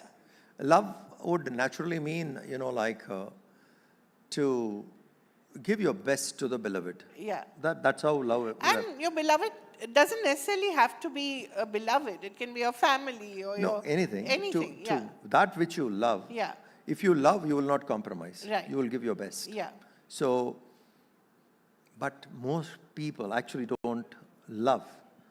They seek different things and mistake sometimes that to be love. So, where selfish interest is there, love cannot find its place. But if you want harmonious living, in any relationship, you need to bring these two facts, love and respect. Right. These two are important. If you want to save a relationship, if you want to cherish a relationship, if you want to, in engaging, you want to be happy, in that case, you need love and respect in that relationship. Only love, the relationship will still survive. Only respect, it can still manage. But it will not be that charming. But if these two are taken away, there's nothing. That will be a hell. Yeah. So we need to guide children. Wonderful. Thank you so much. I wish we had more time with you, but I think whatever little time we've had has been most enlightening. Thank you so much for coming, Most and welcome. thank you so much for doing this. Thank you. Thank you. Thank you so much, sir. Thank you, Ms. Kaveri. Ladies and gentlemen, drawing the session to a close, it is my pleasure to invite onto the stage Mr. Prabhu Chawla to present our speaker, Swami Mitrananda, with a memento extending our thanks. And of course, a lovely reminder, this closing session, to take it slow down our journey, and of course, take in every single step that we come by. A lot of insights for our modern life as well as educational spaces. A loud round of applause for our speaker, ladies and gentlemen.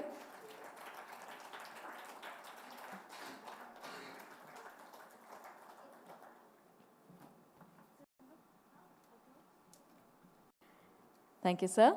With that, we're truly happy to say that we draw to a close the ThinkEdu Conclave of 2024 with a lot of pride, with a lot of excitement. We truly thank you for your presence. Of course, through the course of the last 2 days, we've seen this platform for educators, policymakers, and stakeholders converge.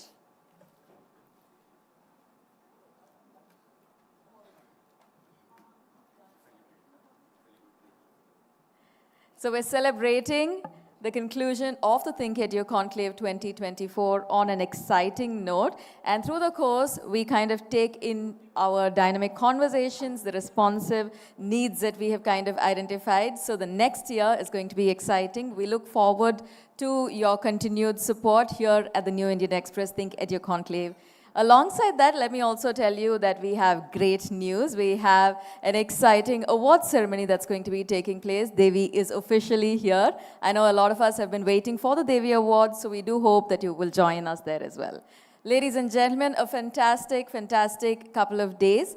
Thinking, identifying, and of course, understanding the dynamics of the educational landscape. We truly thank you for your presence. We look forward to your continued support. Here's a reminder that our journey doesn't just conclude doesn't conclude here. It propels us forward with renewed commitment. See you at the next edition. Have a great evening.